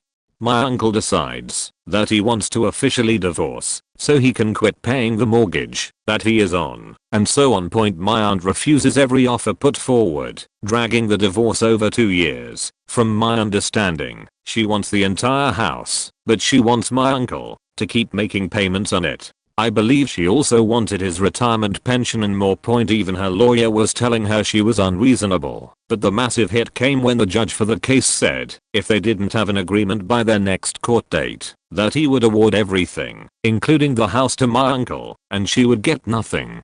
As far as I know, she was still fighting for everything even 2 weeks before the court date, and that's when my uncle had a heart attack at home and passed away, leaving my aunt to get everything she wanted, for the most part. Now my uncle changed the beneficiaries on his life insurance policy to his adult children as soon as they were old enough, 5 years before his death. Either way, the insurance policy wasn't anything big, it just intended to cover the costs of the funeral and such. Overall, the insurance didn't cover his funeral costs, but helped make it manageable. But my aunt freaked out, accusing her children of stealing the insurance money, even tried to go to court over it. Point keep in mind, my aunt did not put a single penny towards the funeral costs. So the day of the funeral rolls around, and my aunt shows up, the whole time stating that she was the grieving widow, which was ironic considering she had her boyfriend standing next to her at the funeral, and she did her best to exclude my uncle from any family function where he could see his family over the last 10 years. Sadly, she got her payday and is still a miserable person to this day. I wish I could feel bad for her boyfriend, but he puts up with the misery. On the bright side, both of her children have stated that when she gets too old to take care of herself, they are just going to put her in a home, as she is impossible to live with or deal with for any length of time, her being almost 70 now. I can't wait for this time to come. Not a lawyer, but I paid enough for them. My ex quit his job to go back to school full time after our youngest child was born. During the 2 years he was in school and I was racking up debt I was expecting his help to pay off, he started up a thing with an old friend. She was childless and in her mid-40s, and talked him into going to a fertility clinic with her. We were still actively married / cohabiting at that point. That didn't pan out, fortunately, but after that she bought him a house a mile from ours. We are talking 60 days between him leaving the marriage and moving out of our house and into hers. I found all this out through a secret email account for which he used the same passwords as all his other accounts, which I had access to. The first lawyer I hired was incompetent enough to rely on what is apparently illegal email access, rather than taking another angle to get the same incriminating information legally. He's not an attorney anymore. After 2 years and another set of attorneys, I wound up with all the debt and paying child support. I've been forced back into court twice when reasonable requests were refused. 2 different judges have sided with me. No more presumptive guidelines, but it's exhausting. She's a GS14, is evidently vindictive as hell, and is apparently willing to put all the money it takes into keeping me in court. The more recent one was over insurance. They got married a couple of months after our divorce was final, and I've been asking for all the available insurance coverage info for years, but he's refused. I've been paying upwards of $600 MO for the kids' insurance for years. His wife could cover them for $2 paycheck. So, a cup of coffee each month. I would have bought her a damn cup of coffee. The worst part is it isn't me they are screwing over, it's our kids. Not really relevant to the original question, as I'm not a lawyer or a spouse. After abusing my mother for 20+ years, my father figured she probably didn't have the guts to divorce him. He figured wrong, but he's refusing to admit that, and claiming that I, his BO child, somehow manipulated my mother into thinking he was a monster, when he's obviously done nothing wrong. Unfortunately, he is the administrator on my trust fund, which has been used to pay all of my expenses to date. Anytime I try to make a move he doesn't like, such as getting a job or applying for a credit card, he sticks me with all the bills normally paid by the fund. $800 a month rent in an apartment he picked for me, $6,000 a semester tuition, whatever hasn't already been paid. So to recap, I have zero credit history. Account is in my name, but tied to his credit because he is the administrator, and a part-time job. that I applied for while he was busy trying to win back my mom. I don't qualify for financial aid or student loans because of the trust, but I can't actually use the trust to pay expenses. I ended up sleeping on an ex's couch for nearly a month because he and I had a little disagreement about whether I was coming home for the summer. However, he does have one weakness: he craves approval. If I fail to thrive, it reflects poorly on him as a father, which he apparently really cares about. So, I told him, if he didn't cut the sheet, I was going to drop out of school and work for city sanitation. He is much more cooperative now. My mother and father had a messy breakup. Although they got married in England, the court case happened in Ireland. First and foremost, it got bad when she said to my dad, after a bad argument, she was going home to see her mum for a bit. Turned out she secretly took me as well and went into hiding for 6 months to try and keep me without any legal proceeding, etc. Luckily for my father, he had got me a passport from day one, as a friend of his had told him stories about mothers taking kids away to their home countries and the kids not able to return. So anyway, because of the passport, the British police were able to track my whereabouts and found my mother. This is when the court case happened. My mother was a nurse and actually quite well paid, but she could never keep a pound in her pocket. In the build up to the case, she deliberately resigned her post so that she could get the court case paid for free. My dad had a minimum wage job and applied for the same legal help, but because he was earning and also was still living in the family house, he was deemed to have too many assets to get legal aid. Long story short, my dad had to sell the house to pay for the court case, whilst my mother used legal aid lawyers as much as she wished. When it came to the court case, my father was scared of losing me to my mother and her family. However, my mother was more paranoid. As the court case was in Ireland, she tried to plant hardcore pornography into his luggage so that when he arrived in Ireland he would get arrested. Thankfully, my mother is a blabbermouth, and her sister's husband, Vincent, who was actually a policeman, told my dad. My father arrived in court with the testimony from Vincent, and this dented her case from the start. My mother then unleashed a bunch of lies about physical abuse from all members of my family. However, it was thrown out of court when there were no witnesses, evidence, and one of the people accused was actually disabled. My mother has since then tried to pollute my mind so that whenever I visited her at a young age, told me lies about my dad. It really messed with my head, but I don't see her anymore. She has tried to befriend us numerous times, but it's hard to forget. She may be reformed, she may be sorry, but it's hard to trust. Not a lawyer, but witnessed and helped a friend through a divorce. A man I met had an abusive wife. She had tried to strangle him with a phone cord, stab him, and had had 2 entire children with other men out of wedlock. Yes, he knows he should have left sooner but didn't. He did leave though. When he decided to file, the wife lost her sheet. She started doing things like driving by his known whereabouts to see if he was actually there, even thought they were separated. He had moved back into his parents. Keep in mind that this was before scheduled visitation, so there wasn't anything to keep her from doing it. Imagine that he had talked to her about a kid exchange at 10 AM. She would get herself worked up into a tizzy over sheet and then drive them over to his parents' house at like 6/7 am, not even wait till they answered the door, knock, and dive off, and leave the kids literally standing on the doorstep. She also started calling his parents and asking where he was. She also slashed his tires and keyed his car on several occasions. She stole his possessions. She emailed the lawyer in anger several times, and it was like dealing with 32-year-old 5-year-old. Keep in mind that he was actually doing her many solids. The fact that he loved her at the time and told her that he would stay to raise the first baby from another man with her. Whatever, I think he was stupid and shoulder left, but hey, not my life, right? She didn't get a lawyer through the whole affair. She was definitely the most insane woman I had never had the horrific experience of meeting. Not a divorce lawyer, but I have a tale about it because of my uncle and his ex-wife. He married a woman who had a kid from a previous marriage. She was always taking the ex-husband to court over custody and child support. She said the ex-husband was an alcoholic and frequently withdrew at a job because of that. My uncle and her have a kid together. She ends up cheating on him. She moves 1 state over to be with the guy she cheated with while they are getting divorced. She tries to argue that he shouldn't have custody on the grounds that he smokes, while she herself is even more of a smoker than he is. Judge doesn't agree to that, but does make him pay child support. No alimony is awarded. Condition of child support is at least every other weekend he gets custody along with 3 full weeks during the summer and Christmas. This goes on for about 2 years. She tries to change it a few times to give him less visitation, but it doesn't work. She ends up moving another state away. She argues that she can't pay for the son to see his father.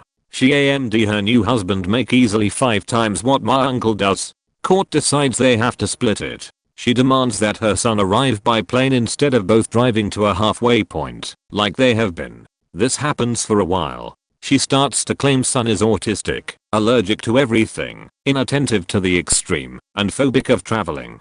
She tries to get the court to give her sole custody, but he still has to pay child support. Her argument is that, unless he moves to the same state, that the son is being traumatized by having to travel so far. All these issues that he supposedly has are not evident by my family or the psychologist that examined him. This luckily gets no traction from the court. Unfortunately, my uncle gets diagnosed with cancer. He had some health problems for a few months before being diagnosed.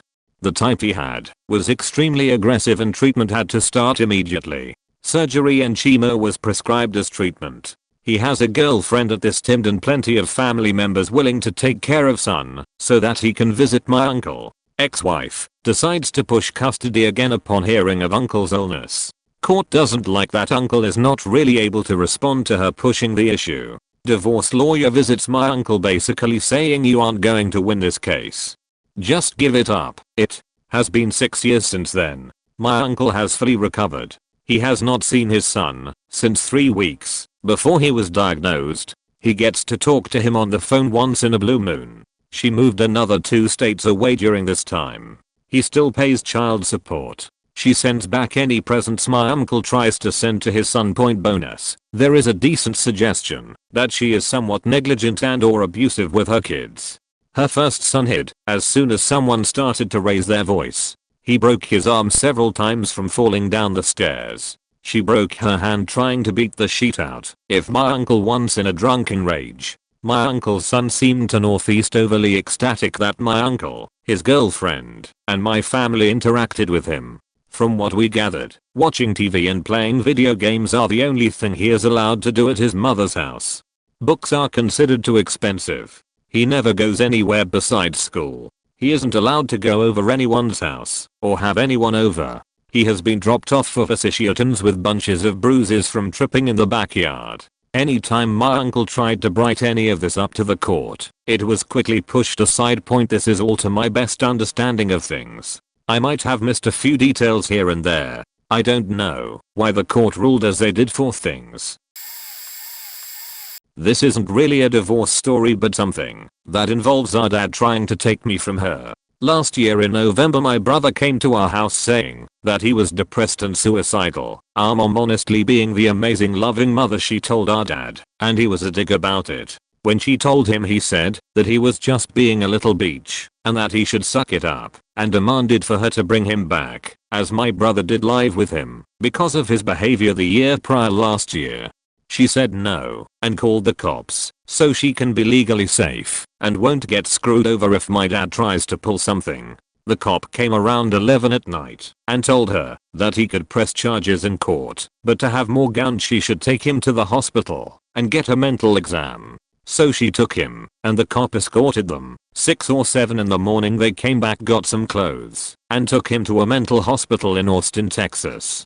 He spends probably 5 days there because our dad wanted him out. When our mom and our dad went to the hospital and talked about signing him out with the hospital, our dad's direct words were, he doesn't need this shit. My house isn't a play down house. If he wants to kill himself then let him. Even though the other 3 kids run over their mom and him, like legit they won't listen till they get their tablets and stuff taken away, and even still probably they won't care.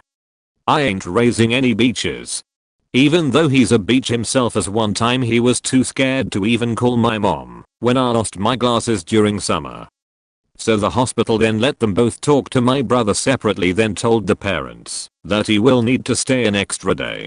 Dad left and they talked to our mom and told her that we honestly scared to give my brother back to our dad, so our mom got her attorney and went to court. During that my dad said she was unfit to take care of me and other baby brother and that I should go live with him even though he's the one without health insurance or anything on our brother, and that it took him the 2 years he had my brother just to get him glasses. Also he missed his needed 16-year-old wellness shots. After that he obviously lost the case. I think it took them an hour or 4 just to settle the case. And my brother went to go live with him again as he told the hospital that this was basically a joke / just a small mental break, even though to me it seems real, and I think that my dad threatened him to disown him or something if he doesn't go with him. And month later my brother tells our mom basically go away. And then at the end of December he texted her a picture of the bill and said dad told me to send this to you and that you have to pay for it. She called and asked for dad and basically said fuck you, you're a little bitch if you don't want to pay for the bill and I'm not going to pay for that. He's under your roof and custody, so fuck off. After that my mom was in $5,000 in debt because of the attorney and the hospital trip. After that nothing really, she was stressed but relaxed as they lower the payments, and in March they took off one hospital bill for my baby brother's birth, and when they took my baby brother to get a mental test to see if he's autistic they lower the cost significantly. Not a divorce lawyer, just a kid who's been through shit. When my mom was dating my dad, they're both shit. She married him and found out a secret that was really near to him, which was he liked cross-dressing. She didn't like this, yet they married and had me. She accused my dad of molesting my cousin and I, and got her sister in on it too, and manipulated everyone in the family of it. I remember specifically her telling me what to say in counseling and tell her friends. He never did it, and he fought it and won. My mom just wanted money and is very unstable. They got divorced when I was a kid. He did follow through with seeing my brother and I, and it hurt him, but at the same time he took that hurt and threw it back at us. Our mother was also a abusive drunk and did touch us. I went back and forth and finally to foster care when I was 15. I don't have a relationship anymore. Never really could say I did. He took what my mom did to him, and because he didn't take care of it, he decided to throw it on me because I'm more like my mom than my brother. He's remarried several years ago, and my stepmom hates me as well. My brother is going to live with him soon, and I don't know how he's going to do. Our mother ruined my father, ruined a relationship between us, and has really dug my grave. A friend got divorced and shortly after lost his job, thus not being able to make alimony payments. It was percentage of income with a minimum, so even unemployed he was on the hook. He applied everywhere, but was unable to find a good job, and the ex was getting legal pressure on him for the non-payment. I should also mention that at this point she was living with a guy making good money and keeping her in a nice lifestyle, but was specifically avoiding marrying him for the sole purpose of dragging alimony out of my friend. This was during Bush's Afghanistan adventure, so to avoid jail my friend signed an agreement stating that he would enlist. The day after signing the agreement he gets a call back from one of the companies he's interviewed with, and they want to hire him on for a nice salary. He goes to the ex and says, good news, I'll be able to make alimony payments with this new job, and since it's based on a percentage of income she'll get $. His wife refers to the agreement stating that he would enlist. She'd rather he be in an active combat zone than she get more money. He goes before a judge and they say, yep, you signed an agreement, so join the Army. Point bonus, as this was just a few years after 9/11, his whole boot platoon was gung-ho kill Haji, and the fact that he was, for some reason, not as excited as everyone else meant he was deemed insufficiently patriotic, and he was told over and over that as soon as he was in the field he would suffer a friendly fire incident. He suffered a nervous breakdown and was discharged. I saw him a few times after, and he was not the same guy I knew before. Not a divorce lawyer, but I heard about a guy who was madly in love with this girl, but she really wasn't interested in him. She was pretty much just a gold digger. She came from a troubled past and looked to him for security, but not much else. As you'd imagine, then things were very one-sided between the two of them, but the guy didn't mind cause he was hopelessly infatuated with her. The dude ended up moving them to a nice piece of land across the country in order to build a little paradise for his wife, but she didn't even want to go. He was so focused in giving her something nice he never even paid attention to the fact that she wasn't into it. Anyway, he built this real big house and it's very nice, and they find out that his wife is pregnant. Well, his wife is not happy about it at all, but the man is very excited about having a child, and even more so when they find out it's twins. Well, the wife is so angry she even tries to abort the children, but she fails and eventually has the children anyways. By this point she is sick and tired of her husband and now the children she was forced to have, and she's mad. One day she got her husband alone and actually shot him. He survived and was fine, but this final signal of disdain from his wife really messed with him. The man wasn't the same after that. He never really did get back on his feet, and for a long time he left his twin boys in neglect while others took care of them. His wife ran away after the shooting and was never charged. She lived in hiding nearby for a very long time. Definitely one of the worst failed marriages I ever heard of. Not a lawyer, and thankfully this hasn't happened to me, but it's a story I heard back from a friend back in my uni days. A family of, I believe it was 4, a son and a daughter. Son was older, but I didn't ask for details, were living a comfortable life, with the mother being the breadwinner as a doctor and the husband being a personal trainer. They agreed that the husband's wages would be used to pay the bills whilst the wife would build up their bank account and pay for the holidays, the groceries, etc. Happily married for 15 years. Then the wife finds out that the husband has been having an affair for 3 years and the money that was meant to be going to bills came out of their joint account and he'd been paying for her lifestyle. Make a note of what I just said, by the way. This is going to come up again later. The wife finds out and files for divorce the next day. This is when the shit happens. For a start, he says openly she can have the house. Kind of him, right? But he wants the kids, the car and spousal support. He also alleges that she's an unstable human and has molested the kids. They cover these a bit at a time, and when they get through the list she's found to be stable and there's no medical evidence that the kids have been molested, and he claims that she's used her contacts in the hospital to bury the evidence. This triggers an investigation and indeed affects her job so much so that due to politics in the hospital she is refused a promotion that would have been hers, though it clears her and her friends who did the investigation.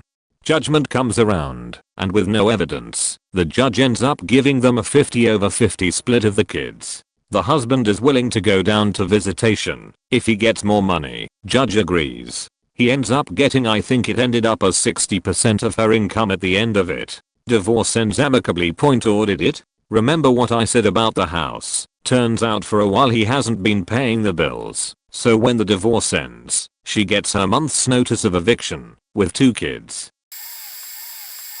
Went through a horrible divorce 3 years ago. We were married for 8 years with 2 kids. I had him jailed a few times during our marriage for domestic violence. One day, I packed up with my clothes, my kids, their clothes, and we left. I did not care anything about any material possession we had acquired. I just wanted my kids and I wanted out. We went to my parents' home 3 hours away. I had no job and a finite amount of savings. He was super angry. He spent the next 9 weeks partying his ass off. He did not see our kids during this time period. Well, one day, he decides he wants to get them for a weekend. My kids wanted to go, and so I let them. Big mistake. He ended up keeping my kids from me. I called the cops, only to be told this was a civil matter and there was nothing I could do but bring my case in front of a judge. I ended up getting a decent bartending job and finally paid a lawyer my retainer. By this time, he had the kids for 2 months. Once I hired a lawyer, so did he. First court date comes, his lawyer pushes it off. Still haven't seen my kids. Second court date comes, his lawyer pushes it off again. Still, can't see my kids. By the time we made it in front of a judge, he had had the kids for 8 months. He also couldn't pass a drug test. I passed a hair and a urine. He told the judge he refused to take one because he knew he would fail, but only for marijuana. The judge, just faking, takes his word for it only being marijuana and tells my ex that his drug using days need to be over. Then the judge proceeded to hand him custody because he had had the kids for so long and the judge thought they needed to stay with him since they had been with him for so long. He didn't get in trouble for keeping them from me for no reason. He didn't get in trouble for his admitted drug use. He has physical custody and we both have joint legal. Most people think for a mom to lose custody, she had to have been horrible, but it's just not true. I had a job, my own place, no drugs, no alcohol. The only mistake I made was letting that motherfucker come pick the kids up that day. There is not a day that goes by that I don't cry over that day in court. I went from being their complete caretaker to being a part-time mom, not by my own choice. I die a little every day. I hate the family court system. Not a lawyer, just a bystander, while my business partner is in the middle of an ugly divorce. The cunt wants the house, his farming equipment and half of all his sheep, plus $300,000. She doesn't know shit about farming. She doesn't even need the equipment. She just wants it to fuck him over, so he can't have them to get his crops planted in time. And with the sheep, some of these sheep are worth thousands and these animals have taken years to breed to look the way they do. She and all the lawyers are demanding he sell everything and give her half. So he's selling me a bunch of them for $100 a head, which is far less than what they are worth. So he only has to give them each $50 a head. He buys back the ones he wants, and I keep the rest, and he continues to breed, or sells for their true worth. Edit. I should also mention I own half interest in a ram worth $10,000 with this man. The beach came to me demanding a slaughter this beast of a ram, and give her half the money.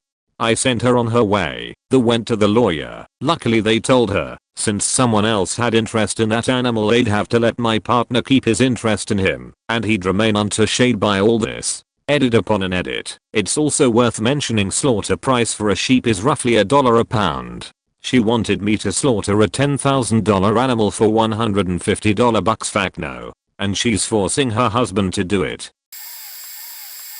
Not a divorce lawyer, but what my mom did to my dad has to be up there. I was less than a year old, and evidently she decided she didn't want to be married anymore.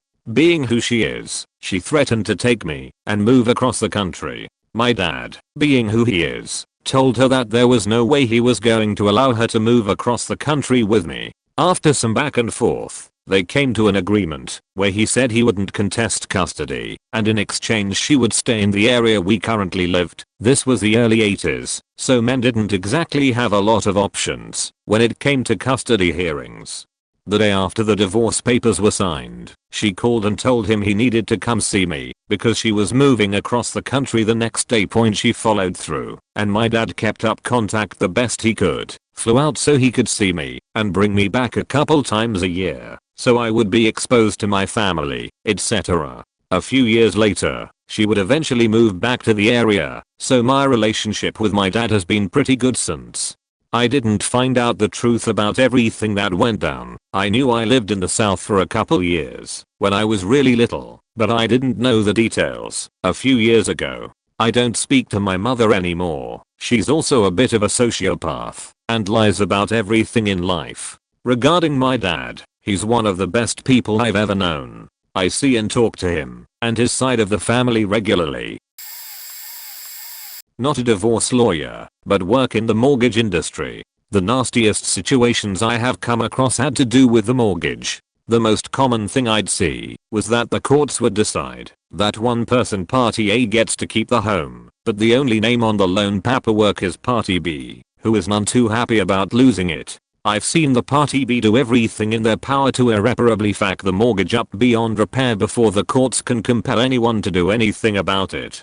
They will immediately revoke any authorizations for the party A or their attorney immediately. We have to comply. Party B is the borrower of record. Cancel insurance on the property and not replace it with a new one. This is very bad as it means the mortgage company is required by the terms of the note to buy its own, usually more expensive, and with sheet coverage, insurance policy and make it part of the monthly mortgage payment, and even if you give the mortgage company new insurance info they will make it part of the loan payment permanently, which can raise the payment by hundreds.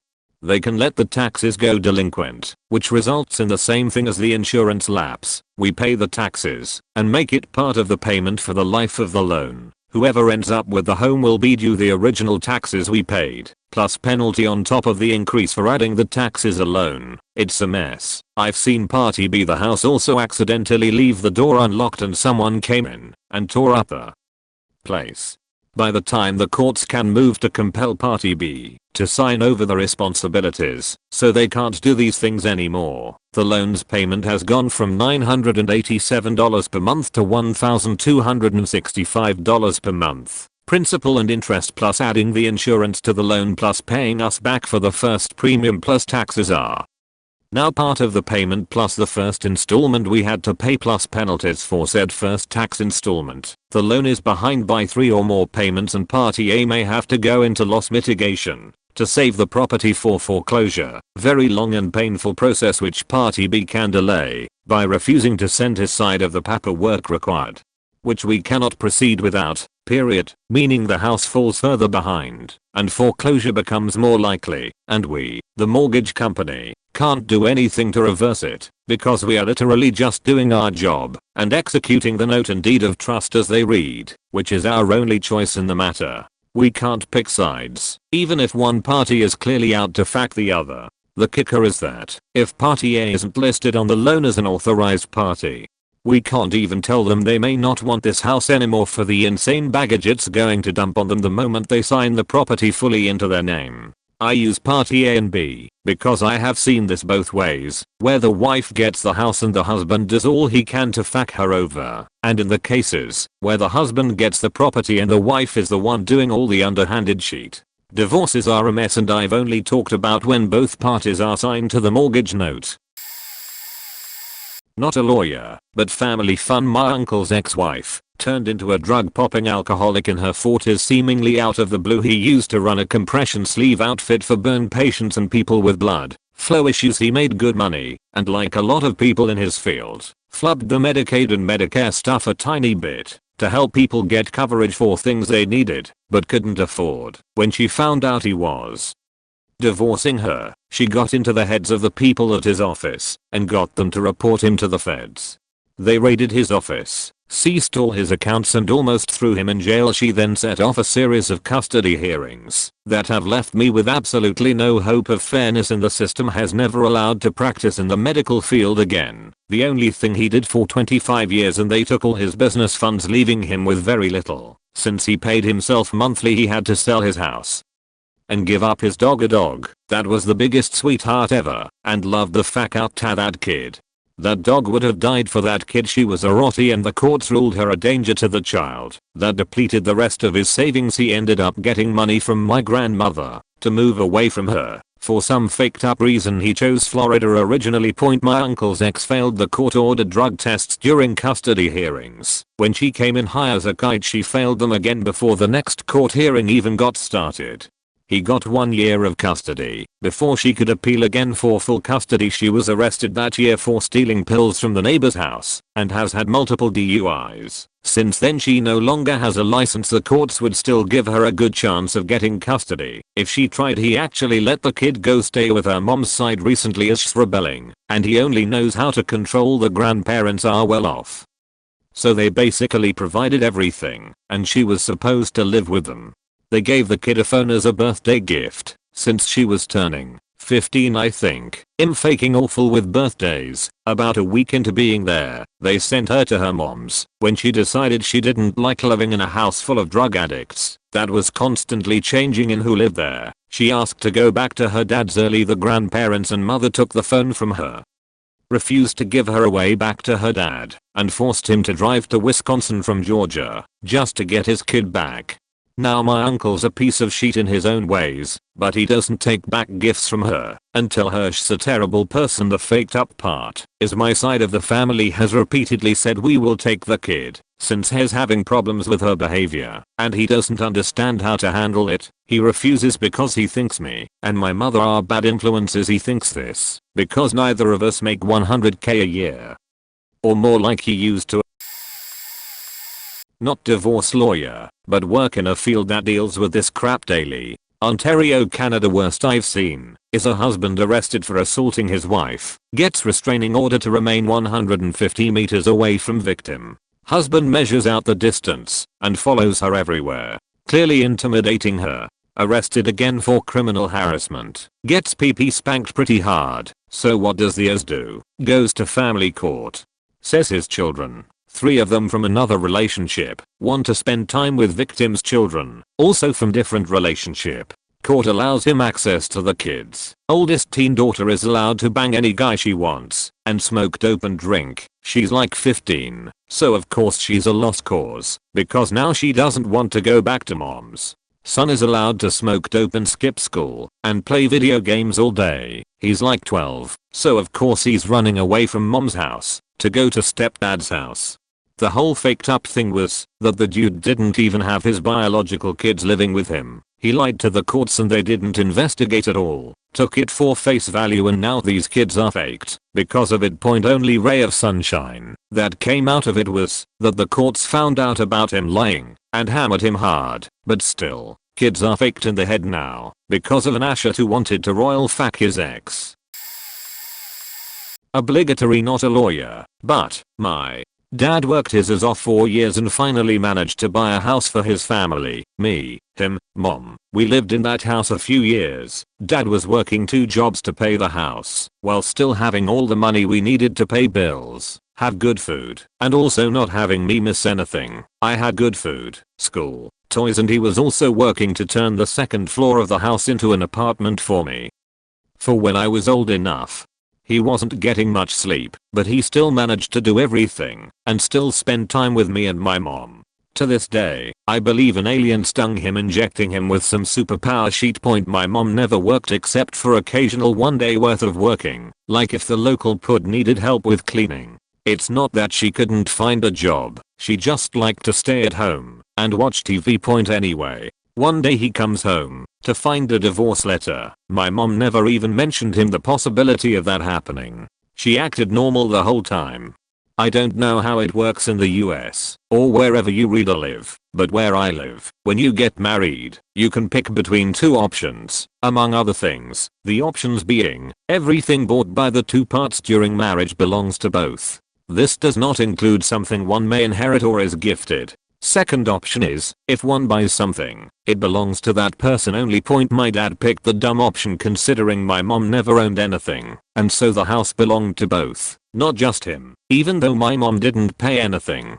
That ended up in my dad having to basically live in his car for a long time. They also had a shared bank account, which my mom kept using, as long as she could. The things my mom blamed my dad in court were lies. He blamed him of being an alcoholic. He blamed him of beating her, and he blamed him of not spending time with me, while as you read above, he managed to spend time with me despite working a lot. He didn't really have time to be an alcoholic, though he did, on occasion, go to have a beer with friends. My aunt backed my mom up, lying to the court and to me, even though I was there the whole time and I knew full well the type of man my dad was. After the divorce, my dad had to still pay for the house and he couldn't sell it, because my mom, partially owning it, refused, even if she didn't live there anymore. My dad also had to pay my mom for my stuff, even though she left me with her family, and she kept the money to keep doing what she always did. Nothing, while she moved with a dentist.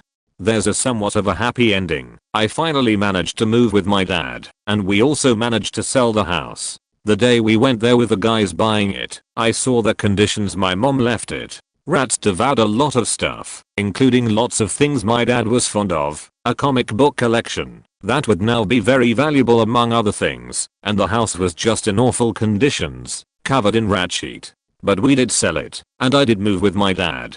One day I also went to see my mom to get my stuff back, some gold stuff as it was tradition, to buy gold stuff for newborns, my old video games and so on. She sold everything. I haven't heard from her since, and that was 15 years ago. She called my dad twice in the last 5 years.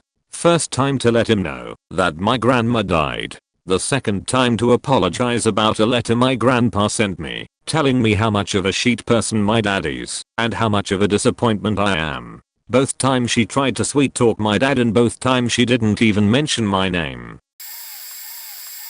I represented myself in a recent shenanigan. My son's mother I won't call her an ex-wife. She is just an egg donor. The divorce was final in 2000, on my son's first birthday. She left because I was in the army. But that isn't the story I'm here to tell. Sometime in late 2014, I bought my first new car. Wasn't much of a car, a small Mitsubishi hatchback. It turned out to be a great little car. The person who liked it the most was my soon-to-be 14-year-old son. I imagine he went home that weekend telling his mom about dear old dad's bright blue brand new Jelly Bean. I think it was late December, early January. I got a letter in the mail, something from a lawyer wanting to change the venue of the divorce to the county I live in. Which is weird. Judge shopping. I go to the hearing. Lawyer has put the wrong courtroom on the paperwork, so instead of courtroom 4th, I'm sitting in courtroom 6th where cases of a more criminal nature are being heard.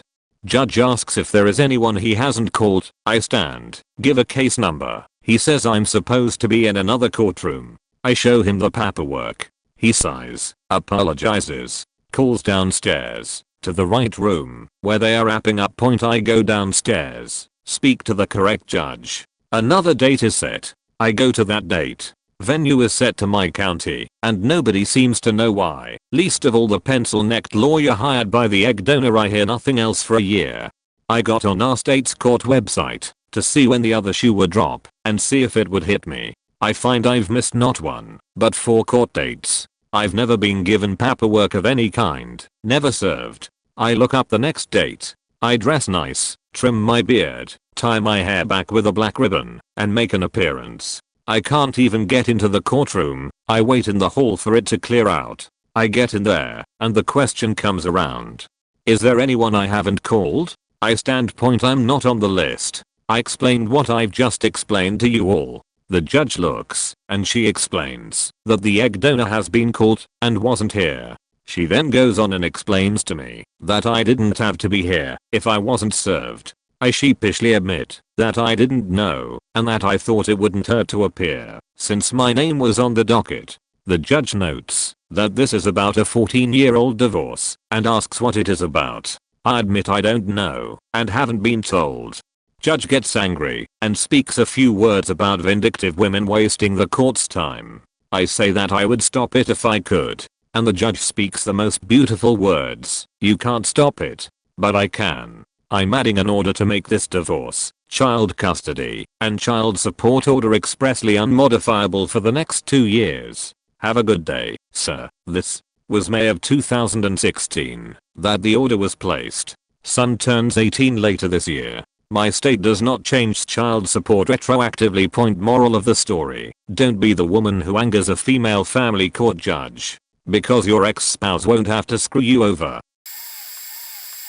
Not a lawyer, but my parents got a nasty divorce. Lasted 8 years. Both went well into debt, say well over 10k with legal fees alone. Technically still married. My mom in year 6/8 of divorce starts quietly proceeding with bankruptcy claims with her lawyer as they finally get to agreements to final the divorce with my dad and his lawyer. Last second my mom claims and is granted bankruptcy. The divorce is finalized and my dad is somehow forced to pay off a decent portion of my mom's life debt. I'm not 100% how she and her lawyer did it, cause I was under the impression that bankruptcy erased previous debt, but every month, my dad, being the stubborn and petty man he is, would show me the bill and check he wrote for the debt, ranging $700 to $1,200 a month, as well as the alimony and child support checks. Side note, my 18th birthday he took me out, thinking it was cause I became a man. It was a trip to a 5-star restaurant to celebrate his last child support check for me.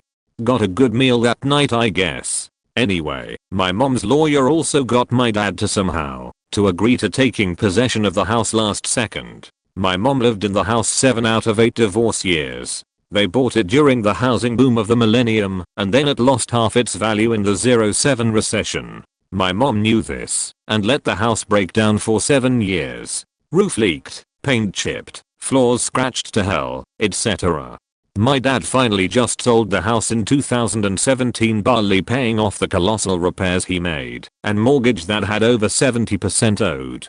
He really was expecting to get 100k more, but the slate roof cost 50k more. If it had the yearly upkeep it needed those years my mom lived there. My mom isn't a monster really. My dad slept with over 20 to 30 women over the course of 7 years my mom claims. She once left a homemade porn video accidentally open on his work laptop she found, so she could confront him. Well, I was the next one to use that laptop to play a video game. That was something I wish I could see back. My mom doesn't know that happened. My dad and I kept it to ourselves, but I'll never forgive my mom for that. Maybe my dad lied and left it open, but my dad said it was in his email and my mom found it on his email and loaded it to his computer. Saw the timestamp and my dad was out of town with the laptop home while it was downloaded. I'll never forgive my mom for that ever. But end of story. It was nasty divorce.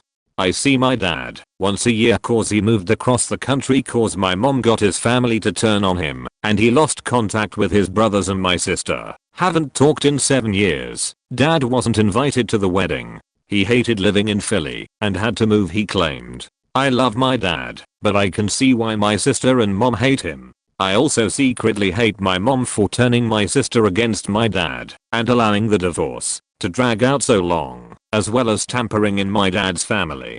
It really has faked with my life. Talk to my mom once a month maybe, more because I can't ignore calls anymore. Maybe I'm a shit son, but 8 years of divorce as a kid made me want out of Dodge once I hit 18, and I'm currently 3/4 is through my graduate degree, and I'm 100% independent from my parents at 23. Not perfect but happy to be on my own finally after 8 years of hell and multiple uncomfortable and sour years that currently litter the present.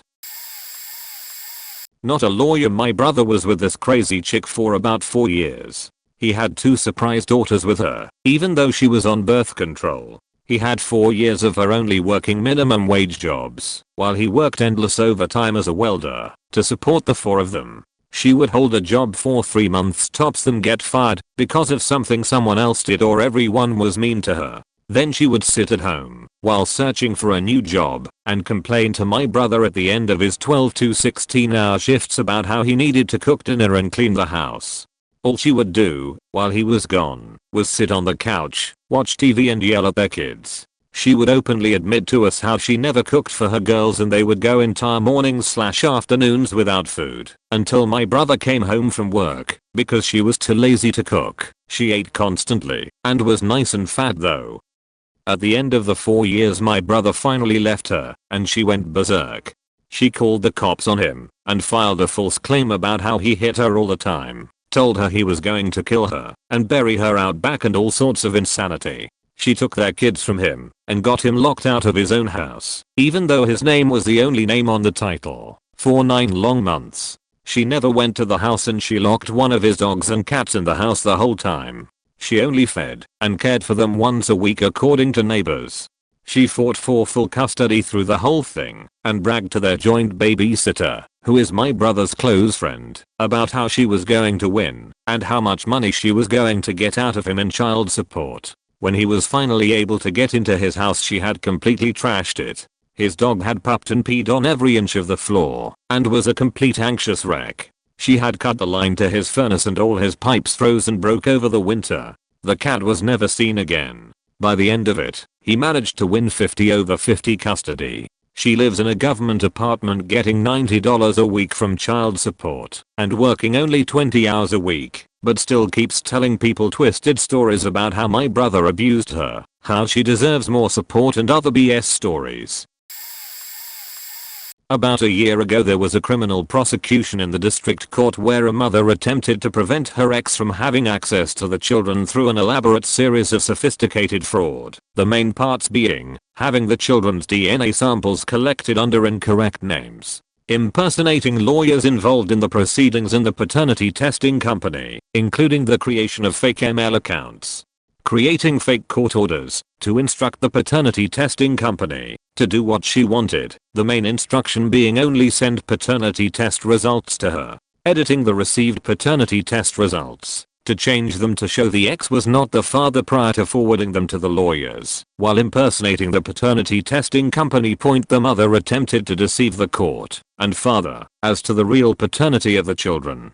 Her intent was to ensure the court would rule that her ex was not the father of the children and he would then be cut out of the children's lives with no recourse. The mother was unfaithful and this occurred after the mother remarried to a new partner. Fortunately for the father, her forged paternity test results were not perfect, resulting in the paternity testing company being contacted, and her deception was uncovered.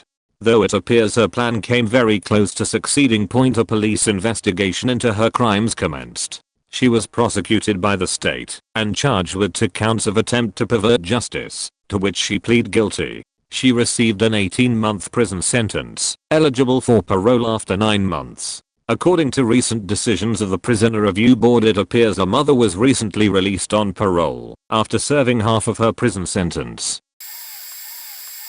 Not a lawyer, but the story of my parents' divorce is pretty faked. I was 16 and my little sister was 5. My mom cheats on my dad, tells everyone including my little sister when she gets found out, and files for divorce. A couple days later she disappears with my little sister and my dad gets served a restraining order and charged with assault. The judge dismisses all that because it's baseless, but the divorce hearing happens before the assault hearing, so she gets to point to those charges and play battered wife in front of the divorce judge. On the topic of custody, her lawyer says she wants full custody of her daughter. He can have the boy because getting the house is pretty much guaranteed to whoever gets custody of the little kid. On top of that, she gets her BFF, the housing contractor, to drum up an estimate for about $95,000 worth of needed repairs to a home valued around $100,000, so the house didn't even count for anything as far as equitable division of marriage assets. And the worst part is that she just flat wouldn't let my dad or me have visitation with my sister. At least in Oklahoma, if someone doesn't honor the visitation schedule in the divorce, all you can do is pay a lawyer a few $1,000s that you don't have just to go back to court. Even then, any command the judge makes isn't going to have any more teeth than the initial ruling. So my dad saw his daughter maybe once a year for the last 5 years of his life. I'm currently in the middle of a divorce. No kids, thank goodness, but there is a pretty decent pile of assets. We had probably $50k in joint assets, equity in house plus cash accounts, but our goal was to get through the divorce while doing as little damage to each other, financially and emotionally, as possible. So I didn't hire a lawyer, and she took me to the cleaners. She got the car, the house, and everything inside it in exchange for a meager one-time cash payment. That said, I'm not salty about it, because even if I had hired a lawyer and contested things, I probably wouldn't have gotten much more. Even with an uncontested divorce, we were looking at $5k in legal fees. If I had hired a lawyer, that easily would have ballooned to $15k, $30k depending on how much I was contesting. Now maybe my situation is unique, in that my ex and I still deeply love each other, just the kind of love that means sometimes we hate each other.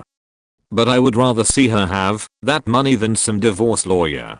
Do I wish she were a bit more generous to me and wanted to split things more evenly? Of course, and we fought about it for weeks. But at the end of the day, I saw that she was acting emotionally and absolutely would fight it to the end. She felt that this split was even, like, legitimately believed it, and that me pushing for any more would be seen as me trying to screw her. So I just dropped it and took the offer on the table. Those legal fees, for both of you, come out of the joint asset pool. A contested divorce just doesn't make sense in most cases, even if you have a lot of money, and even if you think you're getting screwed. I'm not a lawyer. This happened to a friend as told by him. I can't verify the validity of any of it. Friend's wife has an affair. She completely ghosts her husband, moves to England for 3 years to be with her affair partner. No communication while she is gone. She doesn't even talk to their 2 teenage children, boys. Friend doesn't file for divorce or abandonment or anything else like that for reasons that I don't know. He eventually meets a really nice woman and they start dating. About the time that he is finally motivated to end his legally existing but non-existent marriage, the wife's affair partner dumps her and she flies back the USA and begs for friend to take her back. She threatens suicide if he doesn't break up with his girlfriend and let her move back into their house. He capitulates. She lives with friend for long enough to re-establish the relationship and then files for divorce. She proceeds to get child support, alimony, etc. because he had an affair. She gets the alimony, a fraction of his income, as long as she doesn't remarry. After about 10 years, the ex-wife sort of remarries. There is a ceremony, there are rings. None of it is legal though, such that he continues to have to pay alimony. Friend eventually decides that he wants to retire, resulting in the elimination of his income and her alimony. She literally sued him for retiring too early. I don't think that she won, but I haven't talked to him about it. He retired. He was a work friend. Not a divorce lawyer, but the son in a second divorce for my father. This was a few years back when it happened. Slight backstory is that he has serious depression, and when he was on meds he was a tolerable person and actually tried to save his declining marriage. Then he stopped taking his meds and became increasingly erratic and unhinged. My stepmom ended up seeking comfort and support from her now husband, and that sent my father over the edge in the whole thing. This was all before any sort of divorce was happening, and we all were told they were trying to salvage things through therapy and sleeping separately, etc. I don't know if there was any infidelity or if it was just she was seeking a close friend. I didn't want to ask. I didn't want to know. I just know for a while there was a lot of back and forth of who I trusted until the final court day when I knew my father was a piece of shit. They had finally separated and were in the process of divorce, and my father was given the choice of supporting his 2 kids with her, both young and under 8 at this point. I have 3 other siblings from his first marriage, my mom, with joint custody and joint child support. She definitely didn't want to take the kids from him despite how erratic and unstable he'd become. Mind you, this is after several months of separation and court dates. She'd moved on and was dating her new boyfriend. He's black. She's white, as is the rest of my immediate family. This is the important note, and he'd also moved on with a new girlfriend. I may even be mistaken, and that they'd already finished the divorce and were just trying to resolve the kids and custody. I was so detached from it all that I just never asked. So this last day of court my father is given the ultimatum of taking care of his kids with joint custody, the whole works. Instead of being a father, he decided to abandon his kids, make them legally not his, so he doesn't have to care for them. He gave up his children specifically because he couldn't stand the fact that they'd be partially raised by a black man. A black man who ended up adopting those kids and raising them a hell of a lot better than my supposed father would. Needless to say, not a single one of his children had spoken to him since. And to top it all off, his own father did essentially the same thing to his family.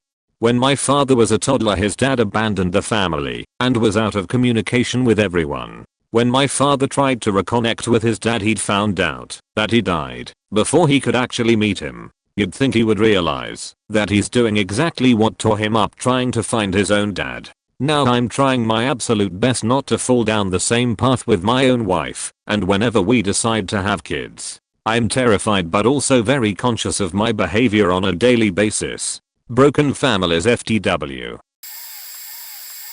Not a divorce lawyer, but was with my now husband while he went through his divorce. His first wife lied about being on birth control and got pregnant enough times that it didn't make sense for her to work. She stayed home to raise the kids while he worked 60 to 80 hours a week to make enough money for her to have the big house in the country she wanted. When the kids reached school age, she refused to go back to work, also refused to do any housework, so he still had to do all the cooking and cleaning.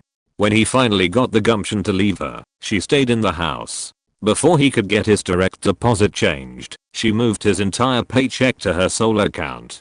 Poisoned the kids against him. One daughter still doesn't speak to him. The other he gets to see twice a month for 8 hours at a time, if that. Most of the time, ex-wife makes plans for the daughter on those days, so he misses out on the little time he gets. She also told the court that I was dangerous, without any proof. Mind you, they agreed that I would not be permitted around the kids, although I have shared custody of my kids with my ex and an amicable relationship with him. Our kids are happy and healthy. The court asked for no supporting documentation of whatever homicidal tendencies she states I have. Her 2 sons eventually figured out the deal and no longer have contact with her. My husband and I see them often, and they are well-adjusted adults. Just a few of my favorite moments throughout the 4-year divorce debacle. Destroyed husband's motorcycle with a hammer, hit him in the head with a bag of tools, causing lasting damage which has required at least 2 surgeries so far. She was taken to jail, but had charges dropped with no explanation after giving a substantial pile of cash to a police officer living across the street, despite receiving upwards of $5,000 per month in support. Let house go into foreclosure. Never gave notices to husband until it was too late for him to do anything to save it. Told kids it was his fault.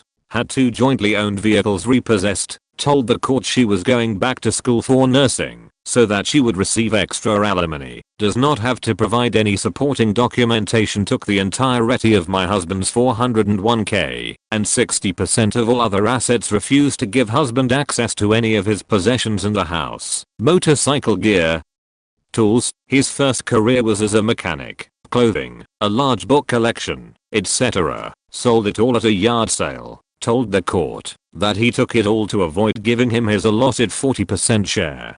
Unfortunately, the court system in the state where they lived during their marriage is extremely preferential towards the mother, and she is usually able to put on a good front for the judge. In spite of all of this, my husband and I are extremely happy, are working to rebuild assets and credit, and are loving life. Her money will run out in a little under 2 years, and she has done nothing to attempt a return to the workforce, not even going back to school as she claimed to the judge. I refuse to let hate for her take up space in my head, so I choose to feel sorry for her and her continued anger and spite. It's been over 6 years since they separated, and she has maintained her current level of hatred since day one. It's always sad to me how 2 people who once liked each other enough to get married and have children can end up despising each other so much. This is very similar to my story, minus the tragedy of losing my father. It did come close at times though, with the Xanax and alcohol. My mom even went as far as to somehow acquire a black eye and fat lip the day before court. My dad had to stay at my aunt's in Baltimore for months after that. Their custody was split, but me and my siblings were raised by my dad. Despite this, my mom got half of everything, including his 30-year retirement. He still managed to buy me just about everything I wanted growing up, though now I realize I should have been more frugal. The first guy my mom dated was a man from the internet named Tom. He was from Buffalo and my mom was the other woman for his family as well. He wasn't a bad guy in the sense of how he treated us. Totally faking despised him for what he had done to my family, though. Still remember when I had a golden opportunity and saw his hand where my car door was. Slammed that door so hard and then pulled an OMG bruh, my B move. One of the highlights of my life and a truly cherished moment. Then came Dan and Henry, both in biker gangs. Pretty degenerate. Lots of stories there. To sum it up, there were a lot of arguments, fights and 911 calls. It was not fun. The divorce happened when I was 11. I'm now 28. My mom has since cleaned up her act and remarried to an actual great person. Seriously, one of the nicest guys I've ever met. My siblings say they don't hold anything against my mom. Not sure I believe them, but that's what they say. I love my mother. She's my mom and gave birth to me, and until I was 11, was perfect. However, you never forget. No matter how good things are going, it always lingers. Welp. That's the short version of my story. Hopefully this gets buried, since my brothers and sisters also use Reddit and will immediately know who I'm after reading this. But I want to share it. I'm not going to go into great detail, and I won't be answering questions. I'm just telling this tale, and then I'm gone. Back in the 1960s, my father was forced into getting a divorce with his first wife after he found out she was stealing from him. She was mostly just stealing money, but it apparently wasn't the only problem they were having. It was just the final nail in the coffin. Her brother was a lawyer and was able to mount a pretty good case against my father. From what he told us, she'd been able to get the court to believe he had beaten and raped her the night before they decided to get a divorce, and that was the true reason they were seeking a divorce. Obviously this was not true, but it was somehow enough for her to win complete control over the house he'd always lived in since he was born. My father was devastated, but decided to take it like a man and move on. saying he'd rather just forget about her and move on with his life. However, before he left, he tried to leave her with a set of instructions on how to take care of the house. The house was incredibly old and out in the woods and had just recently been wired up to electricity, done by an actual electrician, not my father. The house needed to be constantly maintained and required monthly upkeep. Normally, this wasn't a problem for my father, as he's always been a handyman, but his ex-wife just spit in his face and told him her new boyfriend could do it. Her new boyfriend was a much younger man, 19 years old to be exact, with the ex being 27, and didn't look like he knew how to do anything other than read a book. Well, my father left a note with everything to watch out for with the young man and left. It was just 6 months later when he received a call from his ex's brother asking if he still had some photos of her laying around. When he asked him why he needed them, the brother said that his ex and her boyfriend died in a house fire. Turns out the new boyfriend threw about the note and they went around bragging about having a nice big house to themselves and never once did any kind of repair to the building. My father thinks the wiring might have faulted and caused the fire, but he's not really sure. He didn't look into it too much because by that time he had already been dating my mother for 4 months and didn't care too much about the fate of his ex. He was sad he lost his childhood home though. Not a lawyer, but when I was younger, I had no idea how bad my dad left my mom in their divorce. He was in business as a mechanic, but had a lot of debt from buying tools and stuff. My mom was never a part of that business because my dad didn't want her to be a part of it. When they got divorced, the judge ruled that, even though they were married, because my mom wasn't a part of the business, everything he had taken on debt-wise for the business was his to shoulder. However, he fled the state. Fast forward about 5 or 6 years, all those bills started coming out of the woodwork, and they garnished my mom's wages. She fought it, showing the court order that the bills they were coming after her for were explicitly stated to be his responsibility, not hers. The judge said that, because he fled the state, they were having a hard time finding him, so they had to come after her, because they were married, when he took on the debt. Her checks were eaten so bad by the garnishments, we were living on less than $600 or so a month. I don't know how she did it, but she made it work for 1.5 years before finally claiming bankruptcy. The sad part is, not all the bills were being collected on. There were still some that could come after her, after the bankruptcy, because they never tried before. My mom didn't tell me this until a few years ago. She still worries about the other bills coming after her now. She can't do anything until they make a move against her. It's been 17 years since he left, but I can honestly say I hate him, and he is the scum of the earth. Not a lawyer, but I had to deal with the divorce situation at the co-op I worked at last year. Basically the husband came in saying he was going to pay for half of a monthly RV site and his wife was going to pay for the other half. I told him that he would have to pay a security deposit as well. He didn't know about it, and the court only had him paying for the site, so his lawyer came over, and I explained to him that they needed to pay the deposit and they couldn't get the site unless they paid the deposit. Then the wife showed up, which created its own set of problems. The judge had ordered the husband and wife not to see or be near each other, so the husband ran to his truck and drove off. The wife came in, and I explained the situation. She called her lawyer and left. 4 days later the husband came back with his RV. The judge ordered that the husband to give his wife an RV for a month while she stayed at the co-op, and said I was quoted in front of the judge about how the price the judge got over the phone was wrong and that they needed to pay the deposit. Both husband and wife ended up paying their half, and it seemed good. Then a month later the husband came to pick up his RV. The wife left early and took it. Way late and obligatory. Not a lawyer, but I have a story. My grandma had breast cancer in the late 80s and beat it, and has been a very active member in the survivor community, helping with meals and events and stuff. Well, about 5 years ago cancer reared its ugly head again, and, well, we are losing her. But that's not the worst. The worst is her husband. This man, unbeknownst to the family, had been verbally abusing my grandmother for years, and when the cancer came back he just got worse. no air conditioning in the summer, too damn expensive, put a fan on and be quiet, forcing her to cook and clean while terminally ill, and to the point of him accusing her and hiding his money and giving all his stuff away. Well, eventually she came to my dad and uncle for support and broke the news of how he has been treating her. We got her a nice new apartment, but that was just the beginning of that battle. They are getting a legal separation because she can't live long enough to get a divorce. We had to fight tooth and nail for him to give her a bed. Now for context, this man lives in a 2-story 6-bedroom house with each room fully furnished. Said she didn't need a bed. So much more, but I can't even think about it without getting angry. Not a divorce lawyer, but I thought it was a funny story anyway. Heard the story from my teacher, who knew the guy that benefited from the divorce. I'll explain. The story goes that a filthy rich lawyer found out his wife was cheating on him and wanted a divorce. Lawyer guy was not surprisingly pretty upset and wanted to get back at her. She was a bit of a gold digger. Oh, we want prenup. Yeah, but he was rich enough to accommodate it. They had a prenuptial agreement, so he thought he could use this to his advantage.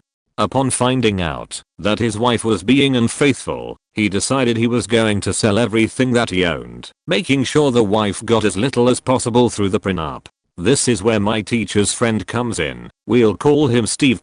Just so happened that Steve was in the right place at the right time and was able to acquire this rich guy's Porsche 911 for something like 2,000 Australian larados. The lawyer was just selling everything he had at a stupid price because he wanted to get rid of it fast and easily, knowing he could just buy it all again. As for Steve, my teacher said he drove it around for a while, but sold it after about a year because it was way too expensive to maintain. What a year, that would have been no right. Also, the profit he made for selling a $100,000 car that he got for $2,000 wouldn't be too shabby. TLDR. Lawyer found out his wife was cheating, sold everything he had for cheap, so she got nothing from prenup. Steve had a good year.